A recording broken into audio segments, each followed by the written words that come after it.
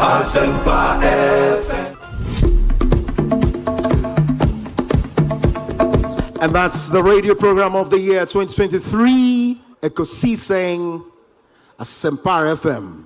Well, I know that Asempa has gained a lot of experience. Asempa is one of the, not the forerunners, but in terms of coverage and listenership, you stand tall. The new FM stations that are coming into the arena are not calling on you to exit, them to survive. Is that what is happening? No. They are learning from you. They are learning under your feet. They are also trying as much as possible to find space. And, there's enough in the world for everybody. There's enough in the world for everybody. And so I think that those who are coming up, we definitely will encourage the injection of new blood. But you cannot also totally do away with the experience.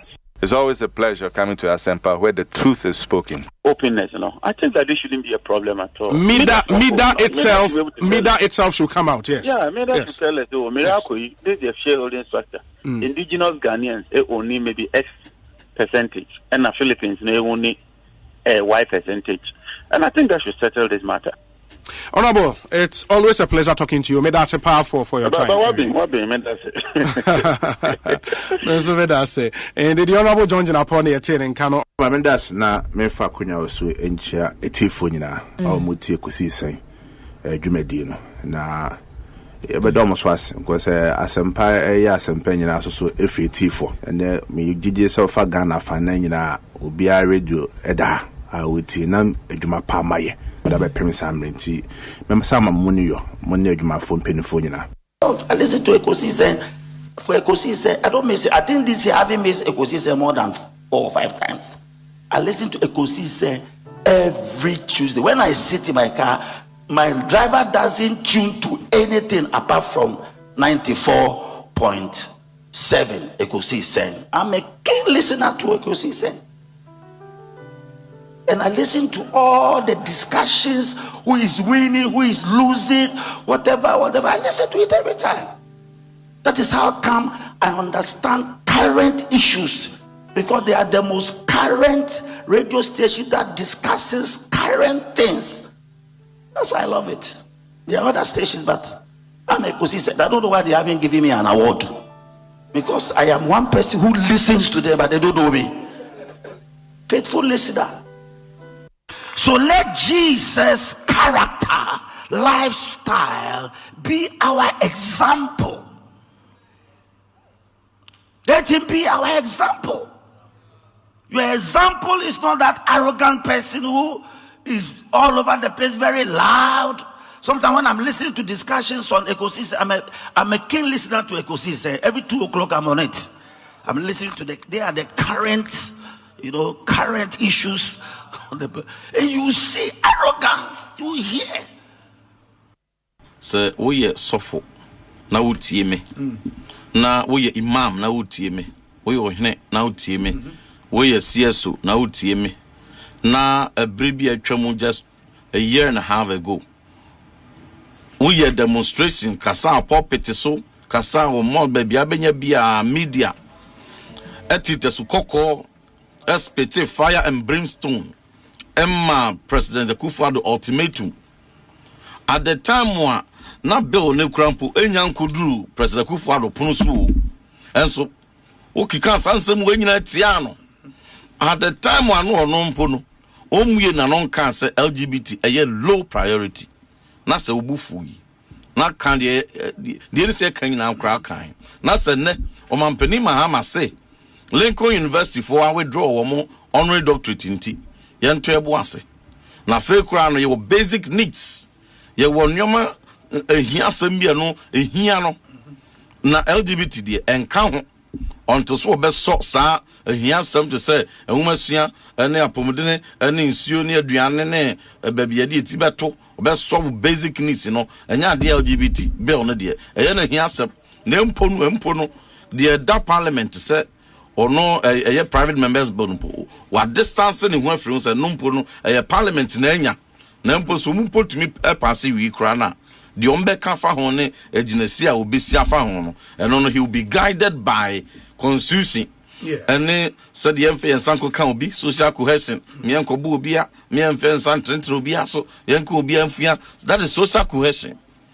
Any respect for development, human rights, and reaction from our development, and the sentiment of our development partners in the Krampu Hiano, SMBBA said they were share and a Lenko University for withdraw away, and no Krampu Nature say whom he has said, Yanni Abrofono, a bedi dinkitaho. Hey, no man penny. Sir, point here, who bosses and no a bad guide with Genus, you know. And then you Kroya, and I will see surgeon and say LGBT a biggest priority now in 2024. Now we Assemblies of God in it. Until say, oh, now your man penny and sign that. Obi, dear me, a chamakum. Honorable, we a member of parliament. Say, Oko constituency, O constituent bowing chain. No more monobedi home common. LGBTQ. And your school fees, ne, your chips compound, your pay school, your pay way, and yes, how your money here on call for. Said your man penny can. Obi, not 2021, ni 2024. Na umesia enya hiasem ukrumwa. Na baby di tibetu nya hiasem. Na roads, food, shelter, and no nya hiasem. Ni basic needs ukrumwa. Obi, we are talking about at a time post COVID atwa so maybe aso. Ama maybe Obi. No question. As well with me. I am in town get my Asempa. Come on, say Asempa FM. Yeah, your friend who Christopher no. Bible assembly no crap to do was it or mine the woman no fapa and a bomb me ready me and I come as them or my come dear chichi. And that is a typical example of the Eura John Dramani Mahama or Mampeni. Aye new sem na ayahosem na ayebibia a good Christo song a hoofing a good Christo song hoofing. Look, I mean my example back. Yanyanum Muzami Fwa Yanimo Young.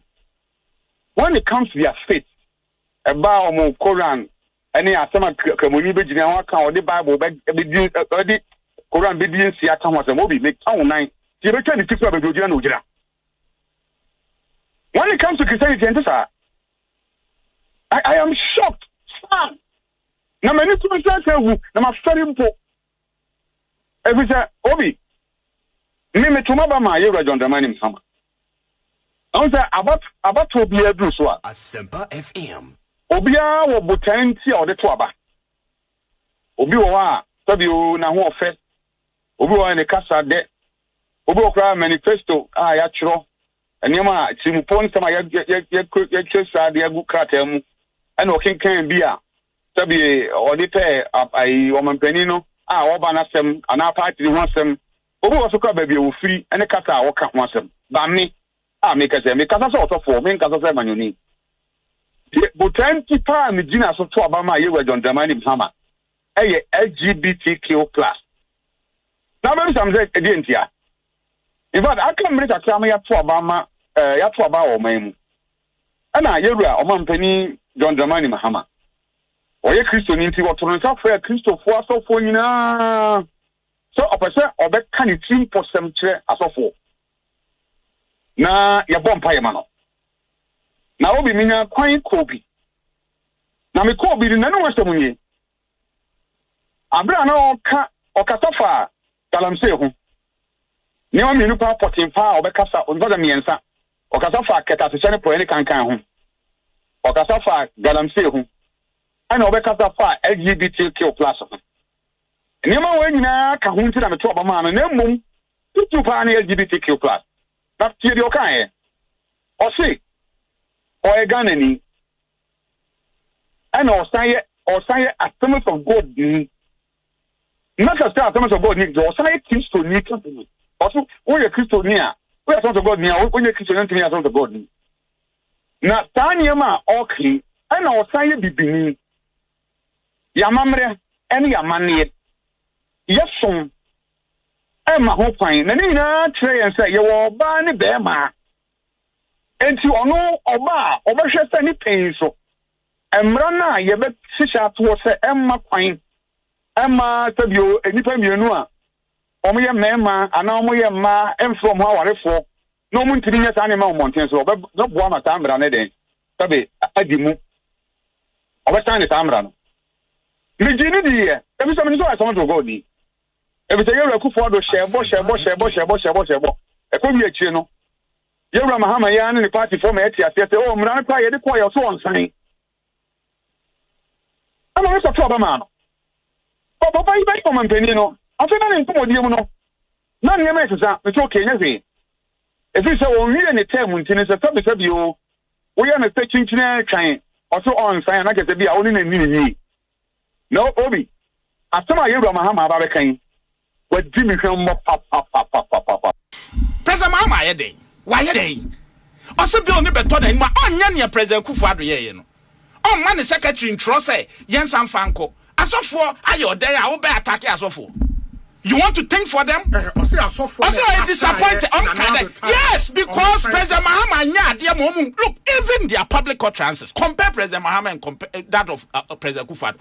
Even at the international stage, you bizarre say the position on LGBT. TK no ehuno. Then President Akua kekan. Come has it not been a concern to all of us? Me say answer na bill ne ko President Akua do anima one sign.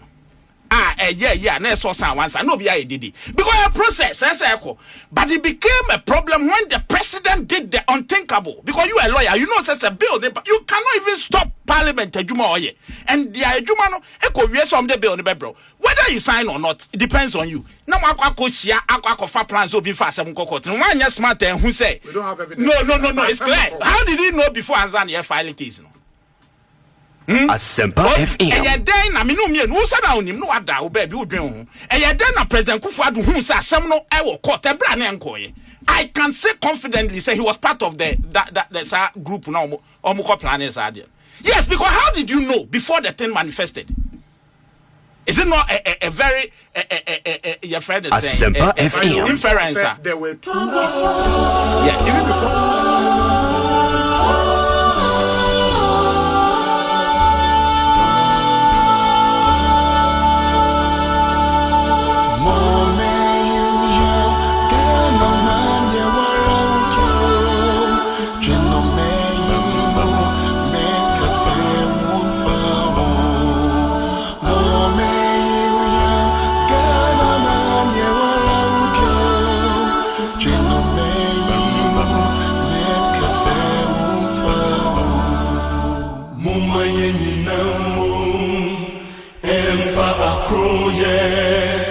Yakuye brejo tikron kwejino mumaye nyinamu emfa akroye yakuye brejo tikron kwejino enyano mumaye nyinaso obya yeso kana binyam koso kana betumpon Inti mumaye ninaso obiane nasambio kana benya koso kana betumpono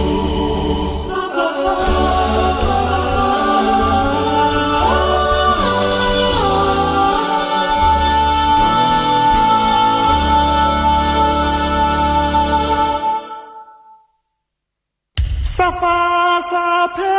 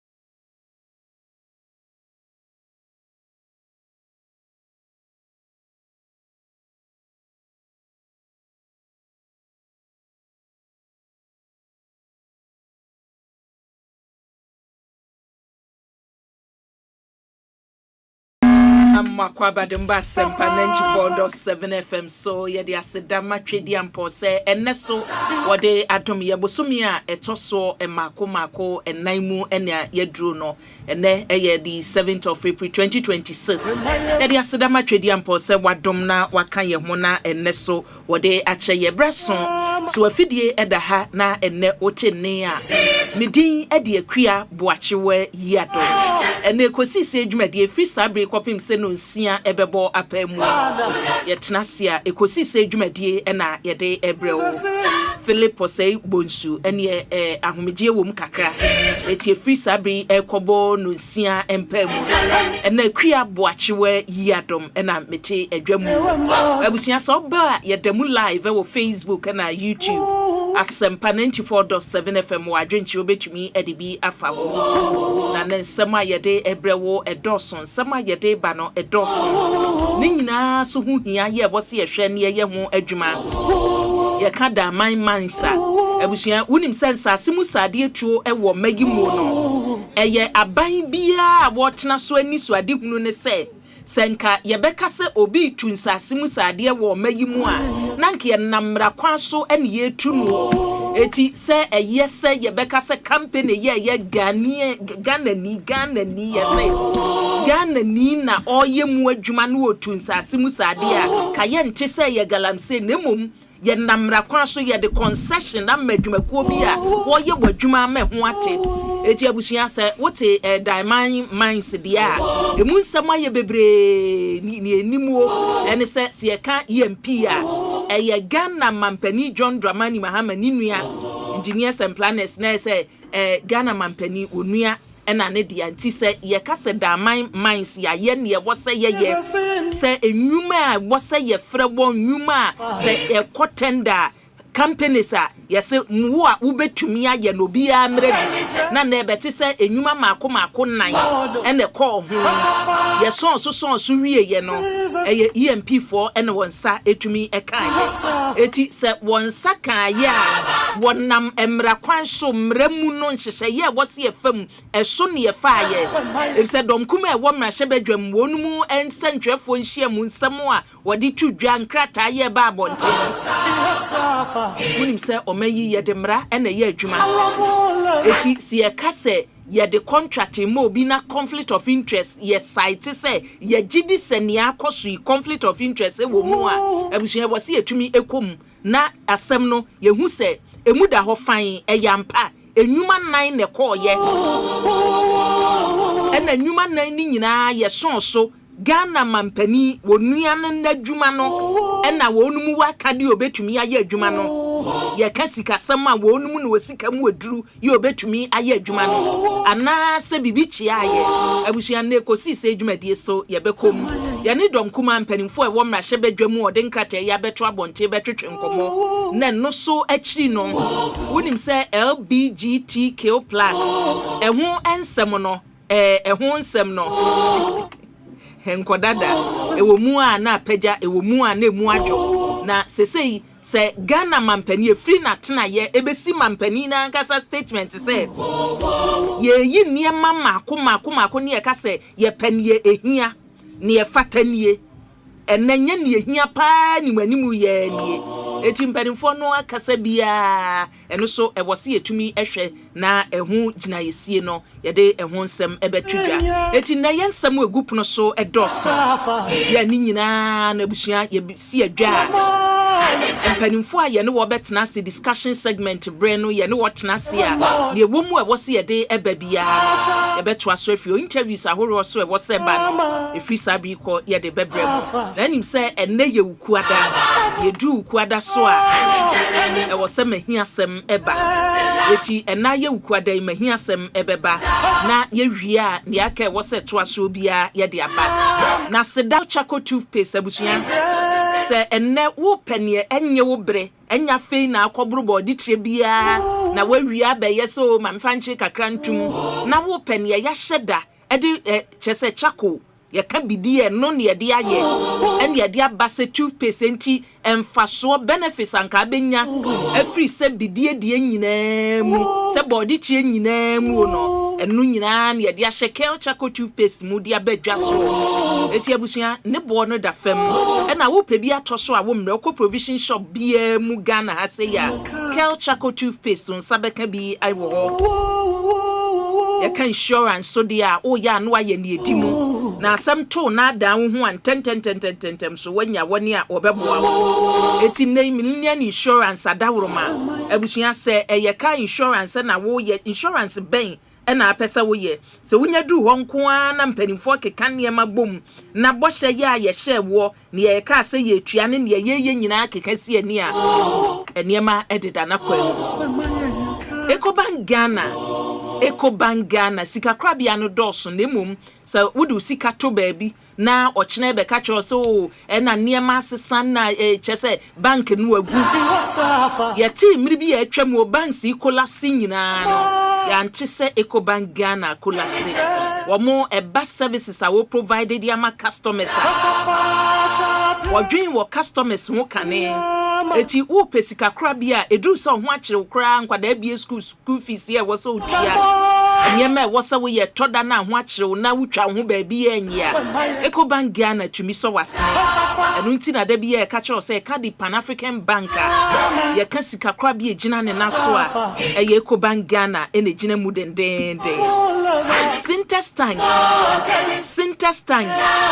ene sa wo pe tanka wo di nsuo no gumu a tank no mu apotobibre ntumi emmam efi bia ntumi nyina tank mu ena tank no so wo hwe rubber ya nane de aye no layers no mako nan ene ye de atata so eti efi so be bofom a obefo ade Sintex tank efi bra wo ba ye so bia so pe tank ade bia de tank ye bia sensuo na wo pese wo di gumu ne wo di ye bia no wo kwa no wabodin no Sintex tank ye de bi be ma wo agents ahoro ebe distribution at the whole Ghana wetwa ho ahia Sasso insecticide spray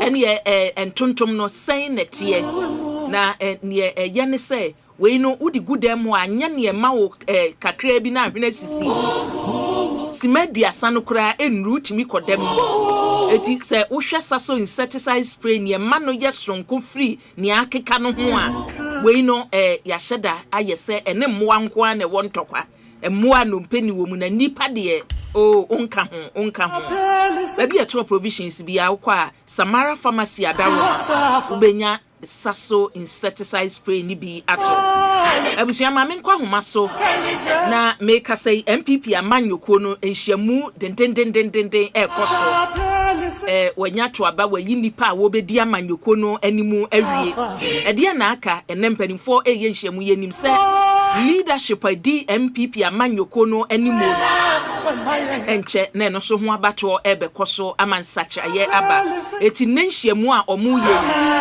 ye ne yen sentwe ni yo wo ho no mujamratwum akowu abetwetwe nkomo na yahwe se eye dintro no a wo ye no enne neck meeting no efade ho ekona ye ne jamratwum akowu a hye nkomo twetwe na se me de asedama production team no enne make say Dominic Isiyebo akwakutwum Jackson Osentia Mwa Ben Digazi ena Jowo etechie dendenden oman ne Kwabna Sante ene Philip Oseibo nsuso ebo michidom ena dwumadie imede ebrel ena mahi asem abena pokwi ahwene ayekrado enche yebekọ ho no mamenkwa homa so na mene jamratwum akowa entwetwen enkomo ne enhwe ne ekoso ewo MPP amanyoko no neck meeting a awie ekoso akowa ma ho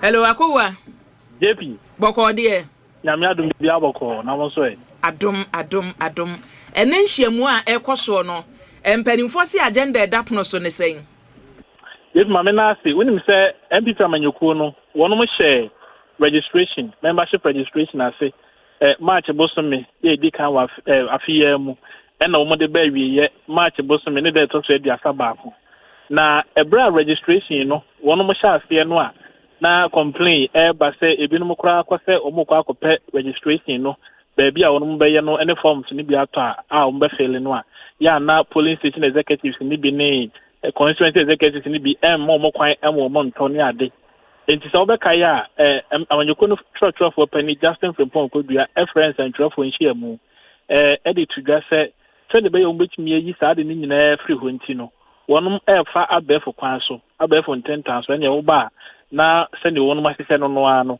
wa trotro within ene wo ho esemisa bi e wo bia na wa pele uwia na afei yamawo adansidie bi a kyerɛ sɛ wa register eno no enye adansidie a kyerɛ sɛ yade watum ɛsɛ sɛ wokɔ polling station ho na abɛɛfo 10,000 registration no a woyɛɛyɛ no wokɔ na wokɔ validate ni agye wotum ansa na yɛde wo membership card for one no ama wo saa anamonto no akɔ so but wobɛhwehwɛ mu ha no sɛ adodoɔ no a na ɔmontumi ankɔ ɔmo polling station ɛyɛ baabi a ɔmo yɛ ɔwɔ sɛ ɔmo kɔyɛ registration no ɛmmea anye wo ma nto nti deadline no nso atwam enti omukita membership no a temporary one na ye ama wo no se wo manye ekire se o my registration ne mum se o mbekwa ko validate na ye de wo card ankasa mu na afi de ye hu se album a ye de beto aba na san nkofo ni din wo mu no sabre enya de a wo no matumi enya edi se adwuma no eno nti nene amanyoko ni mpanimfo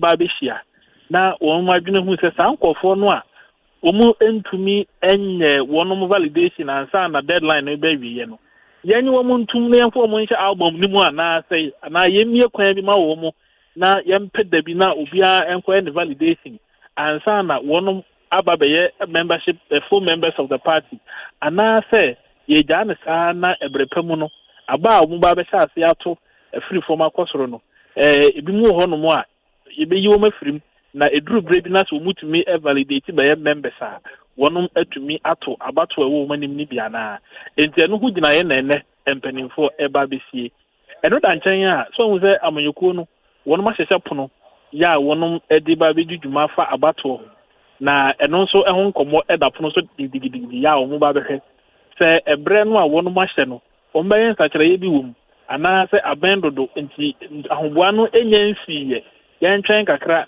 ne yehunu sɛ yɛde kwa ni mu ana sɛ yɛde bɛkyiri eno nso ho nkɔmɔ ɛwɔ hɔ na ofu de atete ene sɛ anhwɛ yi a na wɔn a wɔn register no a yɛma wɔn kwan ɛma wɔn ntumi nkɔyɛ wɔn validation mpanimfoɔ bɛpene prisɛ watwerɛ ne din no nko adeɛ watwerɛ ya animanimu ya no okita adanse sɛ watwerɛ ne din na mmom aka sɛ wɔbɛkɔ the polling station no akɔyɛ validation no enti saa akɔnya no ɛwɔ hɔ a yɛde ma wɔn sɛ ne bɛyɛ a wɔnom betumi aba betwerɛ wɔn akɔkɔyɛ validation no na mmom animanimu ya adeɛ yɛbɛma wɔn kwan na sabato bi wɔ hɔ no ma wɔnom ato bi na validation no eduru so no wɔn yɛ wie a the subsequent elections ɛda ne mu no a afei wɔn abɛyɛ full time members no ɛso mu din ɛwɔ album ne mu dada enti mpanimfoɔ ahyia wɔ ha wobɛpie mu wɔ ha ɛne amanyɔkuo no mpanimfoɔ ɛka bi yie ɛwɔ ha amanyɔkuo no mu mpanimfoɔ nyinaa free acting chairman so ɛbɛbɛsi deɛ otwa toɔ koraa wɔ leadership ne mu no wɔnom ɛwɔ MPP amanyɔkuo no atena yɛ ha sei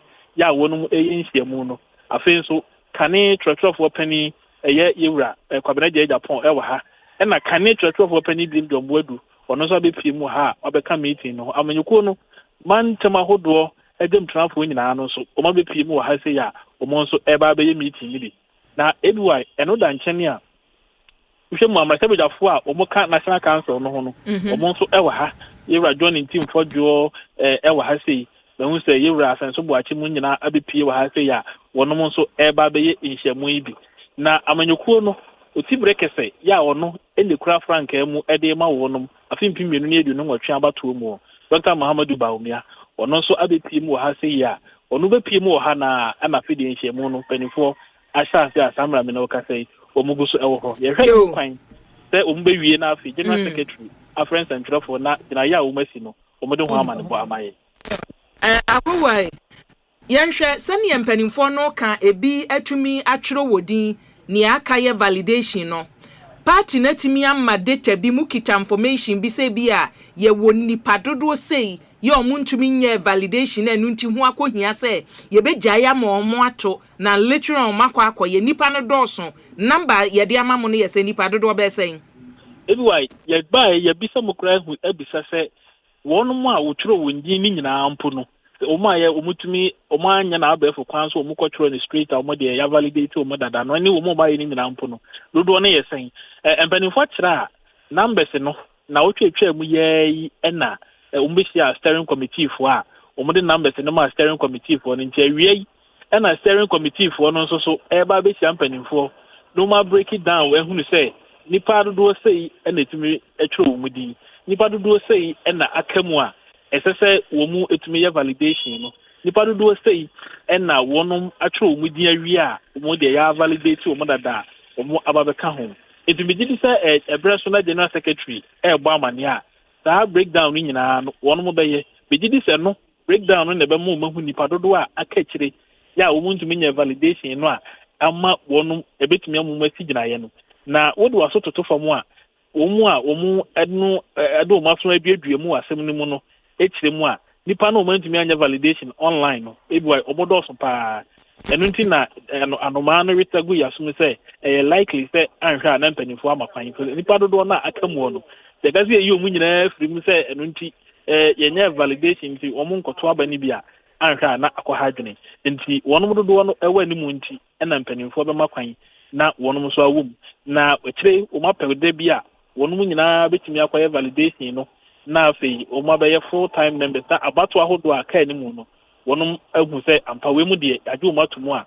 wonum ebeto abani pa nti numbers no dodo no apati de yentimi mfanto yenim nti yentimi mfanto da nemum yebetimi akase nipa dodo no wonum dɔso pa nemum ekire general secretary wi a begidisi behuma na ye de amaitiefo a woti Asempa FM.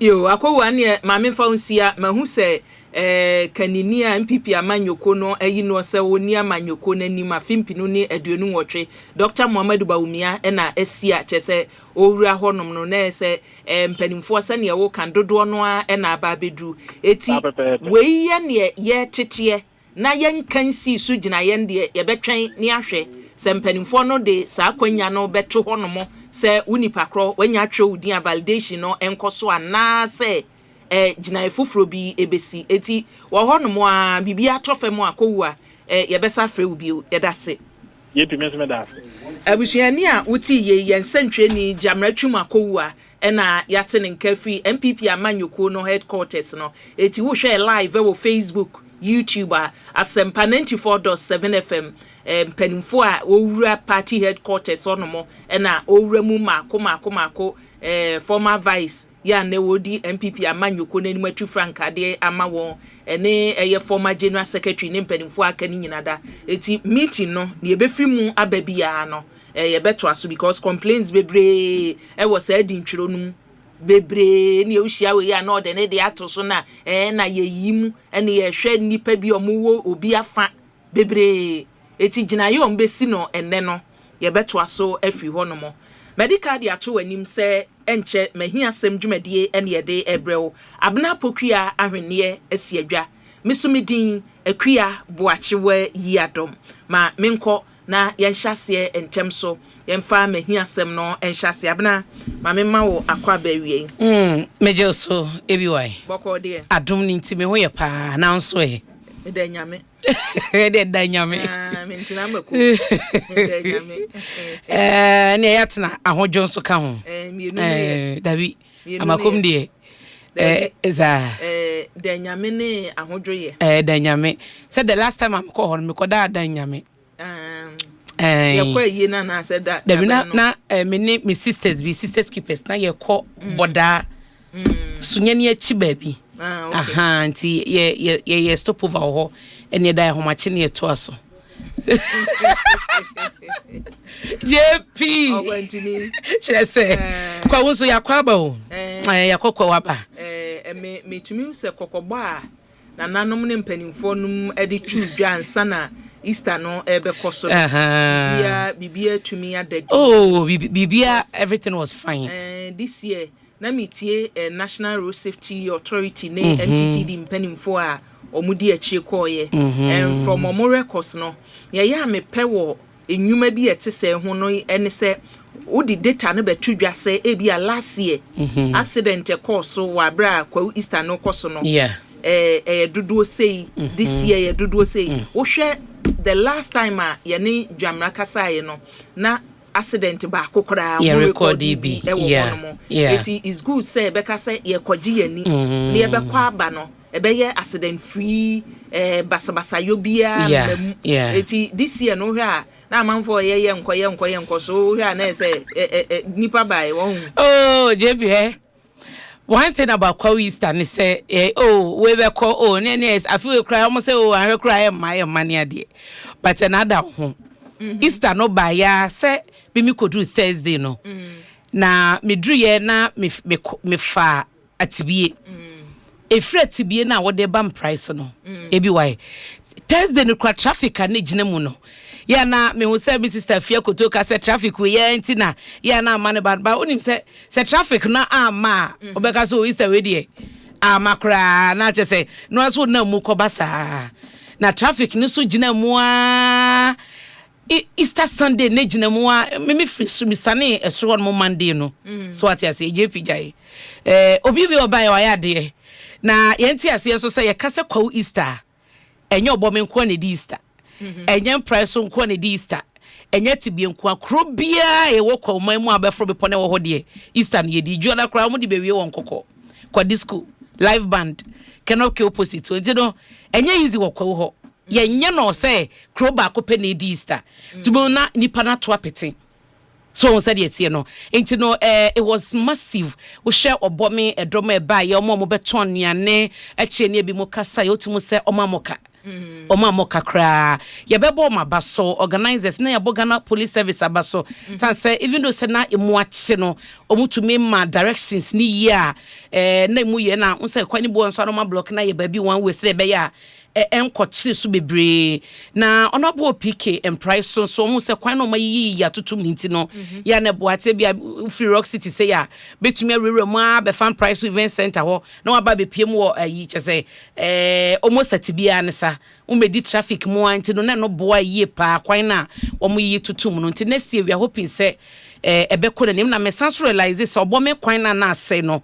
omo pachi ye nye ye de but omo pachi am na na de so nyina no me fa ho no several times because I only is safer compared to atibie no na ekwan no so eda ho pa so far so good dey be why nyame adoma next year me do beko wako Easter da na me obi na dem ko baby wako Easter da unko nyame adoma next year we Dr. Brenna Champo ne OPK ne ye mpegi for the one me dey be why be next year nti obeda Rock City why me dem mpani niam sa o o pa obe fie bi no agi fie ama me kwa ama no me dua me sa na mtukwa yi o don't worry me wo ho se me wo kwa tie me bezi ya do wa nkoko enti wo dia ne se wada Rock City me bre we fie diane throughout me so ade afro be pona bre o me kuro bi a me wura mi mfiri ho no na ho no bibi akita me se me kon na me je efie bi na metimu a me ko dwomu akodidwa e ka se o ko Easter na o ko picnic ma ba setena dabi eti se wan na me bi a sa na me ye no eti eduru se me ba no na kuro no o kire me me wura ame kwa koda hotel na mfiri ha no wa be wura oni how me se da me bre wadiane Rock City rooms so they solid na kwa business forum so ba so maye na ayi yewura ajare dankwa kwa bna ajare dankwa won asase kese na yemo eye kwa business forum no hono no na de asase no e maye e won price ho no ma omo edidi dwuma no ntino metalist no Metalist group of companies no omo epenye ne yewura kwabna jare dankwa na odi asase ne maye yeda na se pa because enye an easy project and chief of staff kwa udesi papa ene omampani ne domeka ho eyeye we appreciate them obi also ye business guru there no nyina e wo and price so over the weekend we say Friday Saturday Sunday and everywhere esewani me jawa na kwa uduma nkwani ebe na ha ebe bokwa utwe ne sa David ba e mo aban na ba so with kwa business forum there o my yade papa na no me ba na yi ka no ede mo business forum ade na mo DCC one ya twetwo so no ai na be se won sa wo ba mo ye na say the crazy and then me ko di minister wo ensa wo me ba fe ka ni sikwa ni fifi na am say na say dey wi omo ba na abena yin ne nkrofo da bi omo ba no e na benya challenge won sa mom e benya challenge Oh, na say ye event, ye Sunday near we call business forum. Oh, but so far, a jinamama na ye fine. Oh, amana dance. Amana kwaye yenko didi yenko no monko a. Resource no na say e wo se ye de ani hwe ho. Ye koye business forum no ewie. Ye kone ye ko celebrate kwawu Easter no ewie a.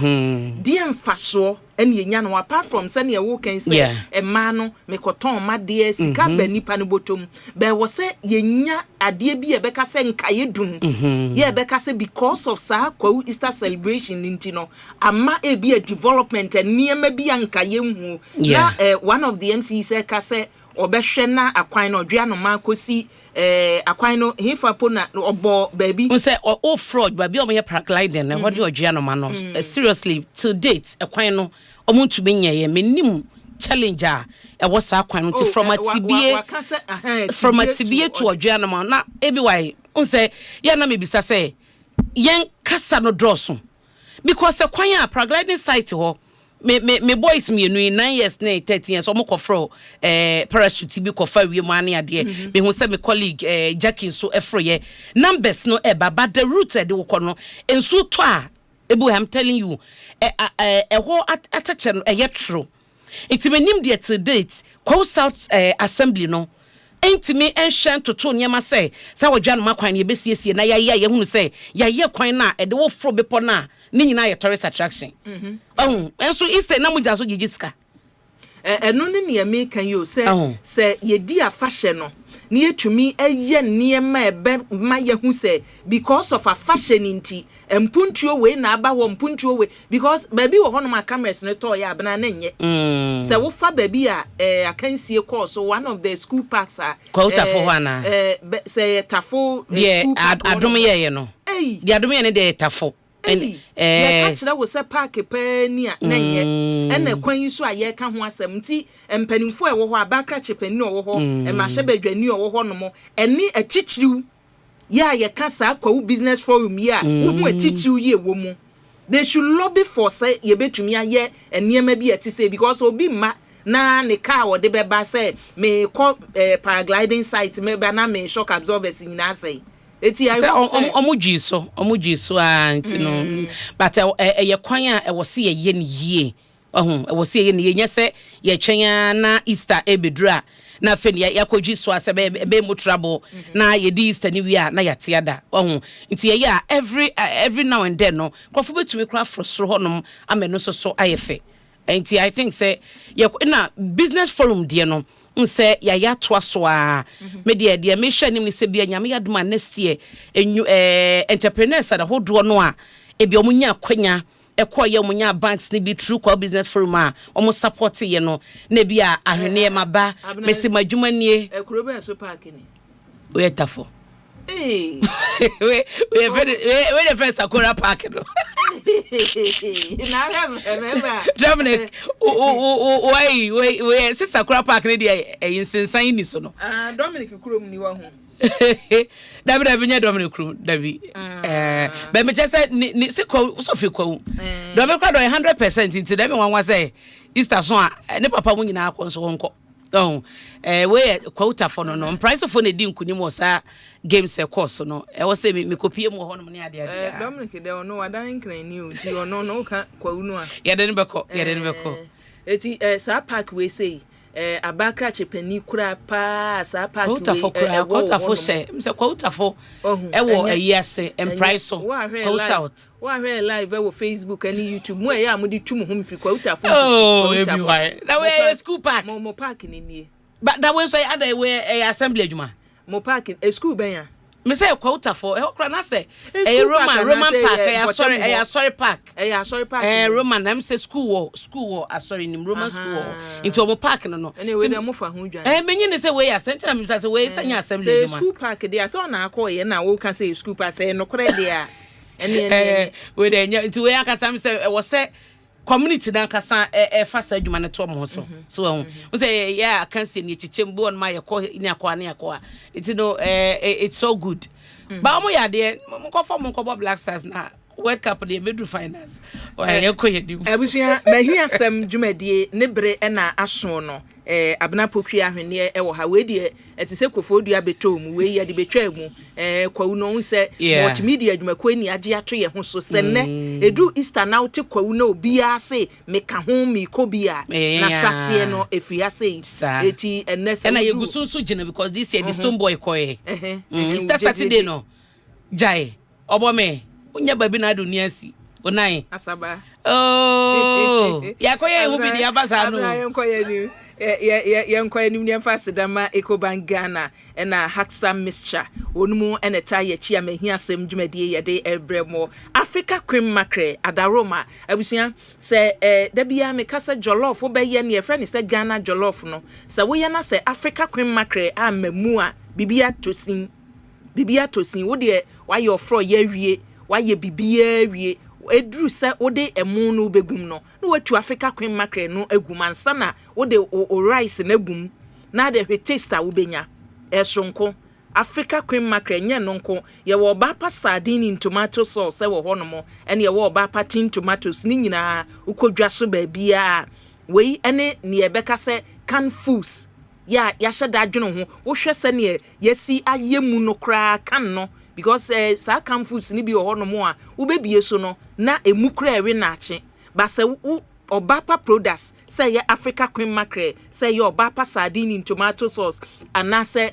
obapa tin tomatoes and small sardine wo do bie so a ye ahwe tin num na hwade sene ye sia ye mu kama na say ye dwene ho papa kodwa so an waje wo de enwuma yi neta ye chiabna ye nkoye nim na ye bekoye nim ho ebi I won't say me rem no na wo ka about diamond mine and the fact say EMP engineers and planners na nyame adom omo a 4 companies e kwatenda yi nyina no na omo ye fit e wo capacity no abibia no omo tumi qualify a oman no e de adwuma na hye omo nsa me kai say four no out of 4 no yes na EMP yes me kai say eda o mampani etin ho ese wo hwe the number of years we go through say a South African company and other companies are aye mining no mine mo ye large scale no o maye mining e wo man yimu na de bia no mo befa no mo de ko mo befa no mo de ko e braso a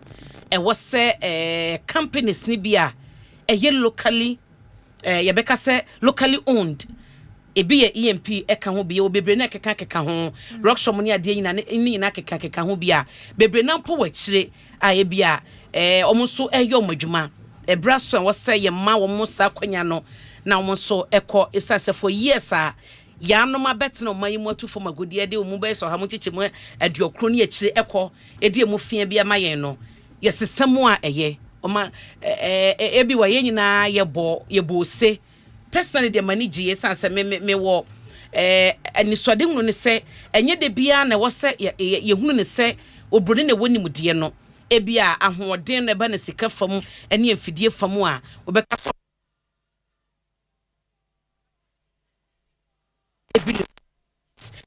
mama so na say ye bo EMP abaso ama wo mutin kwa ewo ekwanya oman no ede ama wo ne daman mine no manage and I was so happy also to hear say the minister no eka say dwumefo a wo ho no already no enye bi obi ho beka they will not be affected even though say changes eba leadership no ade na obi ho nka nti na say workers over 900 no we apply bia sa no mo ka se sa na be kode a ebi kra mo be ye add-on kra who knows eno so nkebe boa pa nti ye na me dia wi me de nam ene se ebi wa se ye peja a local company no na ye peja was ye peja omu nyina ni nyina nkoye the same level but level bia wono e was ye try say ye be peja but yakoba se ye peja bi na ye twi bi san a e ha dwen emu ba ko mienu bi a wo hwe rock show almost so no they are into bauxite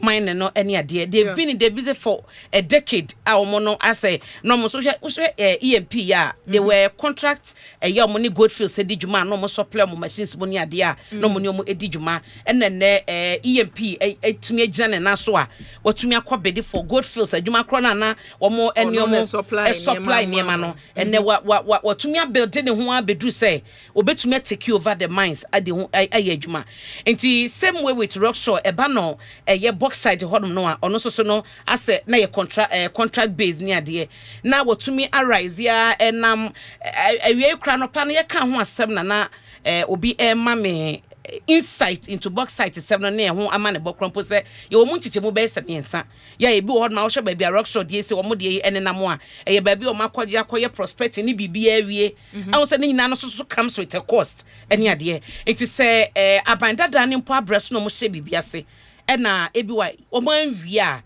me hu ni senka ensi kwan se bia entimi akọ parliament ama parliament anya ntum se yadwe mpo se ye bebo local mining companies na mo rise ya e dey sequence ye be continue with the process now whatever documents are omo presented the command the previous government no yen hwem ne yehunu say okay ye genuine na say nye genuine processes no na ye ne kwanso no na say nye ne kwanso no but the fact that parliament and ratifying it no na was ye je ne de koma wan another locally owned Ghanaian mining company anase ye de kwohefa when ye de no I think say ye peja mema ye selective mema ye pick and choose we should make all nyina no omon rise I try to read around now me share how eba no mining ne omudwumadi na ekọ o mine bi to say Canada ne Australia ABY the little I read no ema meti ase say they made it a project say omo be build o mankasa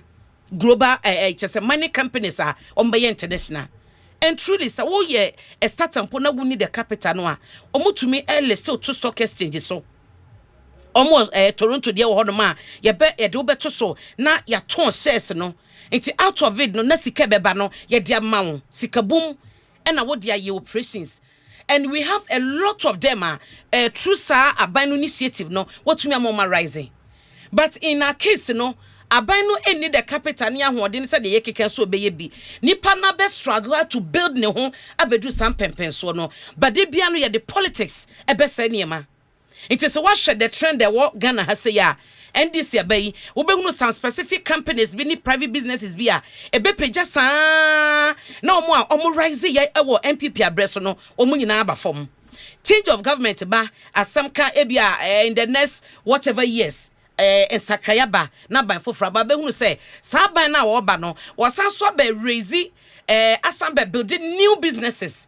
na wo mo aban we build wo mo no no mo so no ye yi o masinchen it is say ya nhwe sa de no na ya nsesa na de bia no ye be we ba no build de na we ba no abeto we atwene na we fofra no build de bia no ye be up and down enye mines nko amu nye mining sector no nko exactly sectors ni nyinada empuntuo ye wo se koso no se continuation se aban bi ahye bibia se next government ba ye beto aso ne ho ne problem no ewo ene noa na adidi mu a ene se ye ka se abena ye Ghana ni akua ye Ghana ni na Ghana for no na wo se ye pagya because na ye wo ken se ye wo Anglo Gold Ashanti ne wo mu aka na se ye sign contract na contract ne say sika ye tunsa sinum sade e beba oman no a ye say ye nsase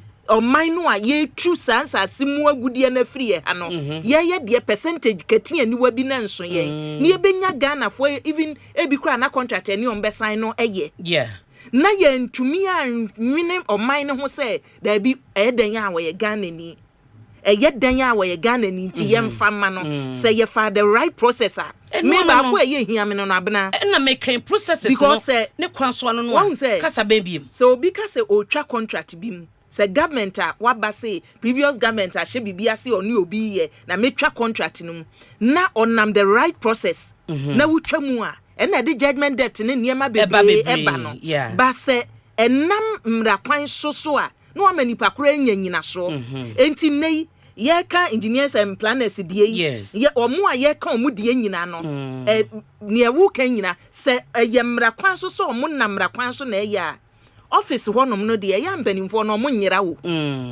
se government ni nesesa mpanimfo etetete office no a omo lead e was a process no mu no say change of government be was ye hwe ne was ye to aso ne ye beto aso because enya sa ene da mind dia ye kan aban foforo beba no nso aba beti but na hini box site when you see no na me de me ye na me di ho ya wo hwe nyina hini box site de no ekọ ma panel tena so ene ho sense be ba ye but in situations situation we be to say Ghana Bauxite Company. We said also you one company omo into bauxite. Omo krompo there for years. And no ma wo into operation. It is say you say eneno enyoma esesa and na say bia abanya sesa. Now whatever contract they had with the previous government no you see betwema. Ebi why me dey say edien na akwati by dien na be ma yakase ye cancel contract no. Enye Ghanaian owned. So ye ne bia a foreign company na ebe oni sa companies is omo de na se bia mining leases yi e na de be ye adwuma ye say ye agenda ne say ye build local mining companies enti de modi adwuma ne ma wom no omo ye foreign omo ye local ye ntimi to aso but in instances of medimai so far Ghana Bauxite now far erection no ne ade na they are Ghanaian owned companies. Eti yera Randolph Chumasianka on Yiadom or yepenyi a ban bauxite o ma ye those contracts now or what cancel no so what cancel why no dey man what cancel na say the minimum city say rock short there no it has been cancelled and the na as I yeti and say parliament and ratify enti no bibi e prevent yera Randolph say ye be follow process no say e bia ne nkrato de buy no de mo betimi krasi akire na ehwehwe mu de ye auditing e very necessary abna na say rockshore de ya wo kan no ya cancel na omakwadru stage bi me fa say parliament ato parliament abaji ato eti say ye dru ho no mo a reasons a ye gina so say ya cancel reasons a ye gina so anu nti ye say ye twam contract ne ye ne mu nya biye no paninu a wo boni din no yes Randolph Randolph me eye edru ba bi no ma ye din a me dwene ho amenti ase wo betimi de krata but you are still in charge e wo ho no oh he's in charge wo na oda no yes ade no sha ase nyina na wo ho no mo enti ebi a ade no dede a mete ne ekoso nyina no ne ewomwo pa ne say even though say mo ka say edru parliament anke wo say ratification na ekoso no bibi to sin wabra ni ye adwuma no enti ye ntumi ntoa so ana say because of my reasons no because enka ye ntina hanka sa oh debi so wa my reasons no na we kan de na we kan because ebetumi aba se na me kan abna me de so ka say ye pegana fo nwuma ye mpegana fo nwuma keke debi ye de mra na ye adwuma wo mayimu bibia ye bia wo samra ne da ho eti se ye sign contract bia ya famra kwan so na de aye se ya famra kwan so bibia tosin a no wagina so no wa take decision bia wo so but so ye say wo ka che ye say parliament crumple and ratify it no there was no contractor se processes nyina to me go through until say do parliament na at which point and na sasinto no ewo edienti na ye wo Ghana Bauxite Company rock somuni ade na dia into bauxite me and awie na nkasa no because ye kan da man dia ye nyina ye ni age ama EMP no and na me hia sa anu ye na free Randolph nchen say oma ye nchiremu asu say enuma weni ti ye hunu say sa nyuma koi they are not credible omuni capacity no financial capacity no crop they don't have it the workforce they don't ni ye hunu say omunya fit for juma na abandada na edema wo no so atiase na no say ye gia eye dan ya ye de be mo bi hwan ne edema no ana say so ye Ghana ni ana so ye Ghana ni ana so ye Ghana ni o ye Ghana ni ono so na ho de na gina san o ye hwan adwuma no wa field hodom no enfie san omoma no nye clear na say manage Asempa kwa Jerry Ahmed weja by a member of parliament e kan ye okwa business forum no and na wo hwe dailies na Asemba ko kan ye o se yenyi amanyosem every private businesses any how omo operate no yenyi amanyosem fi ho abna ma me nkwa homa so when you end off yenya end off ma me nkwa homa so emra ye kan won se ye kan ne de akosi mra hyebadwam se emra hyebadwam ade ni drum mra hyebadwafo pono so a ye san yo ye yedan yo na se emra hyebadwam no ye ntumi amfa nuru ho amma mra hyebadwafo entumi ensuesu adwen amfa ho eno na duru biribi esi o na yamfa nkomra hyebadwam yamfa nkomra hyebadwam eti yebekọ emra hyebadwam na ye ne mra hyebadwafo no uduru mra hyebadwam a ye wo committees bebre wo ho woni ehwe nsase mu sade etuo woni ehwe kwaye so ni nyina empanimfo no bi wo ho no mo ye wo se ye ne wo twetwe nkomo ne ehwe se nsam a ye kan because minority for onumu press conference a wo ye ni omode aba omoka de fa da mindie ehu no wo se ye hwe committee ye wo mra hyebadwam a ehwe nsase mu sade etuo so mines committee no onumunyamfo Collins Dauda ene chairman ya wodi wanimu ma menkwa homa so na mene no entwetwe nkomo ntem so na ye metwa so ono aboma ha o temo boko de nyahu no obopa na constituency te sen alhamdulillah wo ho ana se wo nkran se de amowa ahomegye mu no constituency ho no mo boko nyahu no obopa yede nyame ase minim se wate mo mantam ho no mo unuanom dom kuma ye wo mra hyebadwam aduru ho ya che se omo ni kokko akuafo nkomo twetwe omo se omo ni omo betwetwe no omo ka ahafode a na che se constituency no ehyemu bi ohu omo wo mpeso anu so ho macho mo ka na he mi wa ha mi hu omo omo so oze omuso omu bekirem ya tete akuafo kokko sika so nti no omu nam na nwenwenwen no eno se nwenwenwen de nka hwiu nwenwen na mate is na bana de omu na make kan de mente omu ni bibia yo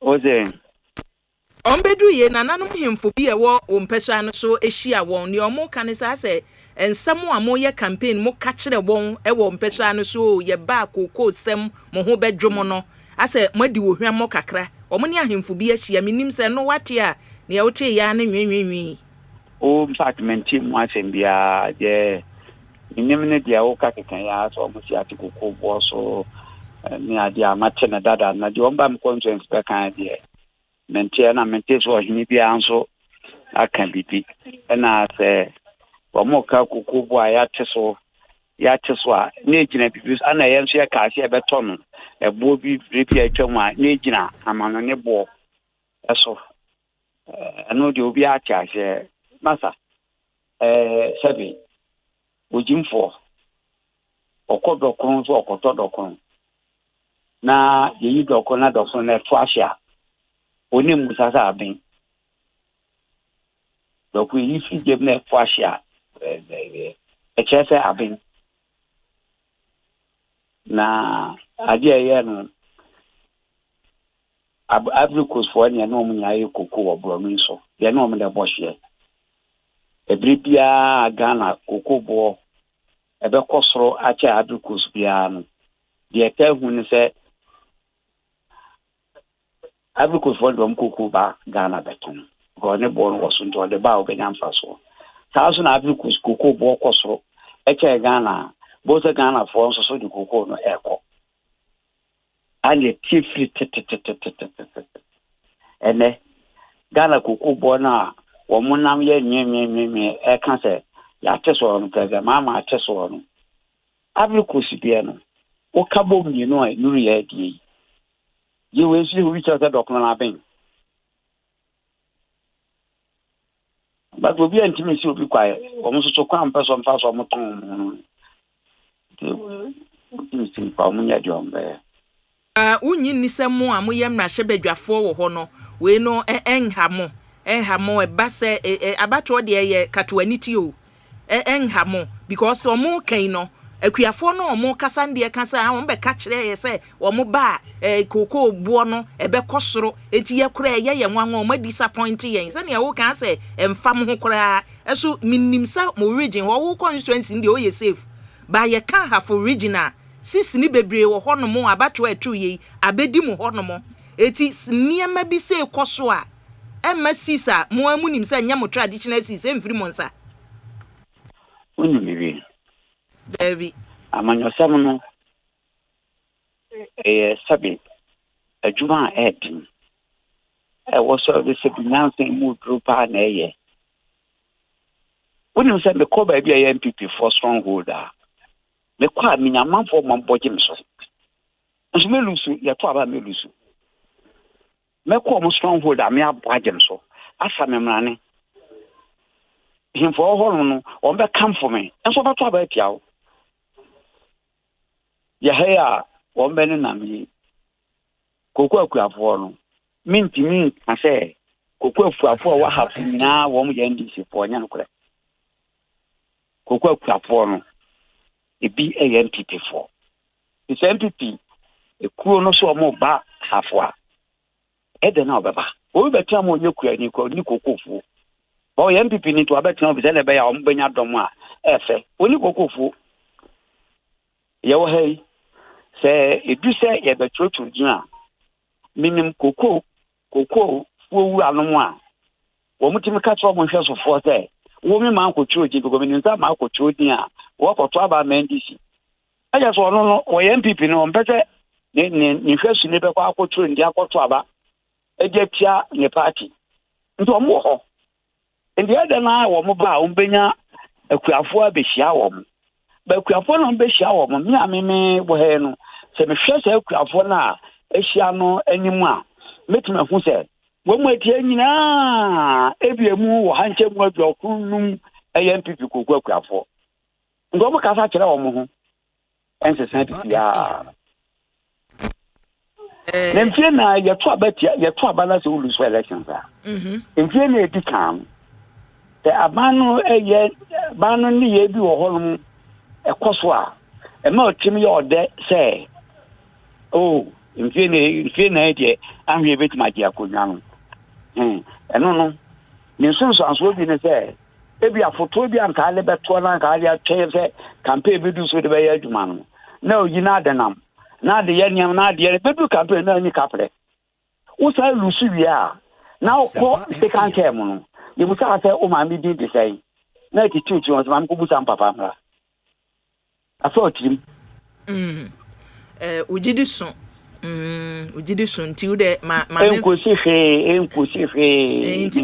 Entina make entina make so ojidi sun tu da man fantwere ho na yenko ya sempe dapono so yenko ya sempe dapono so efise me hwe sa origin ho no mo na me de mani hwe mu a nka minim se sise ye safe pa no ye wo na ikopoku de no ne aka ne de mo pra bi edane ba ko bi a na emframe boye 2024 num no chese niema abedi mu afa tinanka minim se mo totomo niema nanka mo tunu yie pa se ne yenya kitemu no ye kitemu na hwe ba bi ankrofo so de omani ache na si nyehu di a ne o de ma yemfasi wo why unya man wasa na adibisi wo asa na adibisi wo ye beto about 2028 if free na kopin 2028 no obi anim de koko bo be ye wa amani Asempa FM yemfa si asore kina na koko bo na akoso ewa amani ni twaso na nam sunti ye tina to koko bo no tafe asa na 2028 na ba wo nyama na hwenwe aye ni faso be na e wo so Asempa dafe de ma kwa ma de si wo they say opposition we kitemu mrashe bedwam from the ministry minim say lands and forestry why head the honomoda eti ye kase o head the committee mines committee a na etise ne oda wudie mu dada na nei ne abafa EMP eho na mepese me bisa se ba diamond mines yi a se adwumakuyi eho asem abeto manim se committee wo mrashe bedwam ɛho nsɛm sɛ ne yɛkɔsoro na aba fam na wunua mo a ɛwɔ dɔm kuma mu wo hwɛ ɔmo press conference ɔmo de ɛba ya ɛwom sɛ EMP contract na ɔmo wini ye no ya ma reasons nti a sɛ 4 companies na ɛba ya EMP ɛne yɛde ma wɔn ba minority so ɛwɔ mmarahyɛ badwam se daabi yɛde mmerakuni na yɛ adwuma yɛhwɛ baabi adeɛ na kɔtɔ na conflict of interest yɛ apie mu mampani ni nuanie adeɛ no lack of transparency niemba mu nhyedan na hono mo papa ma bobɔ bi so a eti agya wo ne committee dwamtirani a wo mmarahyɛ badwam asemi agbafa mo pono so ni aba medase contract no enya ma ye pon so ye mmarahyɛ badware de ye mrakuni no e kan sɛ ebre bi aban and we be a contract so we to a good yana any natural resource so agreement and our contracting was a bind the bar Rasabajam near ratify article 2681 plus 1 into any agreement relating to a good year to quiet in the car nina was about Rasabajam said the wow can I feel now eboboba I feel no more go to tender process you need to be a contract for minister not sign you say I feel near the report I couldn't him say companies nana a better no dear media no eso any pa ni EMP inyama yanim ebe yanim a ye be hwe no say de mra esie na ya ratify na no kwase mi no waka bibi se dom kuma no kan say present enya any conflict of interest na ye me ya nti se wo ye wadwuma dada wo ye wadwuma dada wo ye minor dada ansa na onua ba be president na se ye pe o ma bidia ana mining bibia beto ho na kopa yen disqualify because only president intra wa bi obi anim o mamu the whole world means a EMP we man contract man where are we heading in Ukraine ba honorable okay say Ibrahim Haman and president mama and he's been mining in Daman for so many years. Ba honorable King, a woman saw where Jumenumo, but minority for a cite article 284 say, or mining Mrakuni a ba nipa okita to me, send ni bushini, send ni pebia or beno, na ye did to say contract to say where ye shannon sa, and no mu jina so say, or modi ombe to me a case should be say article 284 no, ye breachy by say ye did. Contract no mampani nua enye se owo mu ana se onye mampani nua ye le ma EMP na adwuma no ade Ibrahim na ne dia na ebra na Ibrahim na se bo ye Akua ema go for no ende na enye hawo Asempa no odi pa na go first ende na hawo mu enye conflict of interest any conflict of interest. Now you after contract minor. And then a conflict of interest. That's an article on your term. Mentiasia. Mentiasia so da. Because no man or damn and sana president man may be the president of the Dikayan. Or co-position or the so many. Enene akoba no say listen na ende en ya se probi dia mam yan kuku amfa ama no ya fa mra kwan so en ya dia ama no efufu o mun ne dia hen any article min na ba onim dia ekoso o man na ekoso okọ Newmont a wo mo e mani Newmont ni American company. Woman or manage company near Ghanaian. Woman mining near Ghanaian. Oko go first. Management near Ghanaians. And contact mine I'm here Ghanaian. Make my boss woman Anglo the same Anglo would same thing. Managers and Ghanaians. And contact miners near Ghanaians. Let us see free class when I are preparing. Send and tell how. Yes, I take my now, Brofun, woman and manager, or Manson and SF2. And you have to take a develop the bushing of 4 years, Yemian, almost to companies I can see. And almost in mining. And mom. Now, what has happened? And I said, Anglo Gold, go first. When we should afford me a managing company, mom. No one should afford me a manama woman. What you only at the Scarabrem. To send a gun and you bet me a manager mania. What's wrong with it? Because we're president immunity. He found the Ukraine.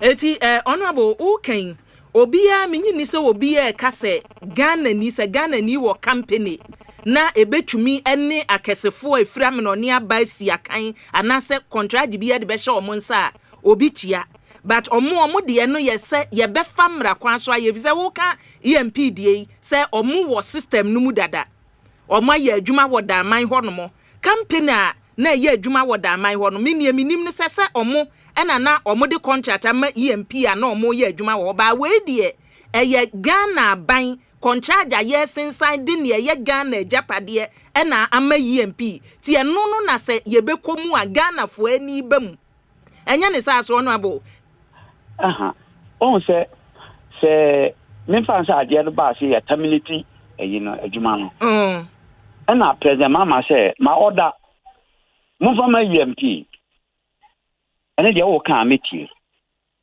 na we de ye share open tender na obi opebia no e ma me pedi ene a chese de ye hwehwe free companies no wo ene obi ade no tata akọ ene open tender and transparently ene evaluation ene se hwa EMP ena a qualified check will be and to be honest with you say anko EMP on the code for all makabibu sansem amebu sansem because he is the best contract miner in this country. The capacity a city will be out there. Maybe concern say must he be disqualified because he is the brother of the president. Onye bi that here make us here ene bi ase amfama no make us here where baba bauxite nano bauxite Ghana bauxite company na ye Chinese for be na bauxite for and na ye 2022 parliament I was ranking member ye ratify agreement ma opoku bibidi a Ghanaian local Ghanaian Yadema omono matches on production akoso. What is wrong with that? And the end report no think am fama wan. Mo buta o muta wan na am fama no. Eti honorable we are chairman of committee ye dan ya se ebebam na hyebedwom ebeba betom pono so. Se wunuanom hya se resist our concerns we ya ebemma mo kwan ya ebie madwim se ne eba ne omo boboso yi ye behwem honomo ne fa conflict of interest ho lack of transparency ye say omo na omo sika mu edu ni nyina no ye bema yani akoho ne ahwehwem ne ama nokre na beto bedwam Ghana fo nyina ehu se enye se bi anipa ne ye mampani nuanti and ye de mano ye cite conflict of interest na mum no kure wo mu because ye kan te say mre bi atwa mu bra champion de ye si hotels na or the tumi na ban te so na no aye bebre eti se no kure no mu da committee na no aye adwuma na mu ma no kure no betodwa because ne wo kan wie say there be wo de wo nyi eno no ntum ti na say ya say ya boye chimpo o masem o mo ka no enyina baabia ana mo beje bra hwehwem Somebody can catch us. I didn't know and the minimum terms of the contract are ever. Minimum contract and terms a woman. Make sense of your contract and beba. You know the terms a woman you see. Obligations are a war about fine see. Obligations are war company after a see. Process very you should be ended up with EMP. You must be based on law. Your mra, you did not so a day assassin movie. And the formula who you see or my match and woman detailing out.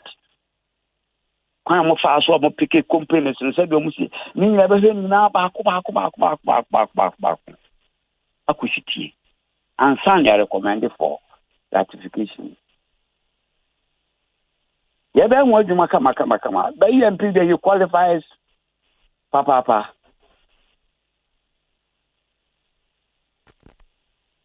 ene na ye betwen mo ne ya hwese sa nhwehwemu no mo beye na atimi answer questions a ene dodo na raise bi ho se ade no emu da ho no mo eye mampani nua na emom ya famra kwan so ene ye de contract no ama no visa wi asem ete ya ye kan se ye jai ma bibia be ye se woni efira me no ne ba ne ya dan de ama woni e be ha wo mu efiri Ghana ha so e wo so wonya bie ba se e be famra kwa so aye na bibia mu beda ho no eno ne ade a ye hwe animu se Ghana fo ato aba ma mu si ye na mu mra hye bedwam mu be sa adwuma no e de ama ye honorable oni aba me da se woni e bra sa di ba ya me ti se Ibrahim so pe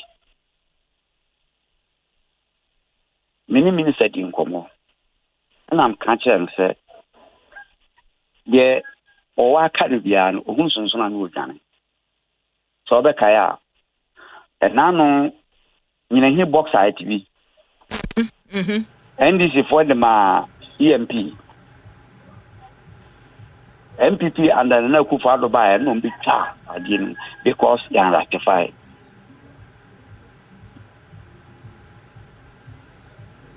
The way about okay, so big team so pepe. Onye bibia dot bia nto ba bia. Emetro bi ma me kan say, and I'm say I we yen si dot 20. Yen nya so ne mfantwam. It must be watertight. You gidie say no so pepe and we mati. And a win na outcome. As for minority there, we didn't so ankasa, e very nyatelenka.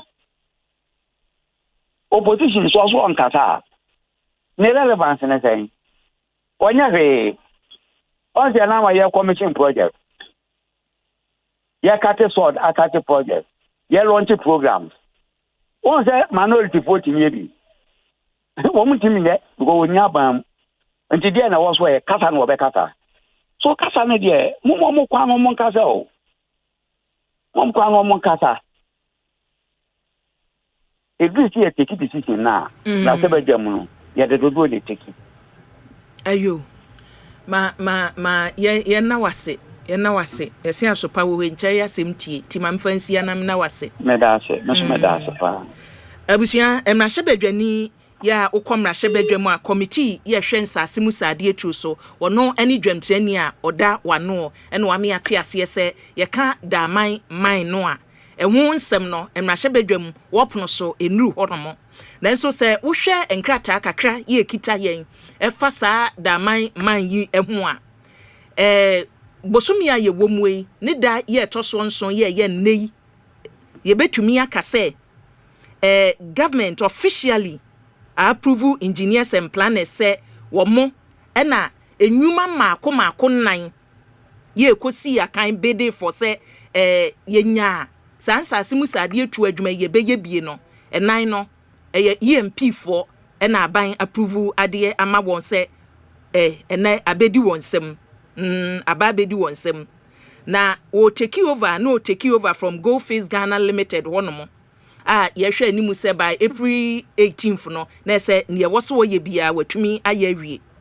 na wo tender committee report yo mode ebetu dwano a enwuma ni nyina na bena enwuma nan no ne enti o mo kyese o mode ma EMP for no omatumi abobo enema bese miensa enan so yenti a omode saa contract yi ema EMP4 ni edikan ne omo financial strength omo hoden wo sikasemu ye omo chese omo ye nhwehwemu nyuma nan ni nyina no na wo hwa EMP4 omo emwa fasikasemu omo nya free Absa Bank ne Stanbic Bank onomo no sika ekita won betumi di ahyemu aye adwuma no eye $505 million sika na ekita won no eno ne omo financial strength a yegina so ede ama won ni edi hobio omo technical capacity wa ho den ye fa se se wo nyuma ya wo beye ene na equipment no eye mfidie no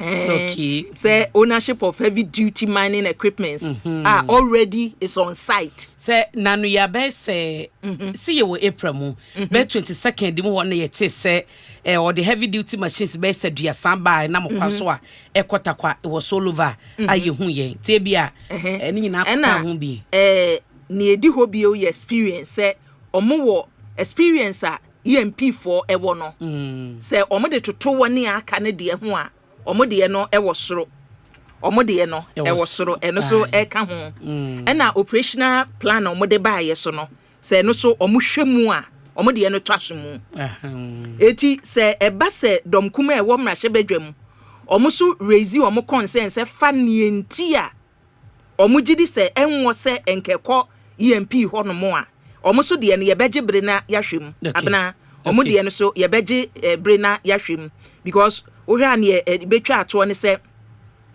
say additionally Goldfields itself had previously endorsed EMP. Goldfields no mu take over from omo no omo ankasa endorse omo na minim say no timi ye nyina so me ka say mo omo kra e take over from them no omo endorse so ye omo giya tumti ye gidi ye say ye de ma woni ye a but it's part of eniema ampanifo wonyina so ho ma me kwa homa so na mene honorable Kwasi Kwadu deputy ranking member committee of lands and natural resources here wo mrahye bedwam manhia not mrahye bedwani eno no ma mene no entwetwe nkomo no mo so de omode aba no sene me ka se enyina so nti a se de ama EMP4 no ebi na me bobo so kirewi osi kasem ahoodin mu emfidi a wowo wonumu niema wo twogu krata so se ye kwa ne ebeye ni nyina ewo mu eti se dom kuma no so ba bonten no de twudwa se daabi niema nkoyi a ewo se omusutimi ma ye reasons nyina so nti a enwo se ye de ema EMP honorable maha o hello honorable Boko there. Ejana dumo Krista Boakyewaa. Eja Kwadu ye da se papa say wie waje ye so constituency bibia dadin. Ejana dum bibia dadin. Ya ba hu ni ntino. Na so ye ne constituency no djuma dia akoso na ye tin ba ne no mo tidin komo. Ye we de wo. Ne ya hu odin mo bi ebetimi aye na ni mo ani mo ya teso. Ya kaspa ye bi be nya bre no so. Tema mo ate asie. Also do one on a butcher start it and Jana do Boko.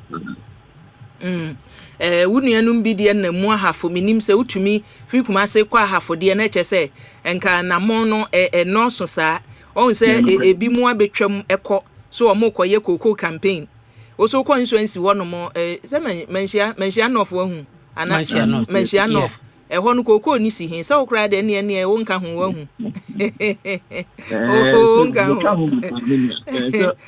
so mo se koko ne de enye wona wati koko no nko an wo bi oba me mpese so a ni padodo no a koko fu a okom brano kofe enti se bi koko so kan wa kan Ghana man ni na ase be bi obi bia wo bia no me na kan so de obeka se men fa mo no ya ban ko mo de fi ase mo kwane ni na ti e ka o mining ti achi ba ho asemi I believe so the bibia will be a very important also the brain adaje na wo documentation na so di experience me kam ni anu ha me yakọ akoto ni aye said man actually ma me ni anu ya opa no ekafo me wo we me ma me owo me owo kokufu ti za nyama bi ikoso na kwan bi so ni koyia me de me gina o me yo man panyin mahama me kan ti se me so kokufu ntino Yatoso yatemedie so. Nze me yan zana me ebu. Me nua no ne me wofa no mo do kokofo na animutia. It was me nua ba Boakyewaa. Se wo ya mampani na wo kokofo na wo ze yate kokoso nti afetu a wo bu nipa na animutia. Do kokofo no. Bosu me so ayempia nika. Wo ya mampani na yitia wo ka. Do kokofo no. Onyare nko hospital abia wo ni insurance ana se krata na stem kra no nkotia. O do yare ye badem ne na behwo. Do koko no no na bo habaye no wudie. O do man na church ya ma wudie. Do koko no okwa fuma na tade ehye no so wan hwe na hunu a ebi abesi hu. Ba do man na church ade hye wo. Do koko fo no onu anto private jet mi so mo fam tu kwan kwa bot. Ebu a wan hwe a o hunu to go krada ene wu. If ati koko so no aba no abati koko so. Na nipa na eka na nya ba o hye mi na ka se meso no me koko fu ntino yateso eye nimti akase na obu enu anu koko fu nti ba ko ka ze mahama o de meka na no kwaso de eka ana me tie mi anu wofa he seems not to appreciate him o ma mo so mutimi amia Ghana fu aben fie miensa na brand ekoto abanye dura 2028 ni dura no waje egu because o ka se ekodu ma ekoto aba 2028 no ni atukoko ni mu a ede na afi de mbaye na nye na moye na akwejam hey kane no na ni e ka kire we say oh nipa we fi wo ha ya nipa ni nka ye mo ni de umie nipa ne konwa asre ni ya ama na ni ha na afi do jan mu si ati kata so mama moto iti famishe chi na ni chobika ka be ka fu ni atichi lest we forget, and I know cocoa farmers will not forget that I'm not that way. Maybe could do 2028. Now I feel I feel the name why you as you have to cocoa them out. I'm sorry, a permoisem money a day. They should be very cautious how we treat one way if you see about be doing any more camino. And some way you catch some no quite be a better and no want them because a be a no one away a trophy on a which I try to a be not that papa yen ni bi ba be kan crash on omo fa gidi ni akoma pa enfan tie se ni pa no. And I think that is what I really am aware NDC mum. A treaty Ghanaians currently as we live in this country. Very bad. Honorable Yamfa no entry ho. Emfa no entry ho yenim se sabri a mo recess no minim se sade no pomoda so eya ka mudu constituency a nipa no ewo ho no bibi te se tete people's assembly ni bi ye mo be ye mra hye badwamu na nka jama kan bi a kire won no o mo so wo bibi o maka che minim se moda so eya ntude no e beba ho no mo akire na nani enti a ya frɛ wo eye da man yi hu asem ya na se wutia mo ankasa niema mabobɔ so de agu nkrata so de aba mugidi se enu ntinke nwo se EMP for na contract no ye de ema won se moka conflict of interest na mobeka lack of transparency ne niema mobobɔ so no a minnim nkyiremu se ye kasa mu nkyiremu pa ehifa potin na abeka se ehei ni ye de yensa asisu ebetumi aka se conflict of interest no ewo mu nie nti a yese niema mu na ho no eyeboi sa mu kyire mu anje mu ne sen abra edi tama menfa o ka conflict of interest sebi because ku no mo ha membrasa Ghana ni ebeye matitire ewo man. We are never against a Ghanaian owning business and operating business in this country. Never. Irrespective of that person's relationship, Uncle Obia Noa Obra woman. Now, conflict of interest to be a miniama. And maybe a chair and only as you do, I'm a Fonsania Kayano. Young come because of a no. But may the transparency need to carry a bemwen and Tiasie and was from making. Miniaba. Minister ni letter ni bi da wani mu and recommendation letter ni bi da wani mu abim. Over first page, last paragraph no. Or say, obi a tender, the tender no okrosu tender ni 1600 hours GMT on March 31, 2026. Na ye benada etwa mu a Mr. Ada Yesu amani hunu da. Yakwa Yesu amani hunu da na wotwi ye no ano. Aye bedru e benada adwada ya anya aduma ne benada. And a presidential report on a whole mining concession your president will report to the command minister. The demand minister Edam Wamadi Antiso. One month continue record Tanya the brain. On one crime verification. Yes, expedited services. Obi any home. But some year Jume Bia. I was saying yama a honti, not a hon double.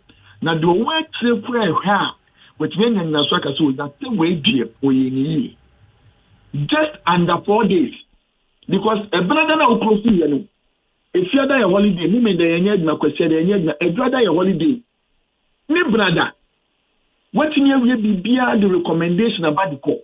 Do you think, say, in your Boakyewaa, Yiadom, where you can confidently tell me, say, are you so transparent, are you flawless, are you so open, say, Obi anu one when you be anu bet me presenting the documentations for proper assessment.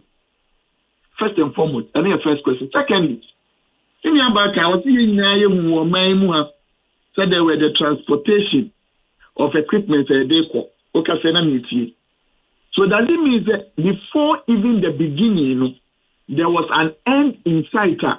Me and my company be any advantage. So, me femfidie kwani enwo so wo mfidie fa we kwani enwo so wo niema bet me aboama your technical assessment what me edikan ya na eto so me eza ye wi ani nyina na say companies me no edikini qualify first level heat mining and EMP heat mining is when me na 80% when me am cross technical competence and capabilities an active mining company engineer cross technical competence, but the mining contractor, Eddie Wetinia cross technical competence. If you feel that there is nothing wrong, you see, all kinds of them. These are the things that are ongoing. Tell the meaning about. Tell you, they may get a conflict of interest. Me, you want my muha, and a president business. Emma and backward airport and not the dine. A day I need to see a new hotel. I ain't you see this your memory that you bomb penina and bona a tranechia said man penina kofo send back to hotel or man penina that and another down kwakufado you see the back kwakwa chop bar na your friend take capture chop bar o the babu ni pass my friend restaurant in Sumanam ya anti bi da okuma you see your friend is take capture yeah bra penina minister I'm a minister for Agri. Many Bushian and another down Father. I have selected from almost some hotel. And what dear woman a couple of Probiam or the one about the chin. Rabbi and a champion. Was met me up Wama. You see, a movie that is state captured by the executive. I mean, if you have a company that is owned by the president, I'm not making these are the evidence. I mean, I know of our honorable colleagues that they can. If you do Chambia, we must be seen as politicians and leaders of this country. Say, send your training any more than one year city. Yamona Pampem in city, me and morning chamber, I dare chance had in a Pampem able.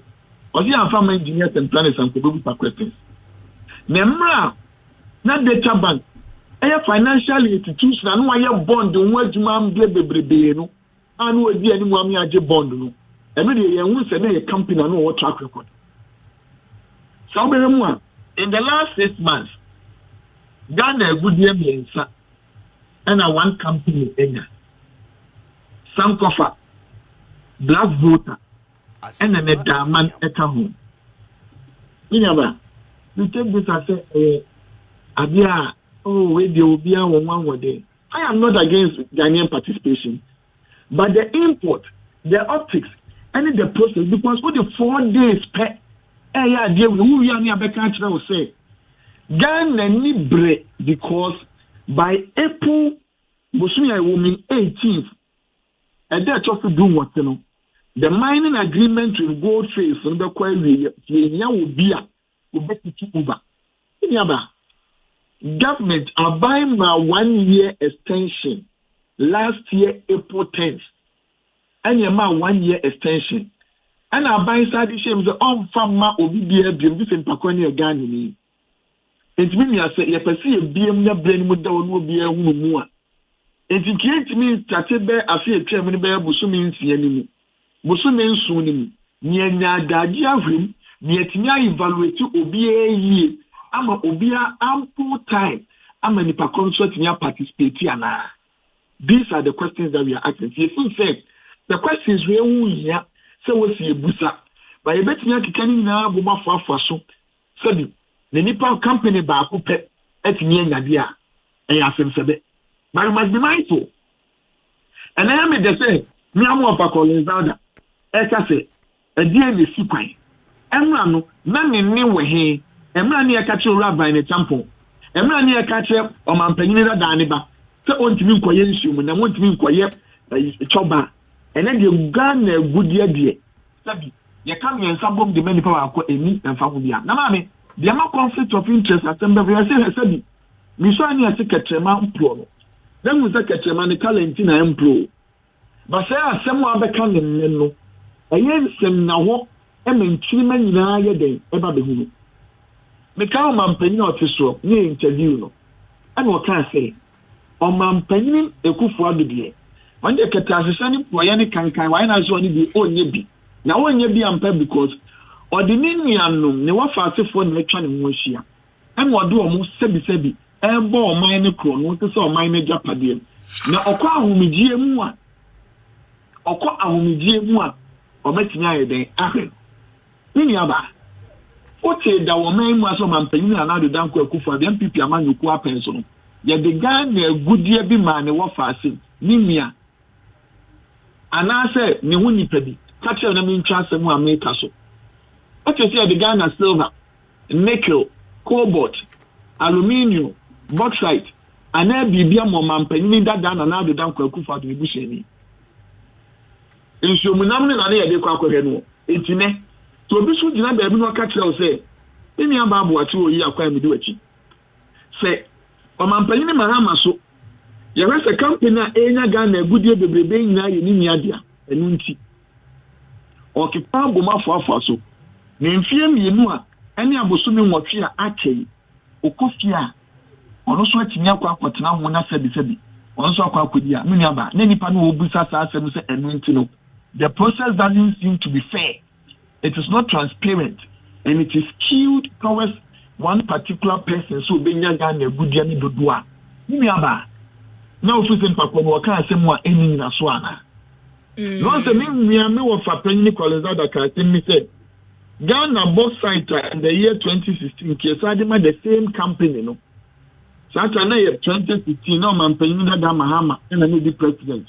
No, I didn't know. Also, I can't say, very smart. 2015 NDC aban, and one more Mampany Mohammed. But we know about some Mampany Kufado by, Obabaji and what the MPP aban Mampany and the Danko Kufado aban down Obabaji. On the city, Cotody and the budget. Young and Trade, a bro one and only you couldn't really. Sabi, you were mining my man no cranny and Mukai. When you cast Yama integrity and our conscience to play a role in every discussion that we make. Once I catch also, what catch minister and say, on my process in your watertight. The oversight person also no oversight, you know. Now as a minister, man be koni and one name direction. Asempa FM. As what the minister should do, they do a baby on Obabe. And on extra choir and pampas you. Sabayam, Yamfama ye piono, Chama say, Konu was in Bisa Busa. Etienne, Omania water tight because Bakono, a brand new here, it will mean to ratification to an I cut 2 years, 8 months. Onion and Tamo Family as chairman. One family floor of the house, Nipa 189. No proper ratification from my. But honorable Niauke, Mimi Jidi say, and Nuntina say, yes, setting up a committee in parliament. Yeah, no minority and then majority. Obia our members also. Eti a basse.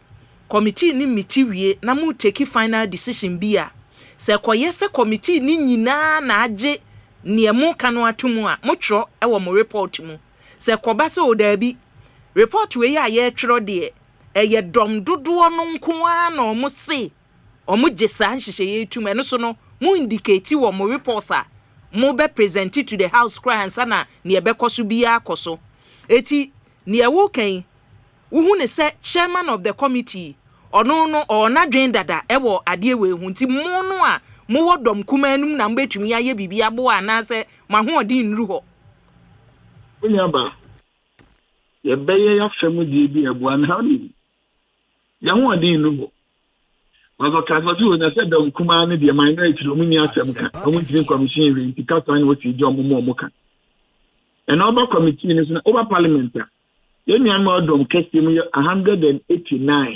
189 eti bibi opeso ye bia hey opa Maria Sinani Mutunan Suman Pedamisia Sassi so the what's in a kuma because all Tien Kansem Kaya na chairman Air Candia.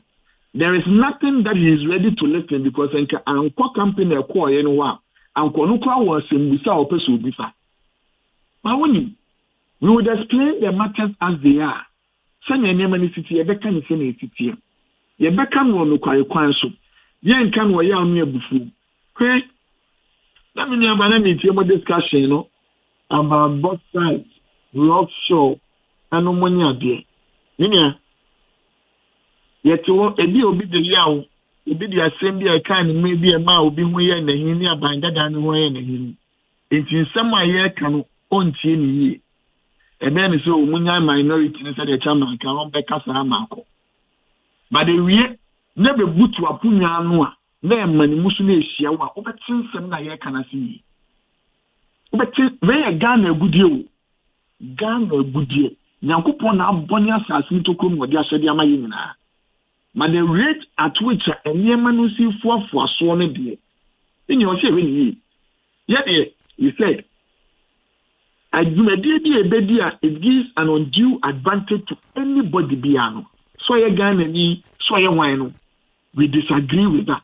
And I believe that this process that is ongoing, after any baby have been grown it actually gave an advantage to one company because if you read the technical specification, one of the line items for technical specification and the qualification is the company must have had similar experience. What was that similar experience now? Because why you are hoping? How do you tell that similar experience? I was saying, Pakon, I hear you are a hop pot pain. And Sana saying, Pakon, 7 bit me. Now, hit go through snow. I don't mind living with you. And that's similar. Many about console, I would see any Sabi, a console in Joy FM, and yet the same console. And two training more, and now the Kodia. Madrid said this ought to console when Queen Sanya pro journalist. But that was one of the technical specification and qualification that was put in it. And you know, and from the beginning, the end was already in sight. But that is where we believe that fairness and transparency should have come to play. The process should have gone through a process that is so laborious. The more BRT as a way here, the yearning no more the append. And now I know because the miniaba. Have you seen even a report of the tender committee? Our minister did speed at the Akon. Ukobisa. The American is so the relevant portions of the report we've made it available. What is relevant portions of the report?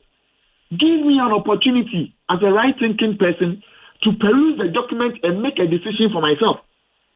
Don't break the document down and take 4 portions of it out of over 100 and tell me, say, when they are relevant to me, so use this to take a decision. First, speed the chronoanka. What the true report and the two summa recommendation is a encono. You should have used that same speed to add the report to it and make it public so that at least somebody will say, a whole report in our company, it exonerates the minister money a day. But the rate at which I equate, you just can sit down in hope and pray, say, the good year BMU Akadia, your best way. So the idea is about you and say, you have some and penny, you offer more before for no so. Honestly, a Ghana near, honestly, to me, many be not a moon threat. Ghana, Quabratana, your data Ghana, so more multi Ghana for no matter my queen or mine, so almost let me add also. Now, Sabi, and your back for one coin be only bit in I heard one. You're good any Biaka, yes, Roman penny. They said the other day, there's a backup box site, you know. And if you are aluminium kakaya or shiny money at the end. Only a moon before frost one Fabi. Honorable, yɛnhwɛ ne mo siki for sɛne mami ate ase sɛ mo de bedru hraje nti sɛ ekodu hraje ade na mo hwehwɛ because enema wabobɔ suei sɛ wo hwɛ bra yɛde ebie nwoma mu to hɔ enwuma mo hwɛ a mo wa hoɔden a mo betumi abedi bi mo mra enennan ya open ya close enennan no sɛ nipa ne ka sɛ o me de within 4 days no matimi aye due diligence adwuma e wo sɛ meyɛ na mo de no minim ba bi a mo point say ha no mfonso ba ye and then ye kan se ne wo kan say ne enti a ye gina so enwuma mienu e be ka ye ne ye so a ka se da bi hit for ye hwe wo mo oma ho oden no a omu so ye de omu to nsane so omu ni EMP fo a technical score no 80% and EMP 93.15% na omu nya ye nti omu na wo se ye de mo ti mo ko hraje ho no mo a hraje nya dan wo asemi ho omu nya hwehwe mu se bi a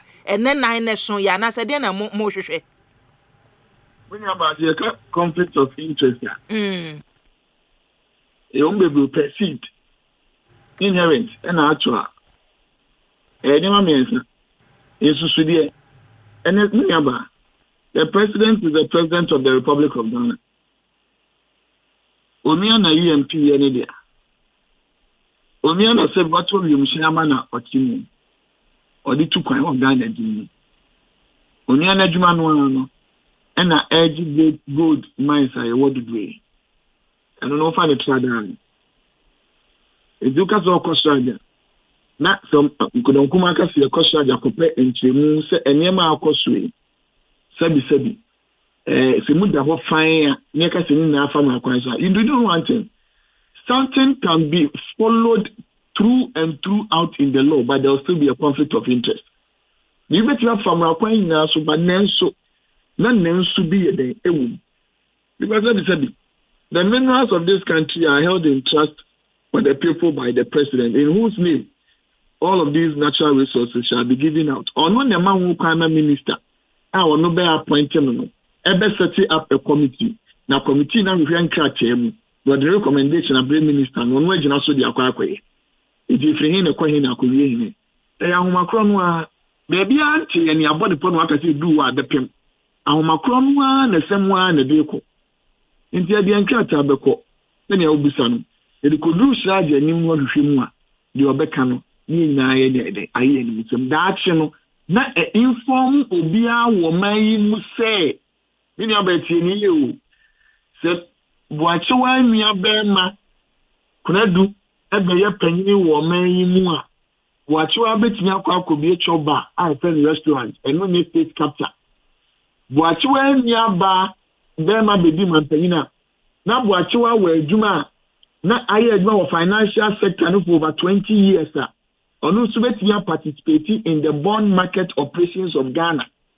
Watwa emeli adi aye unim edu obi so aye kan de edu obi so dia ni ama akwa se ni pane de sabi ase onu onye Ghana ni onye timamuni enti me na ni aka no mfie mienu bi etwa mu anu achi ya no denyu aso be na ni ede ka denyu aso be ani ni anu ya na etiem ka se pamunya no na mahunya ni nya adwuma na mo na ni nya adwuma na adu nya no na etwa anwahia no mo fa Ghana agudi o ni afa Ghana adwuma mo no mo so ye Ghana fo etidie na asesa ni abe Boakyewaa edie na asesa ni abe kwia kan di asesa kire that is the point we are raising etie die kan say Ghana ni bia ye Ghana ni bia wa kwanya so be participate awo Ghana adwuma bia ye yim na emom fontun dantianfu dafu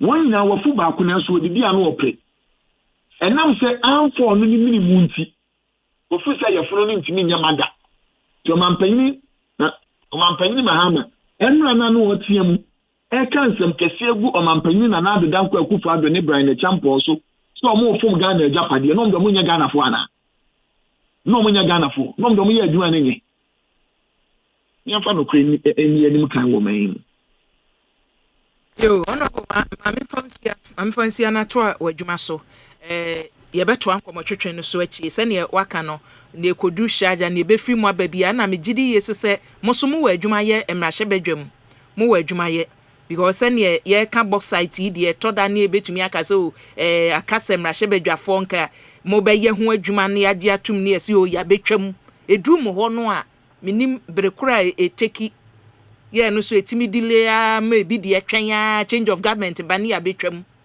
eti ye twen ne mo so be ye wo mo sitting so as a committee no ye beto aso afi ho me da se which man has been be na dem say ni speed that you gold ni pass speed na senior box site ni e ma de ono so deserve no so san kata de wo kan ye sa bre na ye oha ediasan so ni oha ediasan so nti ye gigina mu a don kuma no sa bre na no ye ediasan so no oha ni ediasan so no NDC amanyuku no so ti ase am so sen kene development across so sa mining site na ye box site ni yes, I think any to create my gun and me be saying money be aye. Kama gun and Nibia, or no see a gun and new war paper, no wish you know in Vietnam, a quenya on so be penny, so also ye money be all. It is any LCK. Nipadu do I said, Yami chairman can say, Yan family and passing if you never say from my client. Yes, I say, and one also deserve no, or ye gun of one. Yes, you be near Boise. Almost on family. Yedi ho ye be ye adwuma dia so Ghana ma Ghana etumpo ne mu nipa die eno ne ade ehian e mu nipa adie ne nipa no so no enye maako mienu ma enye dodo no obia so entumi ni ye ni bi e ma enye afanko a yo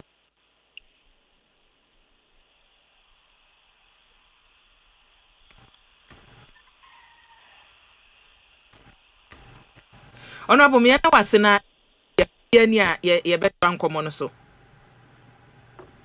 abusia emrahye badwani a ote ne nka manhia not emrahye badwani o wo no mo onimonyamfo kwasi kunadu na wate ne nka no o komrahye badwam so a committee ye hwensa asimu sade etuo so no wono ene deputy ranking member ya wodi wanimu eti wate chairman of the committee and then the ranking member so enka ni nyina no ya ye hwehwe ne se Ghana ni ye de adwuma be hye ne nsa ombe kitanyuma kese wo mayimu a because onkrata bibia de dana kwan mu a se aban foforo change of government bakra na se abakro ye na dwin so me ba besesa me ba betwamu a onim se bibi wachi obebo o mahineka eden ya ekokota wo kwa wo che south because onim so ye ekoi eden ya ye bedi ama me judgment debt beba na emum se niam mu a na ho a etieja ye guso make us say minu abema edufia say they say position na sesa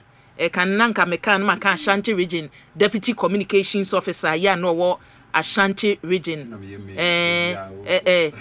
now the deputy no man for muda main ampa communications officer Ashanti region Abbas Nuruddin and then lawyer Abbas Nuruddin 4 years mfie 9 kakran or clam or froba ye twen no enche achim da mra hyebadwani so ebebe fie ha onmunyamfo kwasi akwa na minu abema Atik Mohammed so ebeba na ye nkomo twetwen no ye de ahyase abna companies ekobide ye omo obi ahunu nyina so nti omo yi omo afirima na say omo ntumi qualify enko the next stage until say bia sa companies nan ya ekọ tender ye na so omo bide ye no ebeche say bia sa process na so be court ese process we ahanu ya hunu mu ye maripo ma ne omo keka hono beka say omo ahunu mu ye de na ebi wai obese wo gina kire na woto abo no ko park so de ono no ye part of bidding no tender ye ne ade anko yi ama no so you satisfied that na ye hunu no so no the way forward say I think say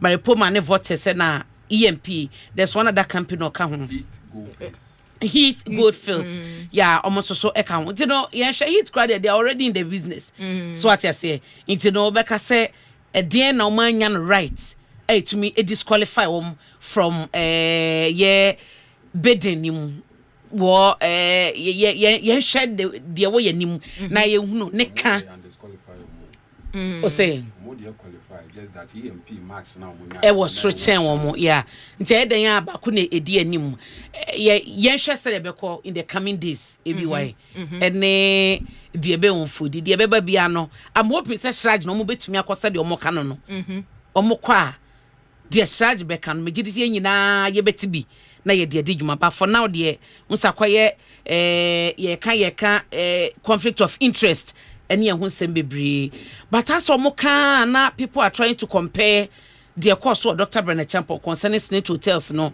ene the takeover ene the number of demonstrations are ye witness ye e wo man mu e bi kan consistent de ekoso yi abandada na breso na esi ya nkadien na Ghana for ebeka ne de besi people feel say Ghana for ye din and na omu looking on say enkoso but at the end no you say $500 million and the financial strength EMP edekoye ye misa say companies ahodo na eka ho no obi dia bro no so and still ye demand no ana etisen wo share bano technical side machines ahodo for years ye nim say EMP into sa heavy duty machines ye were past years at a point crumpo no na omo disilt ye drains ni ade enka ye beko ensotobre mu se ni ade no they were into sa ni nyina no ye heavy duty machines no into won so sa strength na okita no ene se one Goldfield sa ye adwuma over the years was sa angle hono no eno so no na company bi was sa enan na kwatenda ni mu a omo bro EMP ho oden no so ana ena still omo se de bi enfama no ana they should let us know nti abnanya no nko me edu sa nhwehwemu ya wo company no kra ye de ye bo wo kwa edu se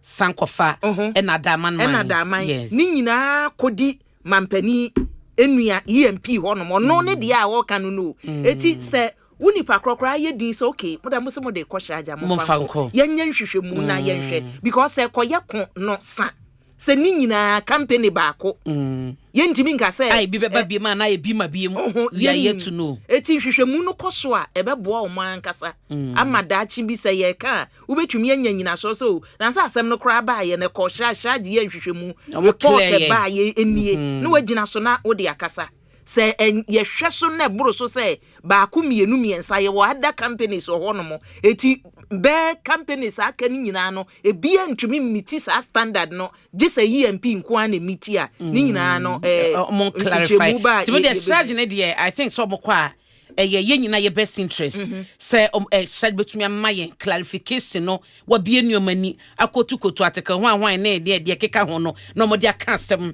nti no wo ba na wo kiremu a wo be kiremu akosi say wo mo so nipa na ye qualified de na so ne affiliation anase bia ne connection bia wo ebia favoritism bi wo sinto anase no krompo de enkahwe ye de nipa ne capacity na hwa na je say ye hu na kwanti no ye twen wo abna medase medase oyiwa don penka dai oyiwa don Chao maniaba. Meme boa. O nte ba kokura bi manya ba ko ama wa. Me da se abusia abna fokwi ahwene e na yate ne nka no. Mahi asem me ha e na ye de ebesie. Oba Facebook, YouTube, America de ato anim se wadwenche no odi bi efa ho no mo a ebresem ye bekenkan e de amount na case smooth official de ya wode aba. O say so far se me hwa a say MPP ye better than NDC. Ewo ensonsonie mehwe ensonsonie do mo ntamu a nipa ni nyina na so omo ya ye the same nemom MPP yesen NDC o de atoto ho asan awie yi ba ko afri mu case smooth official ne de ayi ode aba no lose GZ de ayi ode aba o se akua na se na MPP for so epese wuntumi akonta manse omo so sesa contract ni nyina ede ma omo anan no de enka ho ayo also wadwenche ya wode aba eno no Stanley Alote o say akua o manager pade na nipa fom fasa no o manager pade na amanfo fom fasa no Alote de ayi ode aba no Felix Cheme o say akua na wo kire ye nkran monte me kashegbe me dodo asese mete no my Facebook na me twere gum my Facebook na me twere gum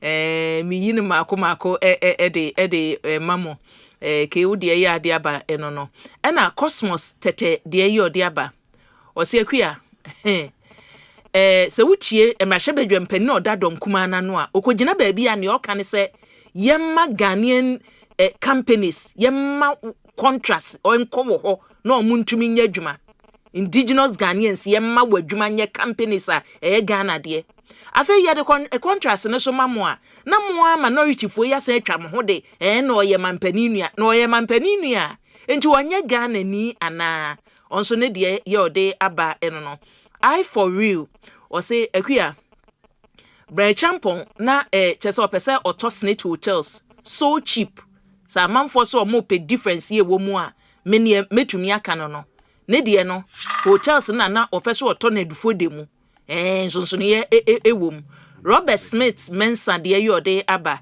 o say de mesesa medin aye na mahama na eno no wanya de no wabedi mampedi aso sisa ndin aba no mahama Ice de ye ode aba o say akua odudi o the message ne ba msre wada fa ne ye betumi akan me kan ye betumi akan a me na me kan eti se asem no pie ma no ba eti se ne me na ya atemu a odi ahye ma no enso so de mintumi kan we de adabraka mintumi moso Augustine Kwaku Buahen o say Honorable Kwesi Kunadu valid points na ode aba no ma menna mwase o de wadwenche no fabre bresim mekenkan ede amount ma mema abasa kwa aba na yentwie hutia wa emra ye ba ya betro so abas akwa aba mejo so menu aba boko de oh ade a chen de e be kase nyame ya de tina say watu kuma se kura tenkran na watu bia me koba se na oba na nkwala ne ho aha say ya etukotena for ye te ha na okwa atwemache last year this year me call me kwa me twam ho na makosi mi so anwene so number 1 eti me tutomu a unse kwan nye waje so wa mo hwe kwan aye nam so yi na be ye efri yemra hye badwani amankwa amanu su besi mu amaka nyinada ekwan yi onza ebi wa edua de mfie nwotwe achia no ntumi fa afenti wa ya kwan de efri mresanti yo tete momfa hwe fa so maye onza ye di kan ye brofie du junction etuto mu aba afo ase na ayi amankwa amanu nso ye na adwene se obebiem na fofi anto ata na aban firi ho yura mahama bai no hu se akwan bebre ana NPP so mo ya kapreba tokru bia namukra na ho no wa anto ne nsansa odi ne nyina ahyem so am interchange sika bia nka ho so yura mahama de aka big push ho ofanko nsawam odi aka big push ho eye kwan a wokọ asantema kwan free tepa kọ go so aban dada no de ne nsa kọ kan ta kapreba tokru demu na ho yura mahama afaye minim se big push part 2 no ya yebe yama eye kwan a free eye twede efa fuase ekọ nweneso number 1 2 3 ekofa trebuom nweneso 1 2 3 no ebeka ho ti ya bo 3 unimboshe abuso ya chimda amra shebedwani adufia onmunyamfo Kwesi Akwa ono abo akwa ba neba medase boko de onyame adom kakrakra se de mo wa humje mti mo bakra hwe mani mo etim se mo madda kakra oh da bi adwuma no guzuara sa njufi constituency na ebe mi fi hwa no pay bibia boko bese ko station baako because mo ho kakra na masaba na mi bisa unua Kwesi Kunadu se mo kwa mutumi miti ni pe wo constituency ho no ebo mama ne e ma omo ne omo wo omo de twom anim enura anajo me hia asofo be yo ha ya enye yi ase debi me sheda to safre debi me sheda to safre wo mo bai achimda asofo a wo hododo na Pentecost area head West Achim Presbytery head Methodist asofo CAC area head Apostolic area head asofo be yo ha charismatics asofo no mani ade nyina me wo sanhie mu no ametani omo eye nti no we no me kire wo mo de akoso wo mrase badwamu ene de akoso wo mpeso ano so asa benyum ina no manya kwa ne medi nsa wo so ye ka wudum se LGBTQ dia de ba be piem nti ano so be piem asofo na ushi omo na no be piem be piem no omo say omo nyina so no say omo gina he so we are uhu ohwe omanimu a na say omabamabu se na no mo ni da so say mampani eye say wo be san chinchina achi wo be ban ti be me ka kiro mo say na mo di mani atoso say yewra joma ma say oba ya po be san enti ase manfa mo ho kwa ankom payem na me dem tuo mo fo say wo mo nyiro mo ho mfa empaye no enya adwuma mo because ni ekwei mampani GM say sunne bo bia mmoso we also bo bia mmoso na nye ne priority sunne say that dear dam so me dwen no na me ka say ene wa ba mu ne de na say bibia yo na minim se ne ye bibia ye o sika se misa na mampani kan no sunne mo bia mmoso what say nye ne priority mo bia mfa me ha no kra me mfa me ha no kra odwen Ghana ho Ghana education nye Ghana health nye Ghana bibia it in answer no be solve Ghana problems na be wie no sabi na Sam George friend no metibi body no ye o friend there be wo de ka o ka man nhia mu mema ne mema nhia mu bia bete anya no pe eye ekwachire na no yesra ne ngo yeso ne ngo de ngugu ne timu apena ayi tumi ne ba no so afi otu ne din na chese ya hye ne dia okakoko memudi ne waka no aye nti meni asofo ne din sa wo so kama ye kita ho a na chese eyara mo kire me niam bia wo so metuma adwen koso ne ade nyina nti ye wo sa nsa wo so die no yade a mrahye badwafo mihia obi a mebisa wo ebisa se eyese nipa no e wo constituency ni behumu a ye beto aba na mokọ ho a na se mu take advantage media obi abeka cho se na wo twa wie bia mo achim da meni achim da free mampani meni achim da ne bia metukwan na wo twa wie bia mo achim da wo obekọ achim da oba na emihu ne se mokọ ayi ase no akwa so dem ayi ase no akobonsa ba ebia mo wo community center bi ya bodawuro enne onmunyamfo kwasi akwa na wotwe awie ye kwasie da ye pone aso ye a o hia nipa e wo bosome bia first week bia migrant radio interview ewo local radio station obi eti be frebe 2-3 hours o sheda to airtime na dia yesa adwuma nyame adom radio ni bi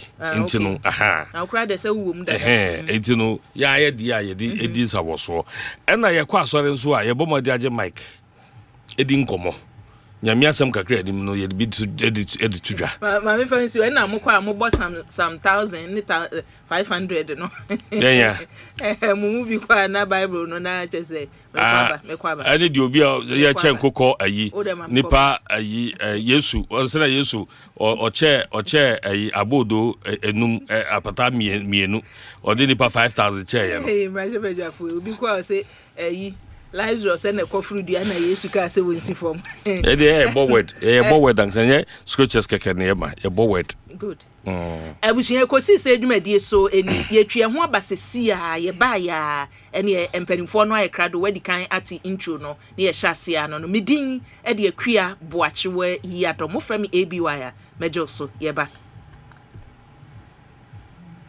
na wo pato say your mobile phones with say Nokia, Samsung, Infinix, any phones ahodo nyina, smart TVs, air conditioners, chest freezer, double decker, tabletop fridges, and a washing machine, microwaves, blenders, CCTV camera, any call Franco electrical appliances, durable and very energy efficient. What sounds what it bonus so Bura branch beer benwo nekwaji electrical appliances papa na ne buofu every Franco ana friend 0246-422-338 and 0555-939311 and www.francotrading.com. Now to add your online ubetimi up to 40% discount. Electrical appliances papa ifi eye bako pe eye Franco.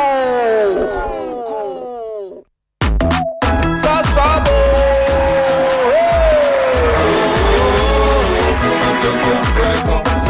sasso, come tonton preko. Sasso, come tonton preko.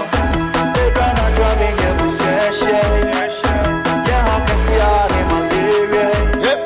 Minyane phone, me sasso spray. Every mosquito study run away. Tonton preko. Sasso, come tonton preko. Sasso, kum tonton preko. Nani sham ne die demonstronko. This advert is FDA approved. You need a trusty friend on whom you can depend when things come crashing down. You need a trusty friend on whom you can depend when things come crashing down. Insurance, your trustworthy friend. Insurance, your trustworthy friend. Millennium Insurance, your trustworthy partner. Kuma eda yesiwa nyinane se obeye military commander. Attention! Eyes right. Stand at ease. Ogusuri eda yesiwa edwumanti. Ni sika na okomande wa EcoBank mobile app so. Operation Supply Aketria. Dispatch Sika 1,000 units via Accra Benin in 10-10-10. Etoda, ope extra control na wetumi ato enyama ohia pe. Mobile app command center. Activate virtual card protocols. Letria sneakers ni t-shirt. Leather coats no die. Abort mission. Trese, General Adakrano. Na ni standing orders with any bill so. Wa EcoBank mobile app so no. Ubetumi akomande musika. Die didwe wa Ghana ni abibrem aman eduesa mensa so. Download the EcoBank mobile app or play an Apple Store. Neyara. By the left, about turn. EcoBank, the Pan-African Bank. EcoBank, Enfreo, ana enseno SMS, emisa wo PIN, OTP, bank card, ana Ghana card, huwa samo da. Na ede na ya obeya oda forma so ne yafunu emunumuni. Oh Mr. Entry also ya reya titi bi ben fie pi nanso ne yam nyono da se me chew no ahodo amato a me hunu hwea ebe ya nwanwa Menyi ni se what ulcer tamfo Hexa capsules any Hexa mixture yanum bom kotia ulcer no bia ma no anom anka ne ho ato no dadaada ulcer dro de eno ne Hexa capsules any Hexa mixture ankom ni nchiremu ulcer yekura eto yafunu ene ensunumu etuma wo yafunu ekeka wa wogire wo ho a enye ulcer etumi ema wo ye cheko ebra wadidi awie so how eye ulcer de a compare Hexa capsules any Hexa mixture nanum bom na ho ebeto pedudu eto a ko okanshi drug lane Kumasi Dani Herbal Takradi AA Mensa Anafre 02038228555 Approve about Tanya Wama on Mofrano for any Mofra when you fear dum ye no enka ho. Hexa capsules and in a mixture. All Satan for FDA Aji Edwedian Africa Queen Tea, Deep Pepper Purple. Deep Purple. It is a water mackerel I would Diania. Now what of Africa Queen Mackerel? The which shall we do keke? Long Pangua.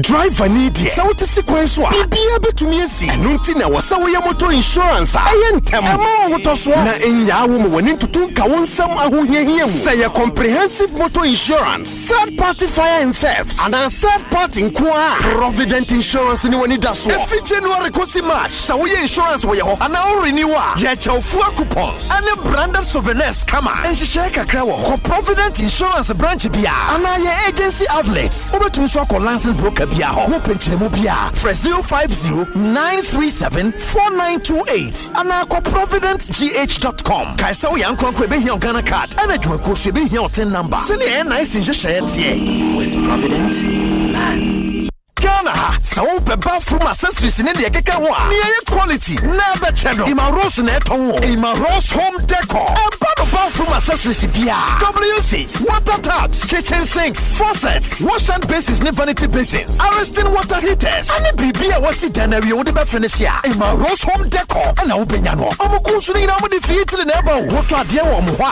Omo up to 40% discount. Enti twentwe wo na se. Ima Rose home decor. Enkran wo ne kan tanka automobile showroom ne saso. Wa chimota. Kuma senso wo be wo mo patase police depot ho a. Ejuna si road from 055 965 0682 055 965 0682. Ima Rose home decor. And to sikam Africa Green Tea, Deep Pepper Perco. Not Deep Purple. It is a water mackerel. I would do now.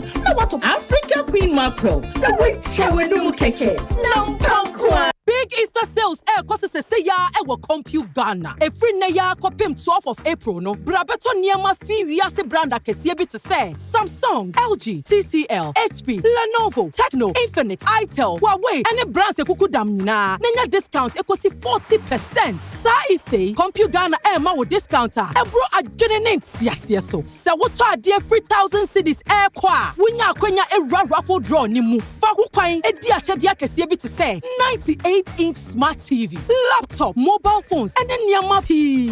For CompuGhana showroom via Seseya. Ana toya Nyama wa online www.compugana.com. It's the idea. And your CompuGhana neko. Freyen 0302-752020. And now WhatsApp yen 0243-143-143. Sa ope hun sembisa. Sankratwe NLA any Caritas platform on Sasha se.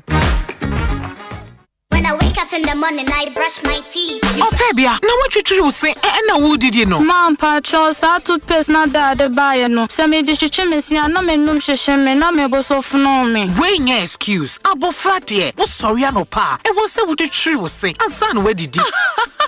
Now, no, so Ediana Yanisari. What you true say? Yes, ma'am. Medical Kids toothpaste now, or the buy and run, and they treat me soon. Why are dear? Cal Kids toothpaste, dear. Yeah, mama, frat is someone when the infame you know, opimum fiancia. I am dead, that's a strawberry. Let me be some dimple. There be any toothpaste, and yet toffee, why? Yes, say the Cal Kids toothpaste. The mama fra with the infame you know, opimum fiancia, dear to tree woman say. Every say, a boy a sea in one bottle. Ana ashare e pamum wawa e hase ne mana ho den mapa me bomode say medical kids toothpaste be ma me metwetri wo mo se abribia Kel Kids toothpaste e ma mo franci twetri ye ni jese Kel Syntax Tango Syntax hey tough very strong if you want quality this be where you belong Syntax hey tough very strong oh gonna shout sing the song when the sun they hot, Syntax no break when the rain they fall. Still no shake. Builders they choose and plumbers they prove and any project you they start. Syntax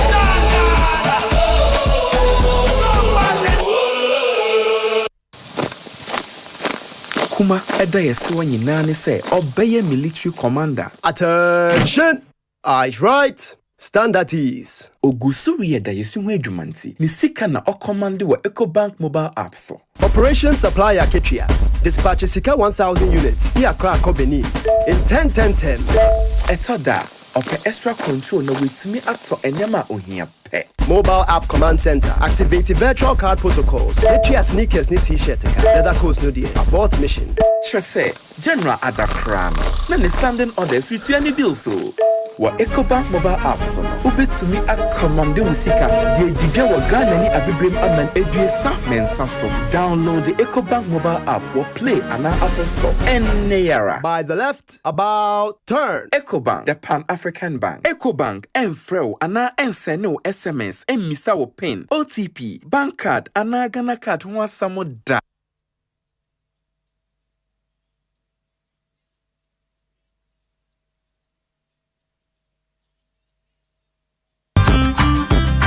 Get ready to save big. Better itel A100 smartphone and an itel 32 and a 43-inch TV. Never free yam phone Ekofie.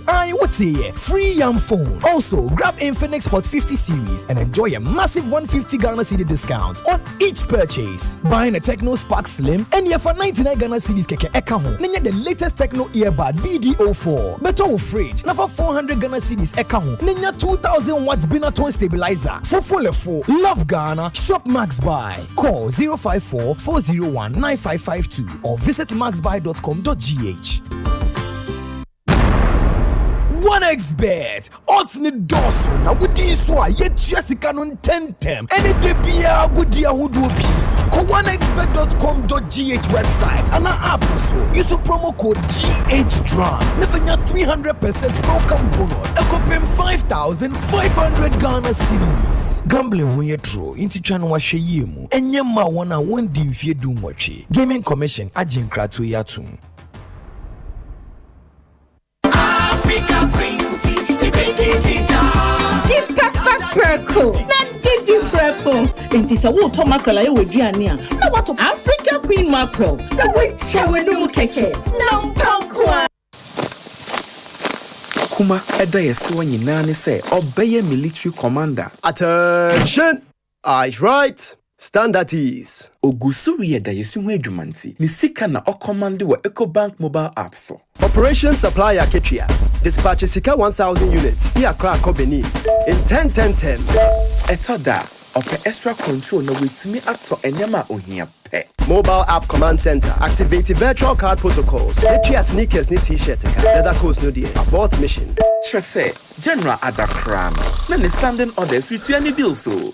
Wa EcoBank mobile app so. Ubetumi akomande usika. Die didwe wa Ghana ni abibrem aman eduesa mensa so. Download the EcoBank mobile app or play an Apple Store. Neyara. By the left, about turn. EcoBank, the Pan-African Bank. EcoBank, enfreo, ana enseno SMS, emisa wo pin, OTP, bank card, ana Ghana card, huwa samo da.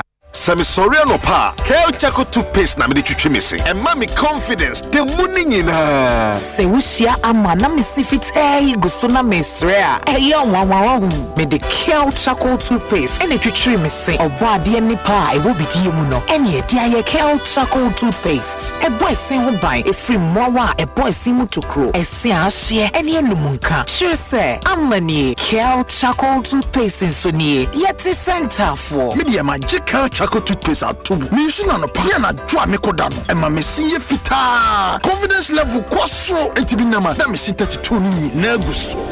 Enkane no ani ama me no di bidie twitwiri yense no asaya bebie mu o bidie wo Kel Chaco toothpaste mu no MSC efita e mana hoden ne sayi nka bia mo wonum ye hwam enunti mo amonom cafe wine any tobacco e kamo seso no abama mo Kel Chaco toothpaste sankofa yenchi Kel happy smile. FDA aje edwedin krato ya tomo.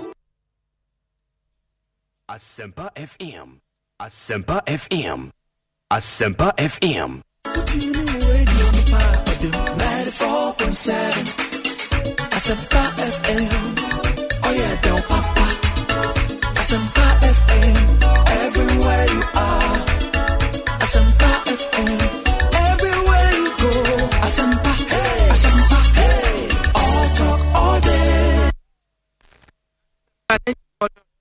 Ekosiise dwumadi na waso so a tie yabua se wafidie ya edwana discussion segment no atwaso ede amamona happy birthday enkoma Mrs. Ellen Ison Edufo Reverend Isaac Ison Edufo chaplain yo Ghana Revenue Authority na ye enono resident minister Ebenezer Worship Center Taifa sofose yenkanche sof ma Mrs. Ellen Ison Edufo se nyankopon onhwawo na onye ukese omanyi free adumu enko adumu nti sof ma me bia wo bia no onkra ya sofo papa ese yento emfa emanu no na tafa anyway eso aba osie bi wa mechia mo awie woni ogesta musi adwanyina na wonim Mr. Ghana for se mu obia mfanani enko MPP for dimansa omo eye no so enya de se ehuhia eniema enegana yehia say ye fix bad rules eniema enkoye na contracts ahoro ne ye mpuntudwuma na motiachi na motwetwesan a enye no ene ne Ghana for ehia yedase ewo so ode ya wode aba emu mesre ode ba na chese ede twasamri na fa bra o papa bisiu twasamri na fa bra na yenkan emfama mpanimfo ayekrado ewofia na abusua se Ecobank hia wonum app ni bia ne obeya ne so obe download app no se wohia pa se sikamanie mu se wotua electricity bill ana se adwuma bia oye no se opese oni Ecobank Ghana for ehwebo mu a ne obeya nsa ode okọ app store no anu wa download wonum app no nti eba se me pese mitua me light bill mitua water bill choda kra o school fees ubetumi e de app no obefa so no atumi e de atua ma enema koye e de ama kama Franco Trading Enterprise wadaroma ene mobile phones no me de makita for over 10 years entensi obi wonu mo 2 years ne yi na ese achekra na mum sa woto no baby ye enese obi ba na wo ye bra me mobile phone na abusua wo de oba kakra wo no de mawa mo amotwa ambrichirefo no na wakọ Franco Trading Enterprise wonum phones no original phones gasia papa en wo de ebedwa suntu nya bi a wanya de papa na nekra de ye de products bebre abeka ho electrical gadgets ahoro se wo hia table top fridges abetumi anya bi se wo hia washing machines wo bi adwuma ene wuntumi mi adwuma na nkasa wo tenemu 24/7 e bi kura wo so san akwa ye adwuma foforo eti wunya CCTV cameras ni bia no wa installation no ba bia wo nam bia no na wo monitor se ne ewunwuma no esi ekronye saa gidie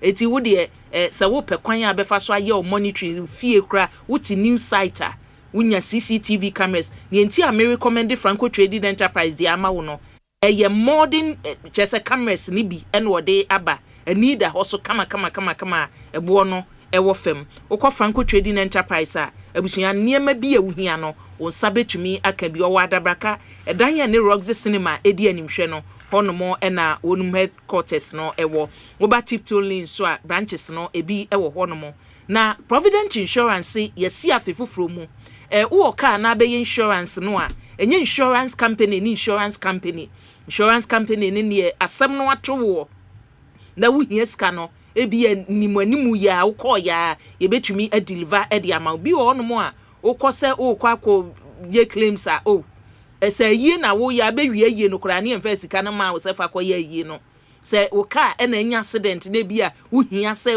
monhwe na da bi ye betwentwe na sesa enya ne Provident enunti na Provident Insurance nko ane di Ghanaian company a ye insurance company a omo no ye chese 70s asem na make you 80s Ghana companies ni ye bia utimi twam 20 years anes oye ogboro if said niema abefam no eti free bra wote Provident Insurance wagina wona so saa betonne koso na fa ho bo won oye adwuma papa enunti ene obia de ne ho bo won se oye adwuma ene wone won ebehwe abomu Provident Insurance abusua eba onhyehyɛ yahodo ya woye mu a wemu ena eboawo ama eniema akoyi Honorable Kwasi Akua ewo fie ha achim dam rahye badwani eno no ena make say minuabema Nuruddin lawyer Nuruddin Abbas former Abbas oda sukitem yesem mfanto onya mfanto nti communications officer NDC in the Ashanti region ewo fie ha say oda sukita post no mu empany for sign emam Akwa you na ja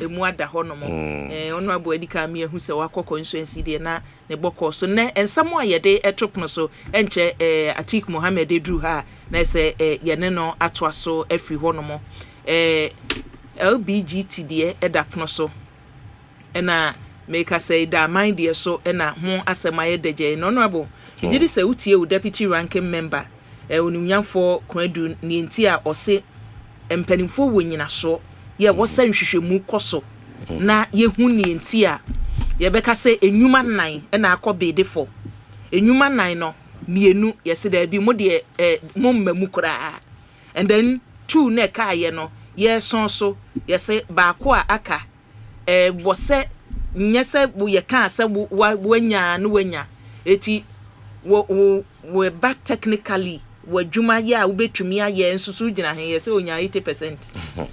Nyaba we ya ba ye nchi no ade ye de hu nkomo ne abode enka menyi ne se hu hia sa ese mo dom kuma na mo ha adwen obian ha adwen ne tia make us na say na de we na for gone conclusion na obianim de be nwanwan de se nka ye koye na we anya na munnim se EMP ne benya oh na dey sabe enye ya kan ya answer ye ka se ye bie fend say procurement process nim lanka sase no na ya de e tabridi amano ye ka se mu na fe se okay yenye bibi na enchire sampa se ye ne fair na se ne ye ka ye nya conclude kwa na ne ma sisi gu eko enam kwa so eko I don't kwa ye dey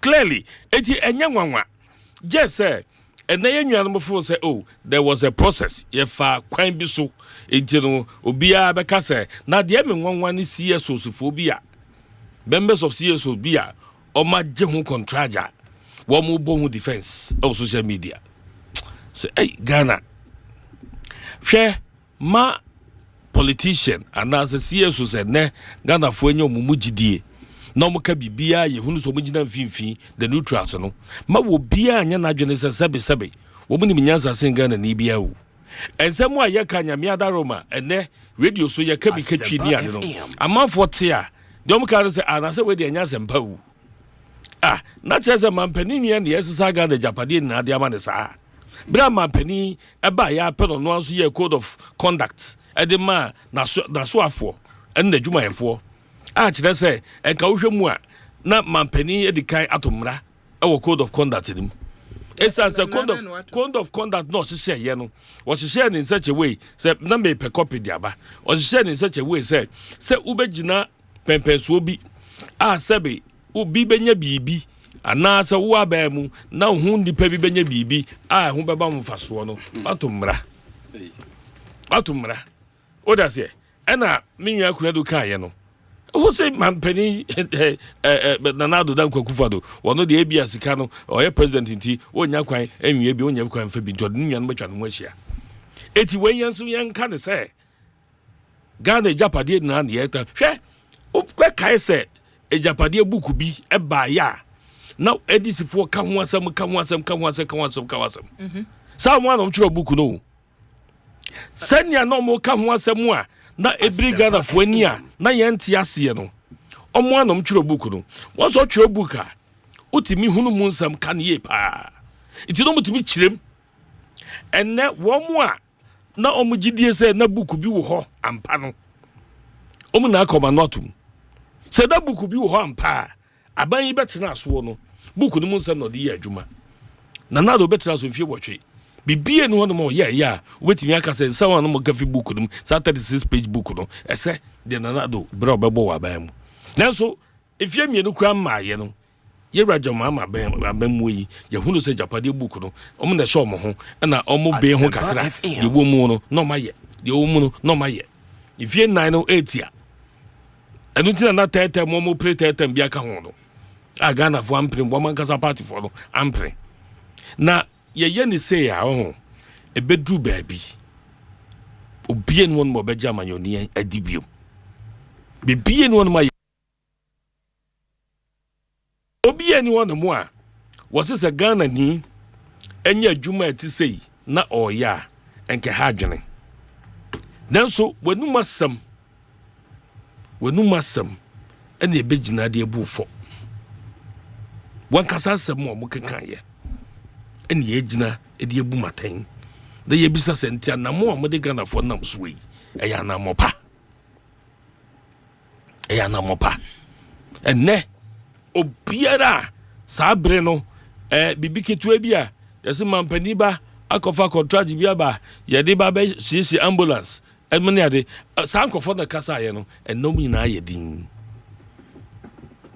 enne nyina oma ye din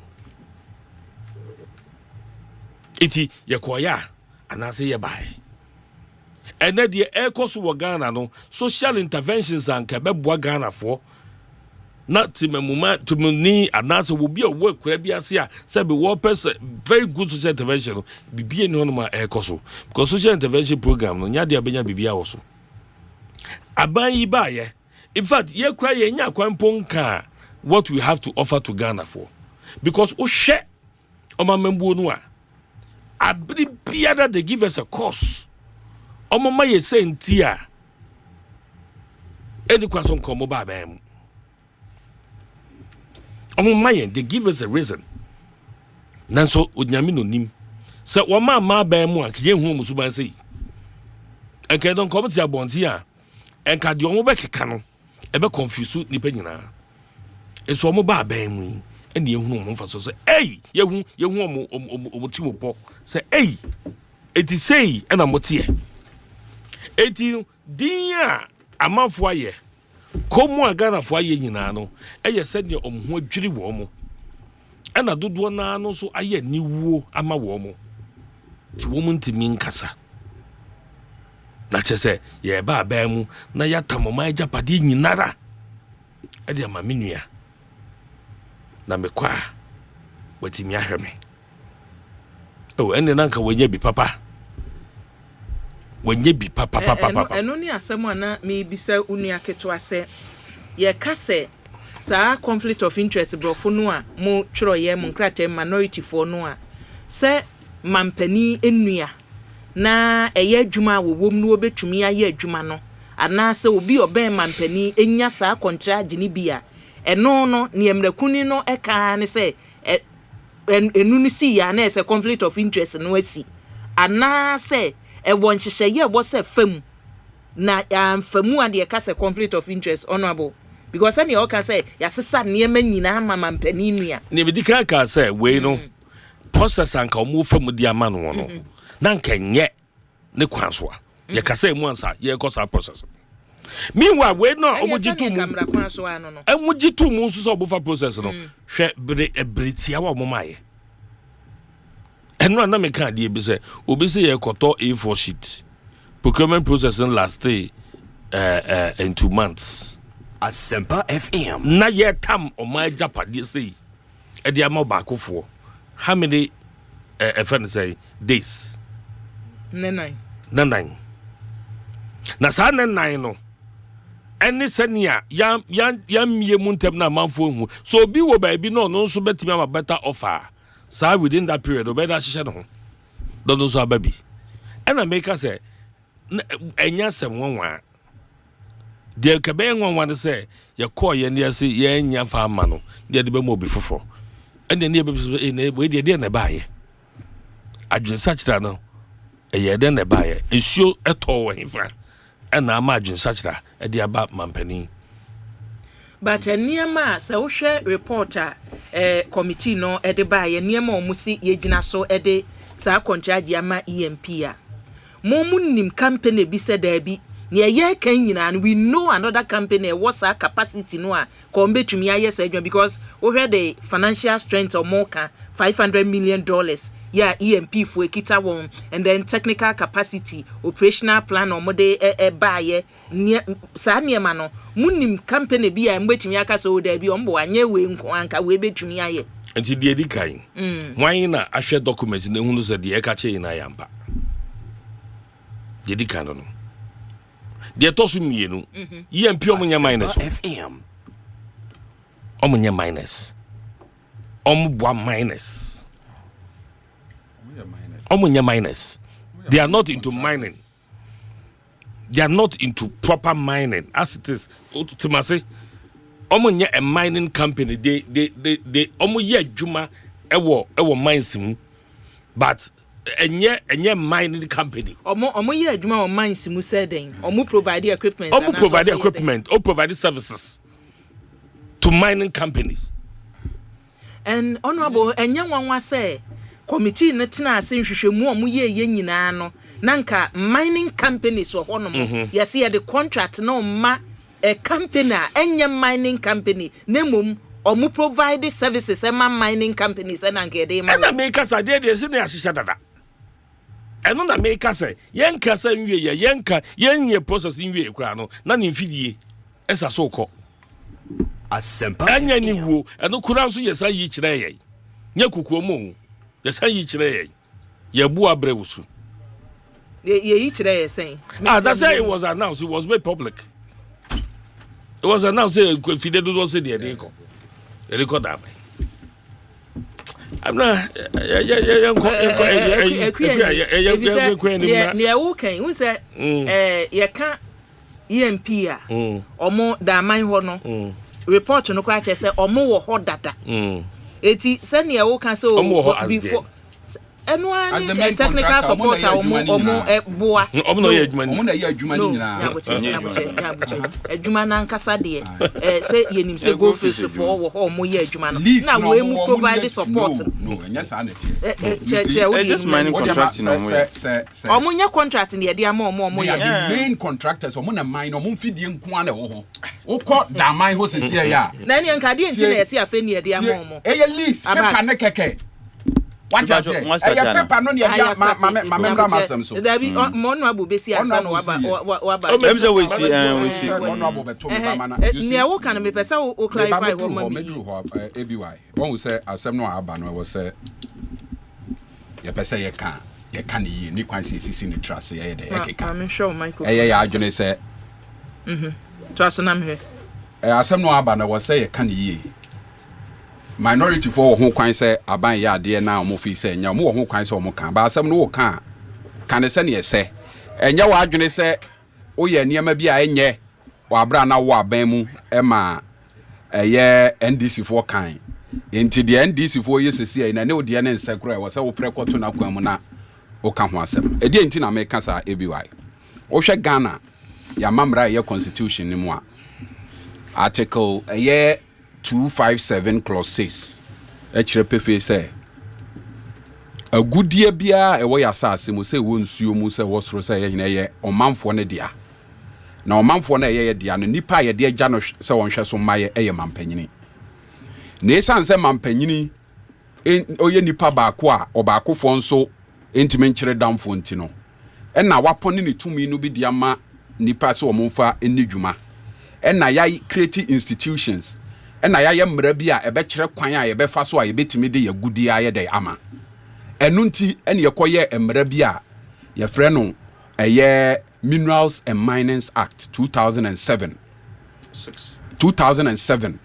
Act 703 2007 Act 703 2007 Act 703 the year but Act 703 eno na kire kwan a ye mfa Ghana agudi enya de emfa so na wo hwe ye mra mu a wo musa aban ankasa de agudie ne ye wo dia ba wankasa wontimi nya de entu ebi waiti asem ne ye pa wo wontimi ntu na wo betimi dia ma anase wo betimi dia han amanfo ama o matu eno ne ye frɛ no lease no na wo hwe kwan a ye fa so de aban agudie han obi a okɔ eye Minerals and Minings Act 703 ni mu a eye section 14 and ka ho asem eye assignment of mineral rights e kire se nipa o oman mu ha wo ye broni wo ye bibini wo ye obia na 206 mu okay but amendments via ba 207 also I thought that was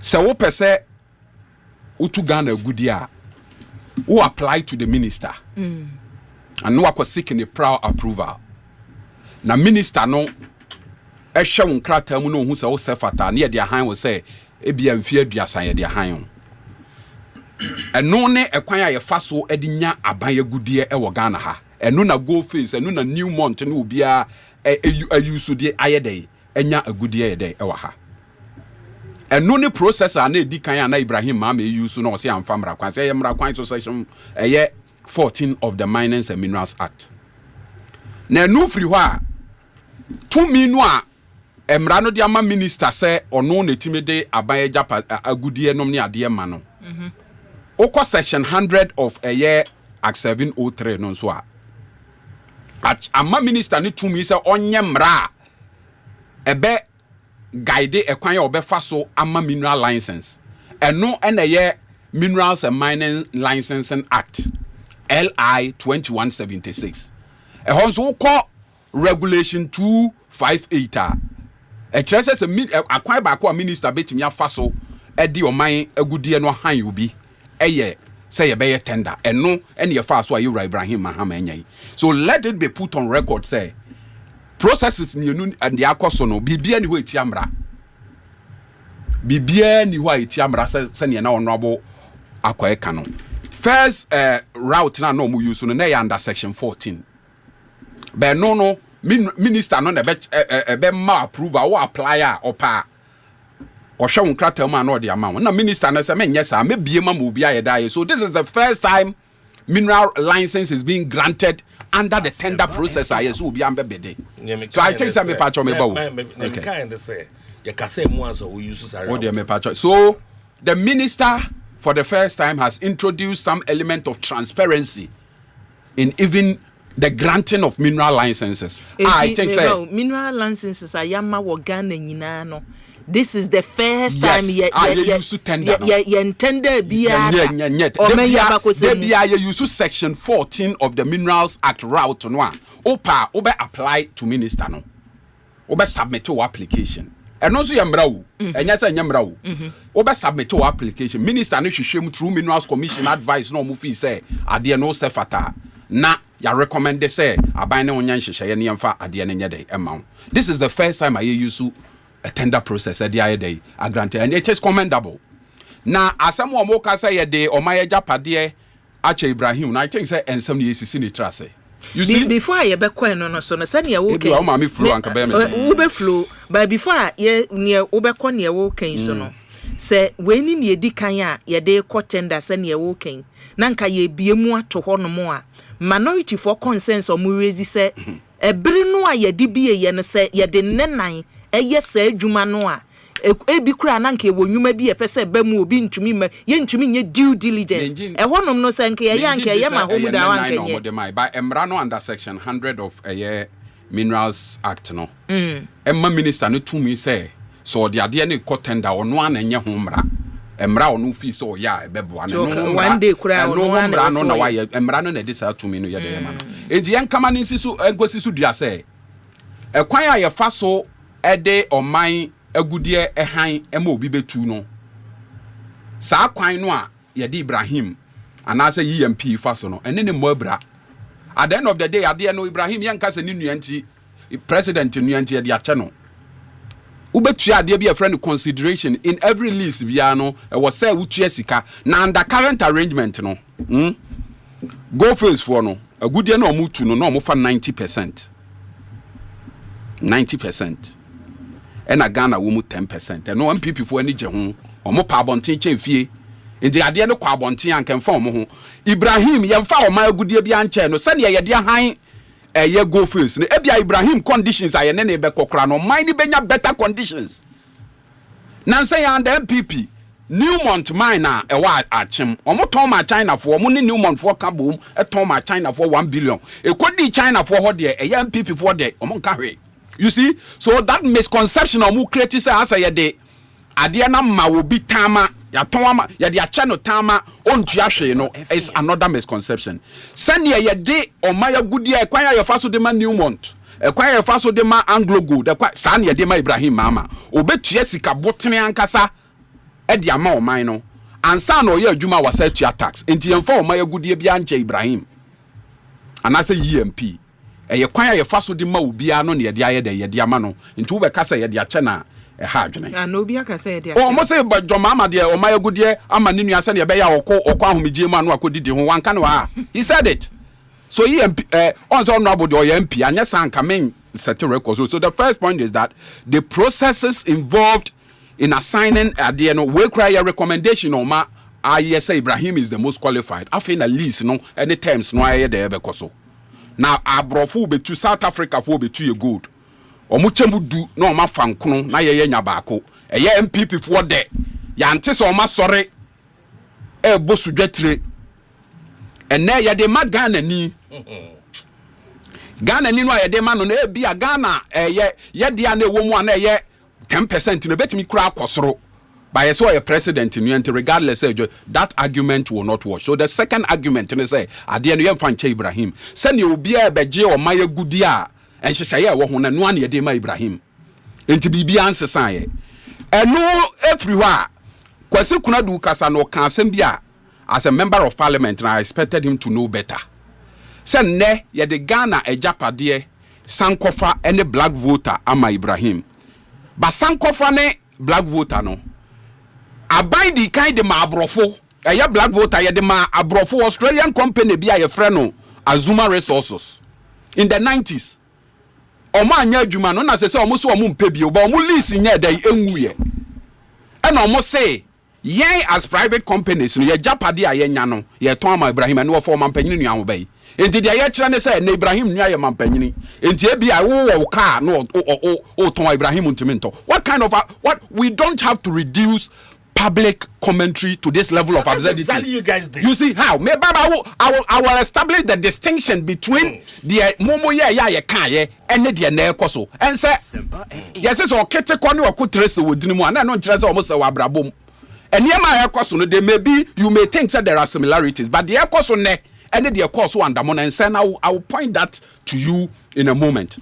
Now another point has to be made and made expressly say Ibrahim Mahama sankofa and abedi ninsa no abai de koma private company ma ma be ye na japade na so ntimi nya waton ama Ibrahim enti anya o maye japade Ibrahim meje hwimfra aban ho enti wo de sankofa and black voter e be kan yi eye go first ye we ho a ebo abra na che say wa ni no kra ma ho unless we beka say o papa o nua ye mampanyini enti obi ton ne car wo ntimi nto obi ton na asase a wo ntimi nto because Ibrahim meje hwimfri aban ho. That is another point I was say establish afa yema Ibrahim go face ade 11 September 2020 4th September 2023 and a go face for na ade bi e frɛ no demobilization notice say adwuma no munye bi o maye de o mabre na mo ye no ukọ Ibrahim go face aboso ho na no a Ibrahim Mahama is the main contractor. Omu gold ni omu bibia Ibrahim Mahama na etu. Ade omu kura ye lease. Omu ni bibia wo ho. Ibrahim Mahama is the main contractor. Omu ni caterpillar cover tie kro omu ni bi wo ho. Engineers and planners and the two gold no o two we are not their come omu because omu ni e lease aye dey am omu. Omu chase ni omu ye adwuma 2002 sabre no omu ye subcontractors. 2017 they became the main contractors or money manage mine no entine go first free or musu or free takwa no or mu fa panie say kura wo ho because if you wo nyina ye engineers and planners there enti wo ka say from there wo can say adwuma no e o mo de dada na de me can say no na me ka kira say e lease me de ama o mo e de say wo dan e dan no e de say wo dan krata na wo de dan na han anaso wo jai dan no de aye de ama obi wo de krata ni kura ba wo ntimu bi.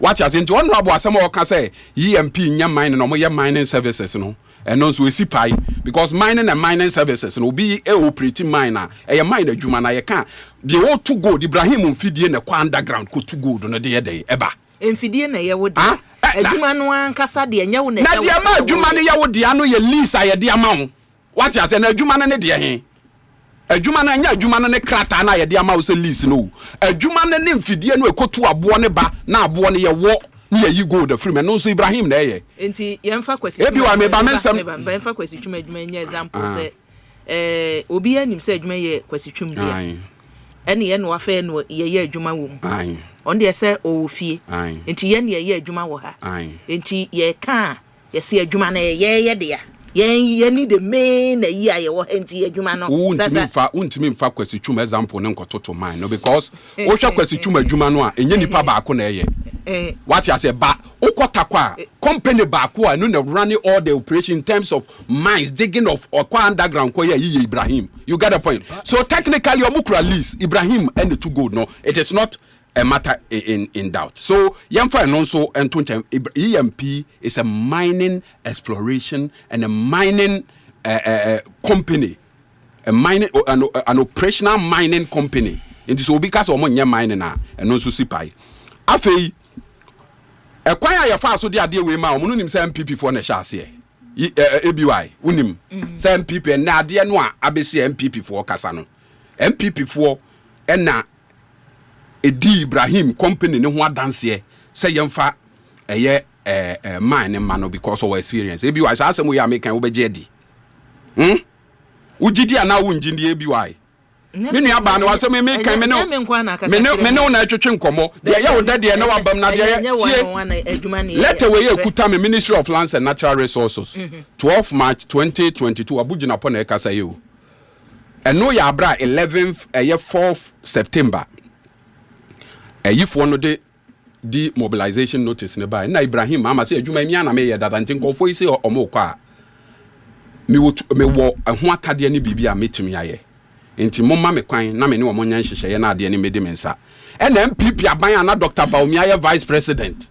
na Nado Danko Akufo-Addo ye president abugina po ye Lands and Natural Resources minister ene Lands Commission boss ana wo ho wura ya na oba ha bebre Mr. Isi omo di Ibrahim engineers and planners one dance here say omo operations ne bibia omo wo experience ne track record enti emfa ade ne ma omo tie or say request for notice of no objection pursuant to section 52 of the Minerals and Mining Act 206 Act 703 share a year paragraph 2 no me we are ABY me send am say or say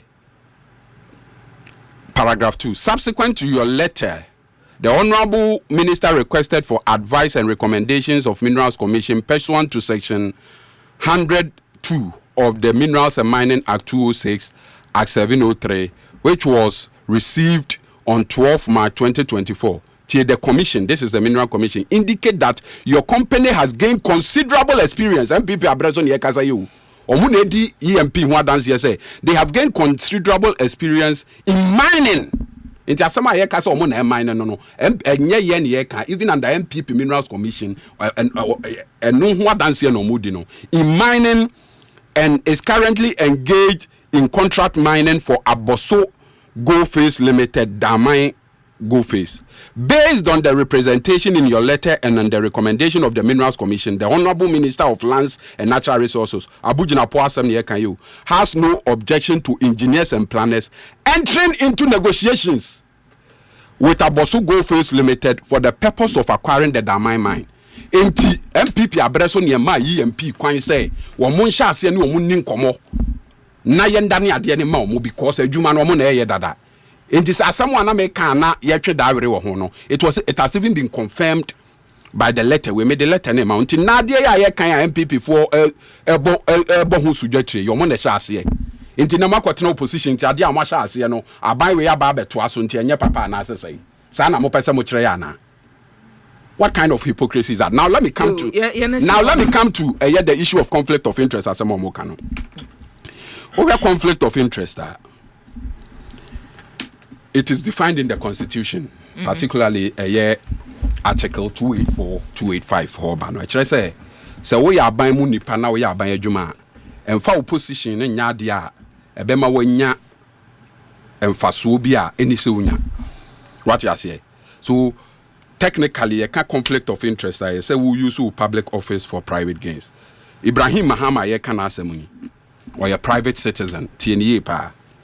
Ibrahim Mama nkura ban mo position biada. Na juma no ye as a miner and na juma o ye as a miner EMP no ye juma no. Ye e bayansa na John Mahama e be president. E na EMP no nya Ghana hankwa na ye juma. E ye juma wo Dr. Kongo. E no so Ibrahim Mama enua na ye president nti na ye juma wo ha na. E ye juma wo Liberia. E ye juma wo Sierra Leone. E no so ye Ibrahim Mahama e ye enuanom na ye amampanimfo wo ho ne enunti na de amana. So that argument first, Ibrahim Mahama is a private person, independent and distinct from nua wo ye the or ye president. Ena na dwuma wo ye no wa pe hu nim de nya no se aban dwuma beto ho oni aban be ye nhyehyeye na sika wo ho bia watua na waye. What you say? Fa no ko compare Kenoforiata. Hwe MPP ba ye. Ena nka Kenoforiata wo tena ne ba bi as a private citizen. And we any data bank adwuma ne enterprise insurance ufi san ko bi be kwa ko raise conflict of interest asem na o mampanya Akufo-Addo nuanom nyina no free second of Riata nkwa ena enya adwuma ye wakufu ado aban mu a adenti na Kenneth Oforiatta asem nkwa ne enka because Kenneth Oforiatta moved from being a private citizen to a politically exposed person. Obey a finance minister. No. He became a referee and a player in an industry. He began to have regulatory oversight over the financial sector or player. Obey finance minister na so how and now call the data bank nim the onene ye adwuma onene na company ni omo de na okotu ono so ase friend Kaligajapu and obey no ECG board chairman. And so financial sector one nipa no onene ye adwuma wo data bank a your friend Reverend Obani okotu ono so ase and odene be Eco Securities and Exchange Commission. Not just say what abuse regulatory oversight no industry a wom mobile and the one who say bank bia na egu omo ne mo ye competitors aban na de omo ka muntua musimuntua na chese mo gu banks ni nyina ma collapse all mo competitors adwuma in order to gain advantage and you can ye di kan ni Ibrahim Muhammad de we say Ibrahim Muhammad head aban adwuma biada. That is the first point. Ave ye wie ye enterprise insurance a ye Ibrahim Muhammad ya ye de Kaligaje pro no so ne de ka ho a ye de na kɔ ECG no ave ECG insurance a na wo a buying company SIC ho nyina afi na ekɔ enterprise insurance so direct interference in the affairs or direct conflict. Kaligaje enterprise insurance ono so ne data bank ni nyina ye ne de bi wakoye board chairman wo ECG okoye board chairman wo ECG no ECG insurance eyi na ewo SIC state insurance company ho nyina na yaje e de akoma enterprise insurance aye Kenneth Oforiatta or ye finance minister ye kasa asem wo ya usi Ibrahim Muhammad or ye private citizen no or ne Ibrahim Muhammad ne Kenneth Oforiatta nse enti yen show article 284 no a wan kasa o kan ho asem fa conflict of interest ho no e kase se bia public office holder no ni busuani ni nua na se oni aban mu on take position bia wa bra ni nua no wa ban mu de ni e ma no contract ono de ye the conflict of interest no kra no ye because ne who can say Kenneth Oforiatta de oba ban mu we de otene ba bi eti onye ma ban mu ye can conflict of interest it is more or less a moral or ethical issue and there is even a way to deal with conflict. Say conflict of interest be arise here. You must be directly involved in the decision that is being complained of. It is a why. It is a kind of Oforiatta de na ye kano. Aye Kaligajepu or ye director ewo omuna data bank the enterprise insurance ye ne dia. Yakoye no aye ECG board chairman. Board is the highest decision making body of every state institution. All of a sudden insurance companies say SIC de nyina no directly or no as board chairman watena mu amayaje dia command. That is where that and no issues of conflict. Now there is even a way to deal with conflict. Kaligaje podie ya make can say buy and or say I have had something to do with data bank ne enterprise insurance inti me declare me interest na me recuse me who from the decision making ka conflict can arise. So the issue of conflict or more, there is a way to even cure conflict. That is when the decision maker is directly involved in the decision making. One, president is not directly involved in the decision making. That is I am now Wayakase on recusing. Two, Ibrahim meba Brian Champo was someone I'm okay. Made them some make sure say once I make a say make a Makasa you put 90 minutes. 25 minutes here the peka mame fama no so say you see the other issue about Brian Champon was a politically exposed person or a minister and I was say oba amay ejapade obetimi ato my ejapade na obetimi ato no ye di kind kumase de man oniska enya say o tua sika to ho say Senate hotel no ye de man na wonto ye de man no de ye work and pay Kumasi catering rest house and ye no ye de amano ade na ye de amano no ntua aka wo or the catering rest house ni ye adwuma no de cheche ne say san kwase abo we de o ma ye japade wo so beto a fa skabra Uncresica, young farmer, would hear Jumana Wuja, Yakokasa Asemoya. That is distinct from Ibrahim Mama. The Ibrahim Mama, there's a lease amount to her. Sikan obey the Ubitia, and who taxes now obey the Ubitia. Terms are Benya under Ibrahim Mahamano. It may even be better than under not go face or more for 90% or more 90% carried interest. Yen under Ibrahim Mahamano, Nipa 6,000 a year Juma Hono, or more Ghana for Ubiabe Koswa a Juma. Repatriation of profit. Go first, or Munya Sikano Master dollars in Nakrono, Ibrahim Mahama Ghana, in Nebeka. People for more pass and Papa Binka. But the issue of conflict no near the movement, it does not arise. Communications officer, NDC Ashanti region, and what Abbas ni reading. Evidence may because you contract and you say and fast one 10% and he say about 20% Ghana ye share no it may na dia share on ye betra area no abusia mame ko na mini abema Atik Mohammed Atik so mame me da see everywhere need kan mame chia eti fo nyina na mencha ya shofo so nyina need kan mame chia say some of the concerns are menua easy you know answer na about substantive issues ni biso need kan yes say ana no say oh ora Ibrahim Muhammad and the EMP say free the fact say we share section 14 of the Minerals and Mining Act na and Mining and Minerals Act na Act 703 2006 no enu na chire kwan a yefa so edg mineral rights. But they say here says the grant of mineral rights is application for mineral rights.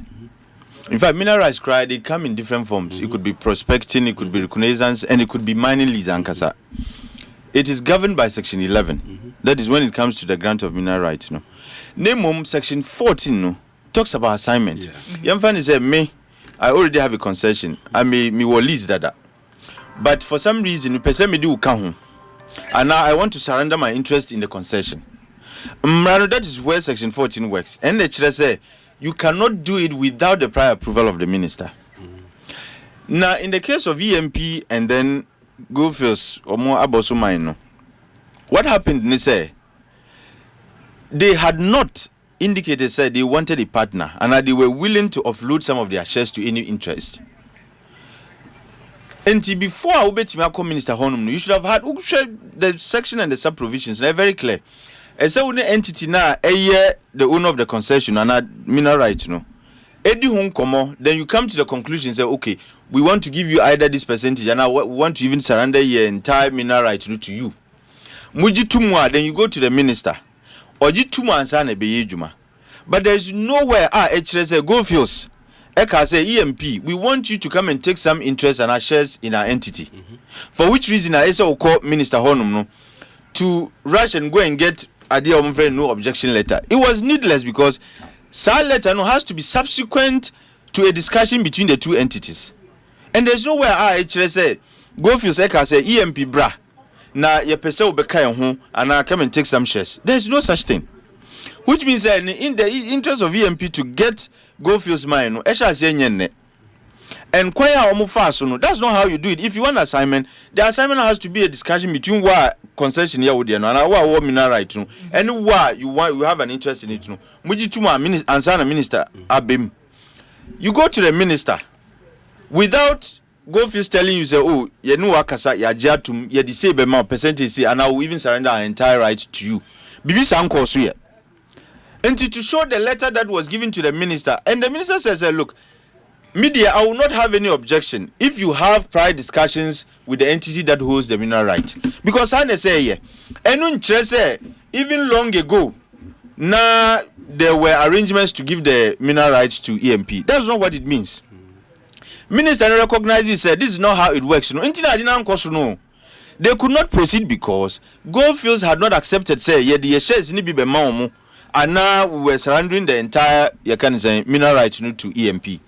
The other issue is this issue of this is the first time I hear tender. Since 2006 I hear this mining act by. This is the first time. But when him tender is conditional on when a concession becomes vacant. It is not when you are applying for mineral right. And you say, oh, me makuhu asasibia, my, I've applied for prospecting license, and I mean, who say, a good womb, and say, I'm pay mining lease. Na yakwe tender. That's not how it works. But ebi me wo you can say concession. I have a lease, a mineral right on a particular land. Now if maybe I renew and for some reason either you've surrendered and now they've revoked your license, it becomes vacant. Abayin wo ho kwan say they would advertise it and invite restrictive tendering and all that. But there are conditions. And I heard am person Michelle say free no. When did the mine become vacant? That's the first question. Last year. Very good. Until last year, mining lease, April last year, 2025, and be vacant. And you will even discuss why it became vacant. And yes, the owners of the right can say, they actually applied to renew their lease. And Abansi Yemva Momo. Yes, and if you look at the reason cited for the refusal, Sebi, if you look at the licensing regulations, regulation 2716, it's very clear the circumstances under which a minister can refuse to renew the lease of any entity. One of it is say you were prescribed inquire for application. No, if for some reason when meet some of them they give you a room to do the corrections. Which are by reasons are almost here no. Almost they had not provided a comprehensive plan of further exploration. I feel say if indeed government were minded, because I know after almost submitting my application, within 7 days and 5 days after, I think it's about 5 days after they've reviewed my application, if some of Nyomana Eso Modibano technical and financial reports in Eso Modibano a bit tosia, you give them opportunity to do the corrections. And if after 10 days they fail to do that, then you can proceed to take whatever action. Question I mean, Bisane say, almost submit your application, and the fact said they even applied for renewal. Say this idea of demobilization is a suspect because you cannot demobilization simply means we you are closing down BBI, you are moving on, and sometimes you do reclamation and then move on. So if you are doing demobilization, then what then is the basis for you to apply for renewal? What must here? But apply for renewal. What was the basis for the refusal of the minister to renew their lease? Omuka said they were not investing enough in further exploration, and that the mineral reserves they had not indicated how much mineral reserves are there. Nukra woman say, "Ansa na omubenya sa mining lease nukra no. They had to do exploration. What is here? Into the mineral deposits they know how much is there, but Yamfanukra said they had not indicated that in their renewal application. Government had the opportunity to say, Munkoye enuna mumfambra. If indeed government wanted to act in good faith and was not interested in promoting elite capture, make in a few moments. Oh, you see, Abayin see mean renew lease, and that is what made it vacant. Now, manage say when it becomes vacant, at the time vacant, 7 days after it becomes vacant, TNEO, that is when any prospective applicant must have submitted an application to the Minerals Commission, which should be deposited at the priority registry. What must here? And it say prospective applicants no bru Akua. That is when you do the tendering. What must here? Until Crawford Mabeka Hui. From Maripoma, Minims and Yomuya Queen na Abeka Hui dia. Maripoma Mining Services Limited, Heath Goldfields Limited, and a Vortex Resources Mining Company Limited. Omubeka are tendering on Muye Huno. Did they submit the application? We can find it at the priority registry, says Yaminuka. In 2025, April expired, and when the mine became vacant, Yekoshisha said they had applied 7 days after the expiration of their lease, and when it became vacant, we apply say Yepese Mudis lease, I mean some mine Yekoshisha applications be ohana. And if we don't find, that means there is a problem. Then there's no need to even have a tender in the first place. What you must hear? Because many say you only do the tender when there are multiple applicants. What you here?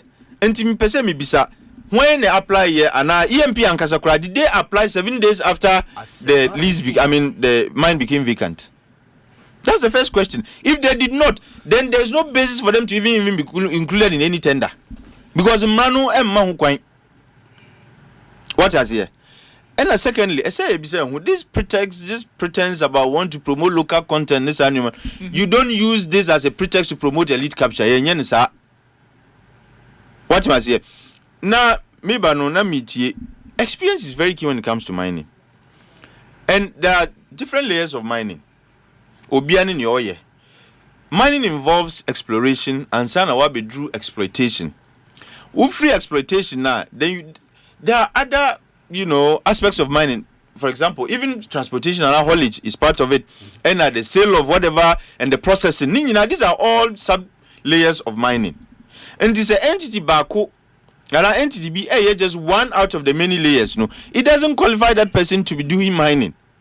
Mining contracting and mining support services is entirely different from running a mine. Blasting it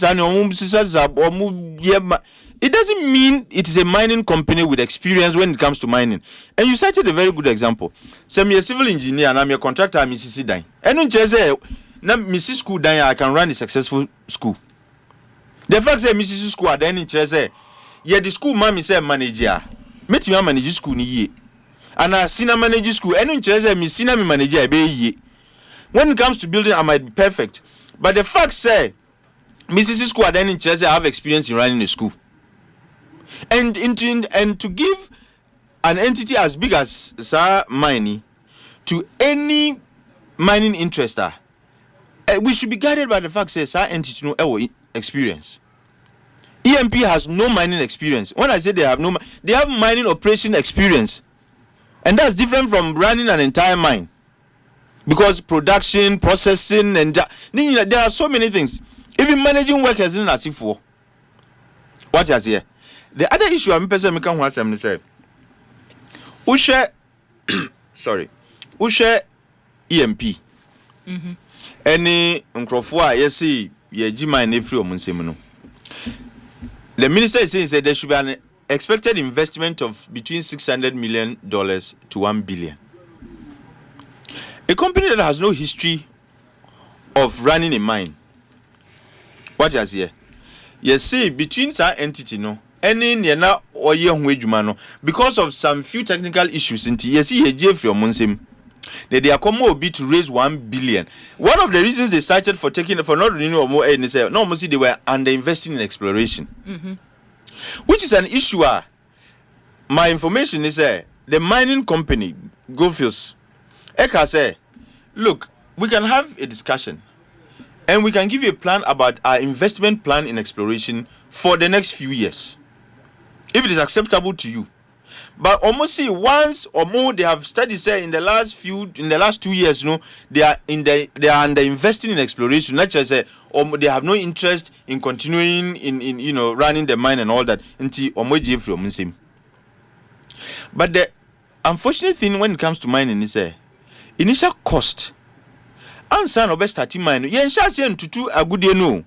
must invest in exploration first to know how much by way of deposits mineral reserves are war.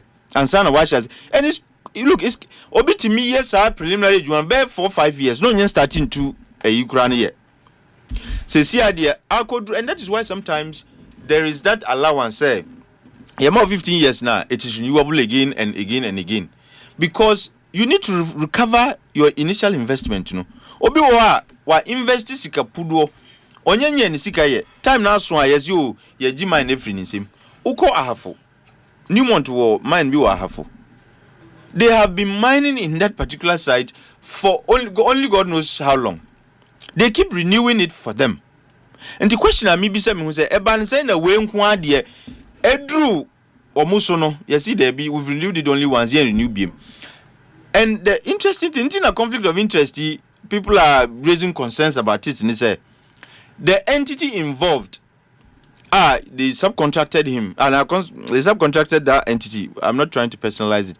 EMP, how the mine is. What is here? Nyoma ewom mfasua ebetimi free mu aba and all that. And they have some interest in it. And a chinchina no, it has resulted in government saying we are not renewing the application of sa entity no. Goldfish number 3. It raises key questions. And it didn't happen earlier. It happened from 2025. Of course, Ubetimaka said that was when now Omuli's new air expired. People raise concerns. Say, Fanny say anka air abain from the tissue. Do you think it would have been feasible for EMP to have the kind of, opportunity, let me call it opportunity they've had? Would it have been possible? What is here? The other issue soon say there are concerns. Said this might just be a front for even a bigger external entity. And people have raised concerns. These are just concerns, and I'm just sharing concerns of people. Say, no. You want to localize it. Yeah, and let me even ask questions about what informed the minister's decision to say, we are reducing it to just Ghana phone kwa. What informed? Because you are still granting mining leases to external entities. Because where the Akua say there is no initial cost to be a nipano edishim. Yedika ye no other and one say uji ya now wash as ye too. And the new dear it's easier low hanging fruit. What you say? So we are excluding Nesamu because send na aba sekin say and now share contracts I sign with omu etuns asimusa de wo mayimu o mine chefa yenya enya de say eti ye de magana company ye renegotiations and I say ye contracts any on be sign no 10% be about 20 30. No, it's not possible. And possible. The Minerals and Mining Act is very clear how much carried interest a year 10%. We have not reviewed the law. What was here? And that was one of the concerns we had when it came to the lithium deal. You can say if you want government and Ghana to get more from that deal now, the kind a review law to increase. Look, we did an amendment to the law in 2010 to make it a flat 5%. It used to be a range between 3 to 6%. And of course, mining companies stuck to Mika royalties, they stuck to just 3%. We reviewed the law to say in 2010, say 5% flat. We fed out in 2015, release our earlier amendment, and I say it should be determined by the minister. But so I think somewhere in section 106, Eka say the minister is empowered by law to come up with regulations. Ebema was set a certain royalty rate. And to say 10% EPA, you can bring that regulation and say, look, from an eco mineral royalty bia mining company bia say utua 10%, 15%. But when him say since your passes are law, it's still 5%. Tina say local company or a foreign company exactly. What you say, since this local content, as far as government receipts go, they are going to be the same. They are going to be the same. Maybe wait Ghana for but you can't compel them to employ only Ghanaians. Because expertise need be the person would have to go and contract people elsewhere. And there's even difficulty about this local content thing. So anything we're just using it as a pretense to promote people's interests. What you say? That is what this is all about. Because I don't see how that is going to increase government share. It's not as if AMP4GR now government's carried interest is going to be 20%. It's still going to be 10% now. Royalty rate now on Betriano is not going to exceed the 5%. Yenim say Ranoma minister no now so move regulation number and today be 5% now. All the new leases minister we buy. He has signed a lot of large scale mining leases. What signing? And the question me besides the Eban is saying that when it comes to fresh mining leases, one can say we are restricting to just Ghana for who are the application, but if you are a foreign entity, but when you see this one, there are in fact Ghana, I think we have antitrust laws that don't promote competition. Laws that don't in fact What must say? Engineer, what oh yeah. And if you look at the companies are medical help boy. Ushamu ya. Obviously alive.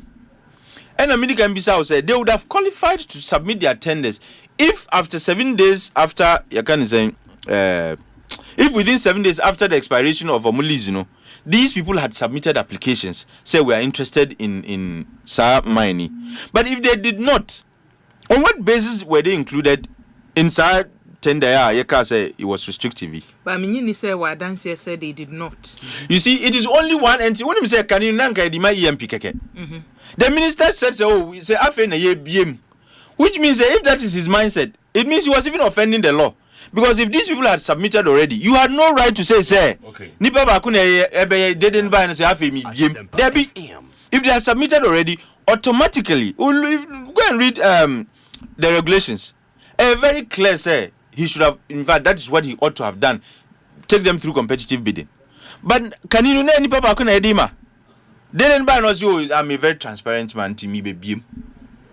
It offends the law. The law, I'm running to say, if you read the law, it's very clear. And Kase, when the minister feels, say, oh, media, I'm a transparent man, I will invite other applications.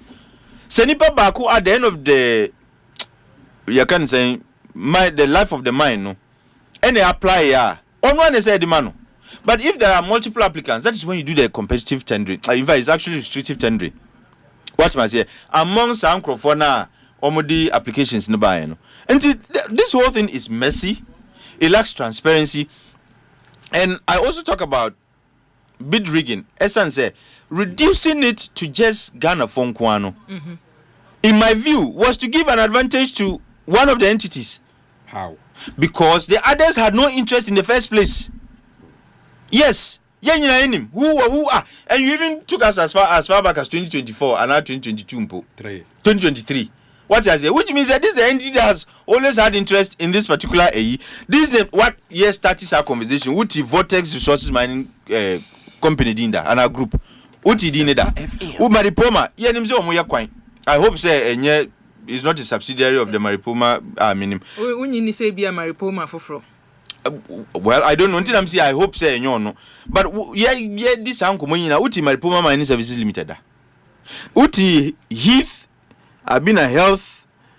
Is it Heath or Health? Goldfields Limited. Heath Goldfields Limited. Did you ever throughout this conversation Eti said they also had interest? Uti da. But I say Atik in Sembi say ba you raise concerns in we are near Jemu. Say be answer the questions are raising near minority for raise Quine ben ye bet to me afa so who say companies me and say ye bekan EMP hono no cre omodi omonkrata akoye ye beden. Fantastic question. In fact, from Ochineko and Yiadom, see we have the Right Information Act. We are taking full advantage of that act to find out. And there's another concern. It may be related, may be unrelated. Uko Commissioner, there was mass transfer from 2025 years. When you said Omo department, they call it cartographic department. They are in charge of licensing this annual. Omo department, they call it mineral titles department. Yeah, transfer because they make recommendation to the minister. After you do the application, they go through and then they make minister need the answer. Minerals Commission, they do the work. His is to read the recommendation that comes from there. Then he takes a decision. Some no more, yeah, free ho. It could be and it could not be related. All these are concerns. Nantama ye pre and who contem ye. What is the essence of this haste? Abay under the law has, I can say, a dear friend care and maintenance. He has that obligation. And some obligation allows the government to take control of the mine even when Goldfields 4 have vacated. For Abine to do some initial assessment. On what basis now minister no ejina so? Eka say they want an entity that will operate at least for 10 years. Do you know the reserves in that mine? To know say it would last you 10 years. On what would engineer so bay an idea sooner because EMP has not given you, they have not submitted to you an exploration report.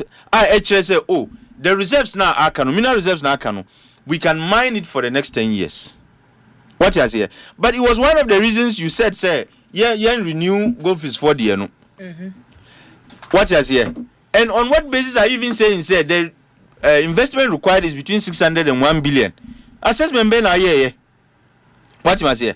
And look, if you look at the initial ansana, a mining entity beko concession bimu, or more exploration, deposits durua a womb, and how long it will take for them to exploit the reserves. Well, but you see, Goldfields was under investing in further exploration to, and nature said they are no longer interested in continuing, running the mine and so on and so forth. But sometimes, and yet time biana, look, you don't just pump in money to do exploration when you know, say, me becho mine isua, but the information out there, say, we still have about 3.5 million ounces of gold reserves in that mine. And that over the 34 years now they've been there, they've been able to exploit only 4 million ounces. What is here? So this is even knowledge. You didn't need them to do further exploration for you to know. But essence Abai and our minister Kwambia Sumejino or CEO, they have not done further exploration to tell us the mineral reserves. And it's up 3.5 million ounces now no every hineby. And it is why EMP is not acting blindly. Sebi, if they didn't know what is there, they would not be interested in taking over the mine. What must here? And you, the minister, claiming say who wouldn't stay there less than 10 years. No. What is the basis for saying that? No, that's what the minister said. You are taking common here the power. What Kasa 20 says? No, maybe I'll wrap up so that minutes. No, no interactions. Oh no, but I didn't interrupt. Oh, you mean also questions? Obisa questions. What was here? Oba your initial intro na notice we Mami for we NC for the first round now so that then finally on say Ghana is cited as one of the beacons of good extractive governance. I've had some opportunity to work with, the African Mining Development Agency at the EU. And look, they did some work. Ghana was ranked number 1. Because that guide, guide how we run our extractives. Enkanka gold, minerals. What am I saying? But Nyekukosi is sending the wrong signals. They are taking away the shine from Ghana being a good example of Omaya that has good extractive, governance practice. Now, Nyamidi we say, near ye pre who at the end of the day, what is really the true interest? If it is local content participation, it's a joke and you know crack. If it is government getting more revenue, you say and you know crack. What you say? And media question, look, when people talk about elite capture, it's not say, Ubra ne man penyinti ne obe bia ye beka ho asem. There be that. It is about the nature of Nyawuye and how it is done. Anka ye no in a transparent, you follow procedure ni and finchim no nya. Oya Ghana ni. But when it is done in a way that raises questions which have not yet been answered, ya pre who says yes you, he's the one who has won the bid. Nti ye di eni bemano. Na di mana. I mean you the mami fancy basa kana na papa bisiu adwenche yode aba o say ebi wan pese mbisa MPP for say omo headache pa omo tipaye ne sen ma menche niemamu enche o in 2002 in 2002 o say sabre no na EMP4 ehye adwuma ewo da man ye ka man ye wo onom 2002 kofo abreso omo ye adwuma as subcontractors omo ye adwuma ma edru echi no mbe ye the main contractor ewo company no emu ma mintwa masem ni tia EMP enya notification say omo ye adwuma no ye go fields for omo interest free adwuma no omo ye free. They issued a demobilization notice. And no me person make be also. Go for for the issue here. Yes. You don't do demobilization where your list. Omunya notification say go for more interest here where adwumanum no. Efrimu. Eti sabre no kra minister no ho no mo. Lands and Natural Resource abugina po no mo ko no ho. No mo de koto n'animu se omunya adwuma no a ombeye bi. Enyo no na se no ko no ho. Go to Goldfields first. Onu there is the onu there whatever you discuss. Yes, more discuss with Goldfields no. Muji tuma then you go to the minister. Now our mamu approval answer. What is here? Because I can't just give you. And no be see tender committee report no we are yim kakra de ababo nti baby o can say Goldfields for cry recommend EMP for say omo no omunim area hodada eti omo no what does that mean exactly? What does that mean exactly? Omo recommend omo say omunim area ho ti omo betumi aye adwuma so ompo obi dia omo recommend ma hwan ya any tender committee report no me be omo recommend ma tender committee no omo report no wo nti wo ya hin for no omo recommend mo me nua article say nensem no awoka ye I think say even if you don't agree with him you could say they are legitimate because legitimate issue except that na speculative nensem no be bra original so bia say ye nim interest a we chire o last point I will make you say ye nim interest war ade no achi enom ne ade trying to speculate say ade no kra no it could be a front also it could be a front for just say unni nyina so bia ne ba ha wo nyina so bia ni ho ba wo conjecture wo feel say e bia say intini say netie but the point I think we need to avert our minds to is that Goldfields for Omunye company ketwa. It's a multinational company. I was subsidiaries bebre e baby South Africa nomni ade. And it's omo interest wo baby no omo pese omo pushes high interest no. Obi antintim yinchinchim omensa. Because Atikikra was questioning the authenticity or the genuineness of the demobilization notice which was issued on Aboso Goldfields letterhead. Omo na do omo ho no omo se adwuma no omo nya bie wo se a o letter ya wo dia ba abontin yam say enya no kra because so ye wa adwene say who ko renew lease na say ni party Mrs. Sana adwene and it is Aboso Goldfields and the twere edema eye minister recommend EMP say adwuma omo ni EMP aye from resantene sa letter nso ha you see so no I think they wrote the letter in November 2025 maybe kind of ha ama ye nyina yeti after government had refused to renew their lease you see eye Aboso eye no a letter ni it is on their letterhead article with me ahwe Goldfields Aboso Osha date no a 11th November 2025 baby are relevant I think say the last two paragraphs no your sign letter near Eliochum, managing director, Aboso Goldfields man. Or see, in both cases, we note that the incumbent mining contractor is well experienced in operating conditions at Damai, and we would expect would be in a position to support continued operations once a decision is made on the ultimate ownership structure. We wish to reaffirm our commitment to work collaboratively with the ministry, MENCOM, and other relevant stakeholders to ensure a well-coordinated, successful transition process, and would welcome the opportunity to discuss further with you at your earliest convenience. So, that was when they were yes, say renewal of a lease and automatic. Is subject to conditions. What you say? Mebo. Ojitum say omo apply for renewal and I am far more. No more yes, omo apply. Yes, omo apply for renewal and you say at this time round the person Ghana company and no money wom they say. And think yanko ton ma China for what you said there. You ton ache mines no e de ma zenjin no wine ni momo. You see, and send me a menu article kasa no. I say he's talking more as a non-Ghanaian because that's idea na eba Ghana no. Non-Ghanaian. I say make us say anya ebia no it's not the right word to use. Ebia say eya Ghana ni a ye nyina ye feel say idea no what say eba Ghana for any agye no ye de ni article there. No the office nka wo say ye go niam mu ma go face for no mo focus so efa ye nkwaba me the whatever it is I think we can get a better deal with EMP for Ghana. How? In terms of one, good. As part of the deal, no share a year key indicators are omode a market or during evaluation, technical evaluation. You show more local content.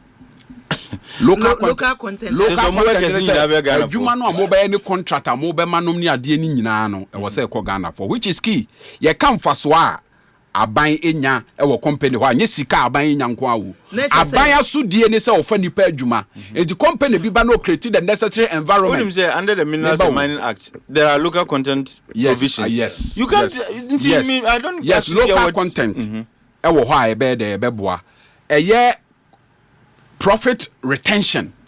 Hwe go face o madwuma mo ye no dollars ni nyina mo de kwa abrochire wu ba Ibrahim ye Ghana ni ebi kokra bi be de ye bi beka. Ohwe ni nyuma dia wodie ni corporate social responsibilities 99% foreigners. Yes, ni corporate social responsibilities no ni ade no. Edi meme dia make can say Ibrahim Mahama engineers and planners, which is even a company distinct from Ibrahim Mahama no. Omo wade ne hunim de Jumedi and MPP ne shase go face for no a confirm why do you disagree? Because it didn't start the process didn't start until 2025. No, but no objection was granted. Which was wrong. Yes. How wrong was it? Nientia Okachom said go back to go face. He didn't have the power to do that. Why? It has to be a discussion between EMP and Goldfields. Yes. If there's any agreement, then the minister would then come in. Yes. You bypass Goldfields to go to the minister. He would ask you, say, media, I don't have an issue, but go back to Goldfields. So how could you say that the process started?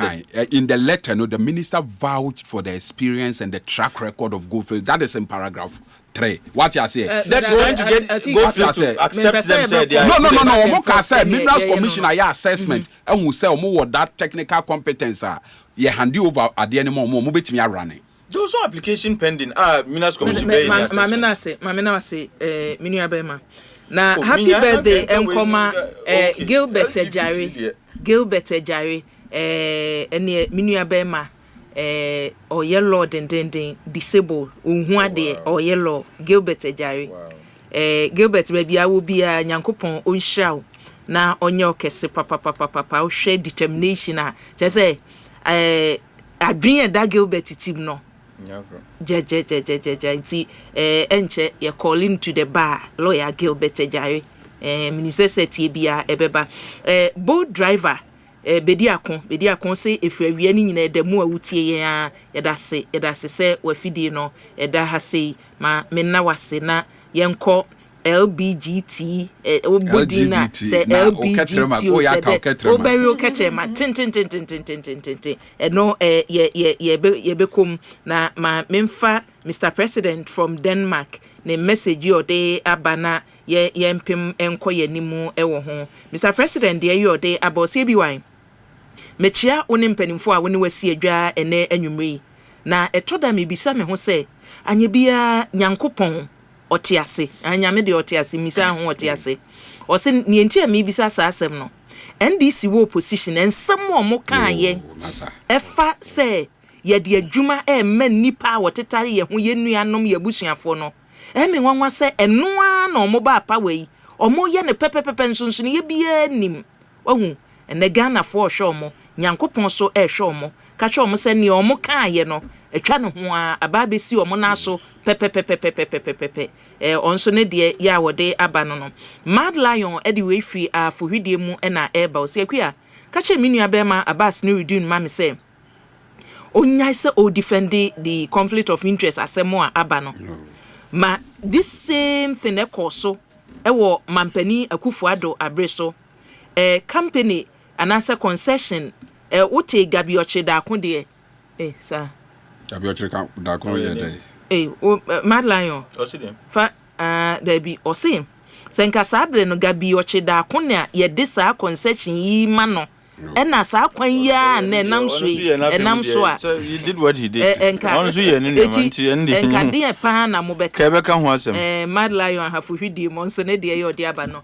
abusanfo no ma me hya se enfiu so na ye nhwe enei ose uko constituency a ukokoshia where is very important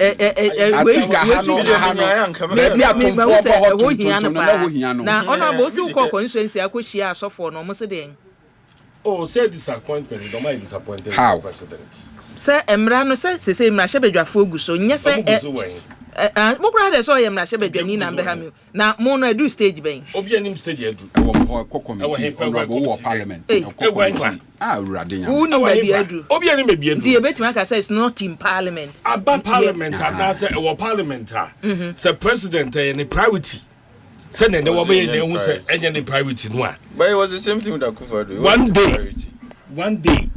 One day you be pass law no fit parliament by president assign mo pass so obe sign o microphone ka say yi na me be say president any priority and ka one day pe parliament be ho adwuma one day parliament be ho adwuma mana koma na sign e say na omo pre e wo position say ehia wo mo na media na me anim ni na say ehia wo na say president na nkasa na aka say na ehia me what you say o say no enye ne priority but me or your president there but me yin say on no be determine Ghana for na priority because no plan and come dey be ka parliament no separation of powers no momo wo madwuma amobeye so finish momo part separation of power mo be am be try can separation of power with 2/3 majority to separation of power separation of power and kabla majority leader any chief whip can so mo pamu OSP omu tintim krata private members motion and ka president frank asemunjai umejai president has control over parliament and what we do majority leader in parliament or any the leader of government business parliament or nyanchi we na echi osabe you prosecute government business president wan ka say we dey ba as government bill ehia no wanka it is a one farmer not a private members aba na say your priority and but media ade ekosu nyina no ho de ha me say ne otumi nya kukudro e ka say enye me priority but just say me solve Ghana problems in wie and some the way aba. Is that what the president said? Or say in at this era no we have health needs, we have educational issues, we have this, we have that, we have that. It's a priority. It means that when money are here, no, our person is so answer. Nobody at once no can or say anti-LGBT bill not a priority will be handled democratically. The watchword should be, and I said the catchphrase should be will be handled democratically. But not priority, no. But you see, how do you do it democratically? And I make sure say if he's talking about say Enfa Parliament, within a day, because you're passing laws bibria within a day. The levy, the air pass Ghana Fuska, and one day, you have a man of pass. The last meeting, you passed 10 laws. Media, me say a bit more. O shed campaign pa on LGBTQ no one. A bit 10 laws. Do don't move me until once. Value for money office Billy, obiti wasam organ beam. And see the abama ya pass it. So just say, intimeno, dear Hamikase, and they say, a Christopher Doswan, woman J President D. A software chichoru, our Thai President G. It says I deal with Doma Kumas because you are by Mono. Now, I can say, you see a bomb pie minti because of LGBT near yam passing, you know. Etino Christopher nya di nyina nya kukudro eyese what high president echi na oba ba mu a na de obetimi aka ne say enye me priority wo den ka Asempa pa binti maybe there ehwemu amaye ne say reparations na president edi anim na enne eno ne na boss body na odi gi din no me ne ade no we no one of the issues that both of the countries that supported no actually say krache ya be di wachi dia twehun fi sa de no because akukudo da president nya di cars as me die nyekwa nyenenia enyekwa ena eyemi yase o mayaji na di se oba be di se adwumadie yi o kire yeso Assemblies of God ni mapan which is very important because me tie said na me koye bibi na se eyenuonyam sha ma sori amekọ ombeje enuonyam ni bi sabe koya ade bi ni ebo me di nso ni ade a na sabe me ma de tu me ho se me ko asori bi a me giri se ma sori na bi beka no the president o ma ya gi na die no One can say me a Christo ni keke or say me Assemblies of God ni mapa. It's a na adia wa ye. Ofo se Christo fo nyinara. Enka wo mo. Enya nwanwa se Easter yi. Asofa chocho granka wo se ati omonka no. Obia si the trase. Wo ti omonka hodi mu. Na wo se Easter de aye ti asofo nka pa. Easter ya asofo no a omo odu a omdi president ji no. Omo ahena ati omonka. So mo ye dey nanga Obia na sorry. Ye the say. Lighthouse or ye na you were Independence Square. And a president called LGBT na president onyanya you know kwa sorry them no kan LGBT. It was a major thing in most of the churches before he became a president. And then the social media that so far kese and ye twa mase. E ma rew. Ye nua Sam George award James Musra. I was LGBTQ mu asemi. And then Musra the way. Oh, I didn't sorry if you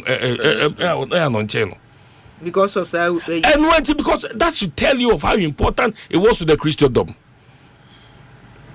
Yes, I say akukudura no di jina ano kasa yes chinchira no na okofa ba ni nyina isi o ebiwai twa honorable so voice ni nyina say dey dey emma honorable mumye mic ni yema me edem na de to aso so dey say no ohia ngusra no dey tu sa na mo no eno wa mangusa na yakwa ngusra so dey yen sisi na twetwe sa say president and signing the way ya honorable mami for you will not know peace won say mo be bosudwe tire bi kire yen wa bra in parliament no mo wa kwanya bebre to da we say questions cry na say mo be bisa kwan bi e wasa mo fashion because say me can say mo wi mo be ka say binchro e na mapani say me say ka say binchro bra mapani be share boss e or the ade be government bill I be my na agina say government bill there on what intimu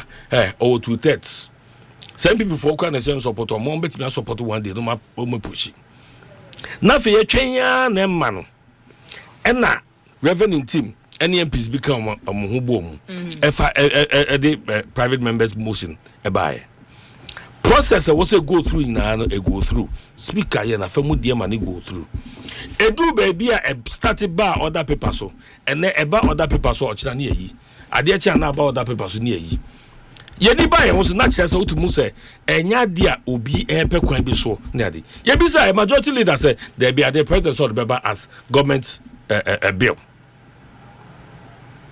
or the paper as government motion from government eti mun ka dokora na nkyere yen money interest wo mu a mo ma yen hu ena ma president etutu no afido say enya me parity sune mo bi emphasize no meka and na me nwanwa but say award na ye di 9 no ena hu ya wunti afide we si pise be ma mo hu say the award award na nko I got honorary award no Lincoln University there no ati honorable medasi what you say enti mum yanti ase say person da yen wo ku Christopher ni mas wa ma efia ke Christopher sebe na sorry a okono enne akoye ekam kakra o mo media EMP mo acquisition there are so many questions and near me one say but also be you sue no make LGBT no cover LGBT yeah be you see but you see civil society between the MPP and the NDC and so I don't want to know very kit we bio yeah be and no now honorable you know where LGBT was me na studio ha me baba kan wasem and we need more civil vigilance we need more civil voices what I say because ye man ko sana bibie ye na bia kan tra na yijama amanyofo na obehua it will get to a point look na think so we amanyoni well everybody by nature is a political animal but me patch say more you have elected to be like actively partisan no what am I say at this point we need like one Ghana there I doubt if there are neutral voices anymore but we need civil voices doubt that, right? I doubt if there are neutral voices anymore because the ones I thought were neutral a lot of them no longer sound neutral. Well, I don't know about that. But and say we need to keep, you know, demanding that you know the right information I see here and the right things be done. Otherwise, you get to a point elite capture would become normal. You normalize elite capture, then you know we are done. Having said so, LGBT in some semi, Honorable Tihana, he's training his veins. It was in this same studio. Akufa was Akufado could have done it. He could have saved us troubly. What is here? Level. No. You see, this is the problem. You are expecting the one coming behind you to do it. And I am not holding brief for the president. Maybe also the hypocrisy that is inherent in his comments, you know. But I feel MPP should be disabled from having this type of conversation. No. No, baby. Muna musha baby I have a dream. Musa ni azanke sab inkomo yanka. Sign ya pamu ye fia bamu. Christopher to abatia. Akufado refused to sign it. He was the reason why the bill was not assented to. He said he wouldn't. Because Yankwati or see at the court. Adia they are bro sign it. Let anybody who feels whatever manipanunko court. Na courts in Kancha say, oh wait the tiamra ABCD. But we see who the who try manipana court. Time I can say court na nyanko court you. There be on cars or what is here? So I find it difficult. Say when you could have prevailed on your own president to do the needful, sign the bill into law, no one. But of course, the then candidate Mama exploited it.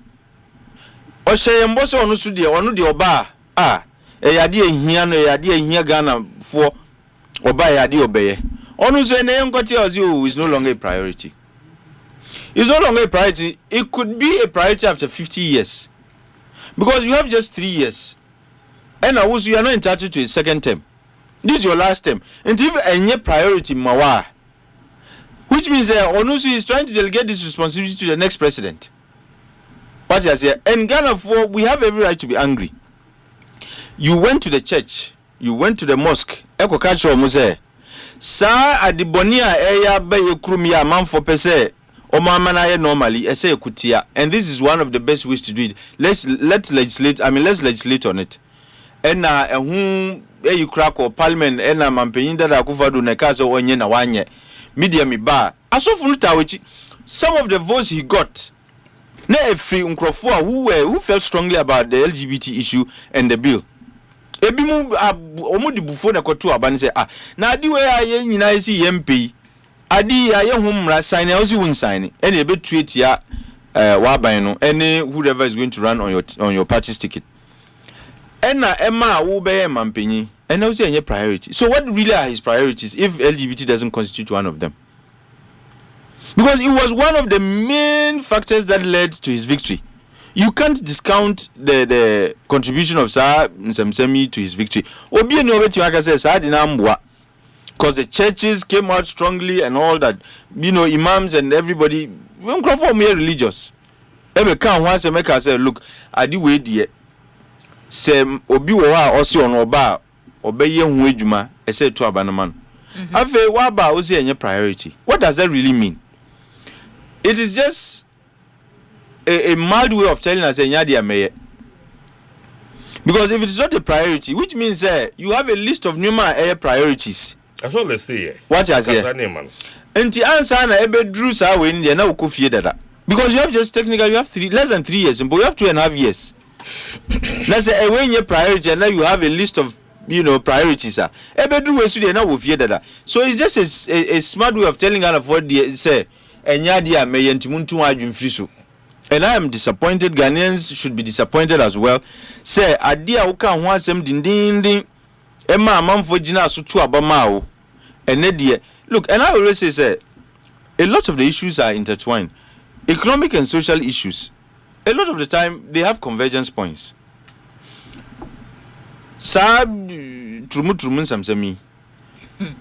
Look, it has an effect on your economy in a sense. It increases the incidence of the prevalence of HIV and AIDS. That's one. Other sexually transmitted diseases, they constitute a strain on Yansikasem. What you must say. And you cannot say, oh, media, I want to fix the economy. without looking at the other things that are related to the economy. Trumi, ignore the religious conversations, ignore the religious, sentiments.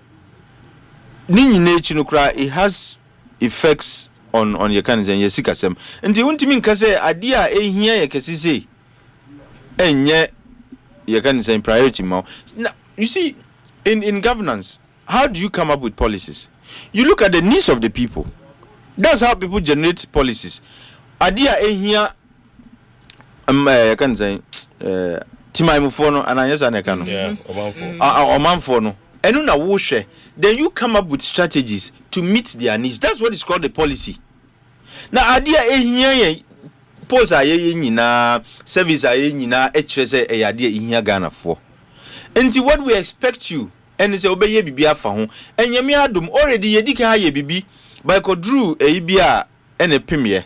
Waba the easiest is to make sure that it's relayed and hastened through the process in parliament. Now wako sign. Usi idea here no and yadi here. Meanwhile, ye do ko see ho say ye ne ehia and ye ufi say ehia near ye see ehia no usi de ehia. And that is why people increasingly are losing confidence in politics. Increasingly they are losing confidence in politicians. And look, idea harding at this rate ya nhwe ye nsia no a unim say Ghana for mebunu e Ghana is here. Their role model is Ibrahim Traore. No, do you know that?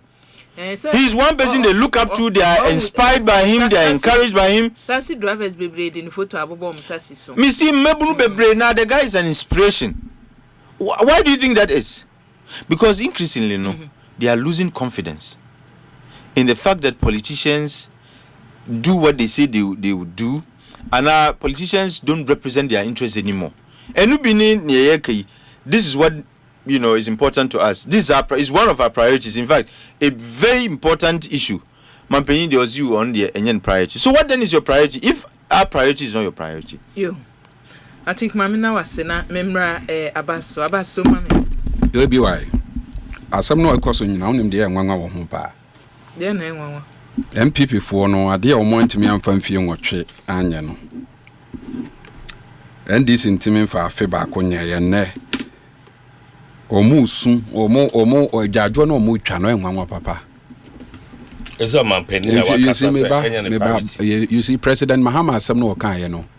Onka bibia dasron ko chain your kan ye wa bra no opposition na asem no na matwa bi na modeka. Asem no say o fa na asem ni nyina now the tunsene so a onka bibia fa tunsene asem wa work can say imprempre ya ye ka say LGBT and none table so ebi wa nya no kra na they done table so ye school honsem they done table so ye no bed syndrome they done table so ye akwan honsem na LGBT no tie meba or say it will be handled democratically ebi wa meba asem ya not on my table is not a priority or say no you see no yeah headliner I think say journalists no person mo de beto so but o fa asem ni mienu nyina na ka bom meba wo mepa che wo say wo president ka say nya the priorities is here ya or you right because bibia anywhere down the table so ana LGBT is different from no meba was say it will be handled democratically e honda was say dey adwene ko democratically ne say Ghana ha parliament na yemra e kwan a parliament fa so yemra no it is prescribed in article 106 of the constitution which is the legislative formula e says ye pese ye yemra yemfa nkomra hye bedwam yemfa ade ne nko parliament enko committee yenye first reading yenye second reading ye wi a yemfa mre omampanyini saa eho no yenye de ye nuru ho ade ne wo parliament say according to honorable Bejira ade ne wo parliament o mo so o male first aye de akọ committee a ya frɛ wo mo say o mo mra me defend so that thing is still going through the parliamentary processes enti wo kɔbɔ mampanyini so bo say ya ade ne wie na fa kɔto o mampanyini akache na so mampanyini ka se won san ya ho ne betumi abɔ ne so okay ye ne o mampanyini say ne priority e de na obesan o mampanyini ene o say ne priority enyo o mampanyini na kira mo kwan ya mo fa so nyam adwuma and mind you this is a private members bill a bill ɛyɛ mo nsɛntwerɛfo ɛyɛ mo mmarahyɛ bedwafoɔ bi ɛna maka mo ho abom a mo yɛ nya aban na ɛyɛ saa na ɛteɛ ɛwɔ mo aban mu saa na ɛteɛ nɛ nti ɛyɛ ade aban ho nim now according to ono abo bɛgyira no in opposition NDC MPs enso MPP baako and NDC MPs a almost say pass bill na kodu and MPP abeye nsia and so because NDC ni gidie wa LGBT ade ani mu a esipai what you say ade na ko parliament egusu a eko nti omampanyini emfa mfia na so mfa apia enko parliament na onko hu omo ansa na omaye bill no hu adwuma na asesei honorable ade na akọ committee mu nkọ mu nkọ defend mu nya first reading mu nya second reading mu pass e ba o mampanyini jo mahama e bedru ni table so a you see e bi wa e bedru ni table so a sa abre no na aye priority what you say but ne ya na ni table so de o kasa nya ni priority because emramu no bibia ni we da ni table so a wo sign no but there's a difference but because anya mampanyini na control kwan e be fa so a pass bill parliament wo business committee mo na mo schedule eniema mo be ka ho asem in a day business committee no minority leader also ana but the majority leader they have not passed laws the executive has not initiated the passage of laws some American say it's a private members bill so the mode of passage no is different from an executive sponsored bill. No, what you saying? It's the same. It goes through parliament. Yes, it goes through parliament. Yes. All right, but the motivations are different. No, more spearhead. No, more. What you say? Enti mo we na mo de call o mampanyina ka che obesan. Na mo MPP for there. I think say LGBT asemi. LGBT asemi. Ebi wa me kasa interjection de dos me ba ma me fama no nsu. Ma me fama no nsu. Senka wa mfa we ya me manka memmem. La dia na me dia ba mo nche wo so. Ye kan obi a mampanyina onim communication. Me mampanyina me efisembe journalist mehuomo ni onim communication or kana asem a onim ne e wo kan mampani na otiso yi or communication so when he is saying say enya me priority it will be handled democratically and na me table so na okay wo no asem no wache mu mienu ni wafafa menche I was that is what you are doing you are me pache wo na wo dani asem listen what say ade no is not a priority now it will be handled democratically why are you not interested in that it will be handled it will be so it will be handled democratically which law has been handled democratically parliament pass a quiet parliament be fast why am rano mampanyino ni sutumi o sutumi o mampanyino le be ba ka se mo so first reading o mampanyino le be ka se mo ba one day oh yeah no me enti ba one day enti o de o trofo na se me dance ni wa abrochire parliament mo pass mrano according to honorable bejira ya le na akọ committee yes committee members no mo propose no o mo defend certain clauses o mo nko what you say so o mo kọ na o mo koye a ebeba parliament bio what you say na MPP for no mo ka bi no se ne na atiki kan ade ne ye wie ya e ka to ne bro a na nka wo so mampanyine san hu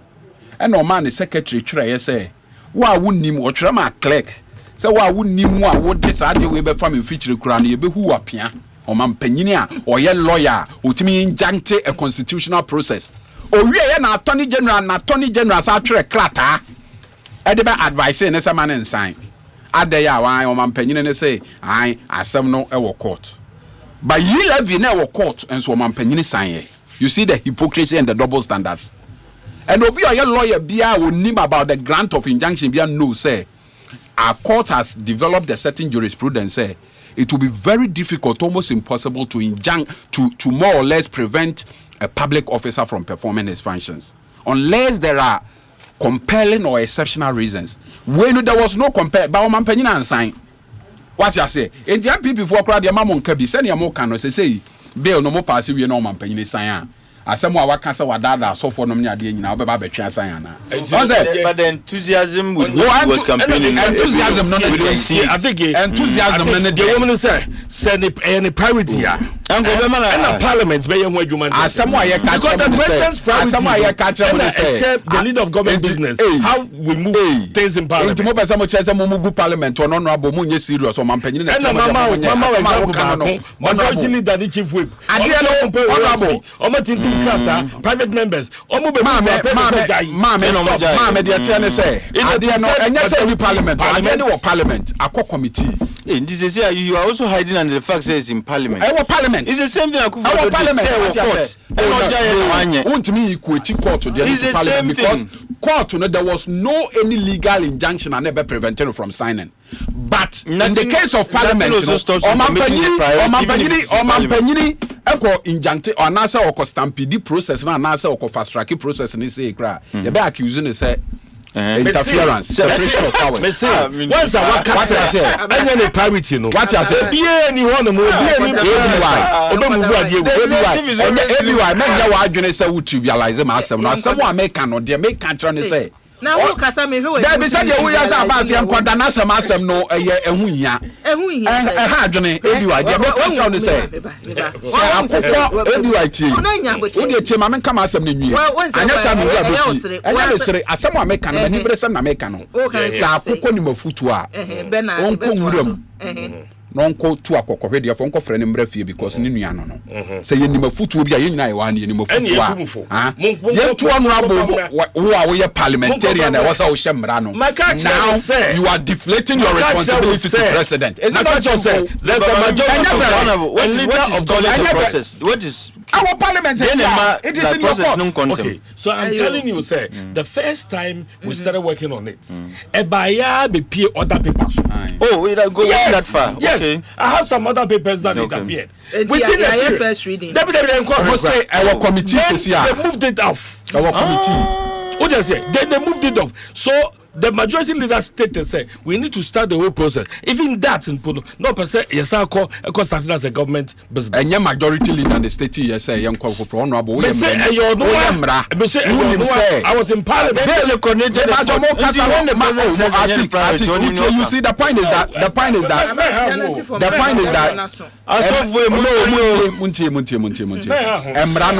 nobody is a good time for religious voices to speak. Clauses mu a ebe ha adwene enti yenhwe you found out that there are clauses that are problematic. I said today, right? Bakuna President Bose Okufa the one side. You want to say President Mama say Amedu presidency po. Why?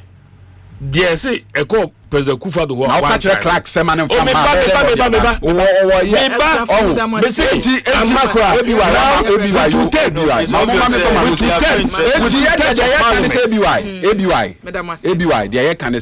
Parliament omonya bokoboko no mo pass mra no omo pass na beto mampanyini table so obesan and na bibia no mampanyini table so nti omo nsem omo kan nyina ye court da chi abobo asem na no medase if say na wo kan say wo parliament na enka yete mampani de ne sa say bia wo parliament nti monto mo bwanka debate we nyina nka ma medase miemfa usi abusia empani for me ensa na yete wonka achem da mra hye onwanyamfo Kwasi Akwa na minuabe ma bas new redeem na Atik na ekuri Atik Mohammed ebetachi misumi din ede akua Boakyewaa Yiadom wo fra me ABY mejo so ebre no aso ye de kasebo Asempa na yede eba no meda production team na se Dominic Kisiyebo a Kwakuchum Jackson Osentiamoa Ben Digazi Joel eno mahine kwabna sante ne Philip Osebonsu ebo michidom abusia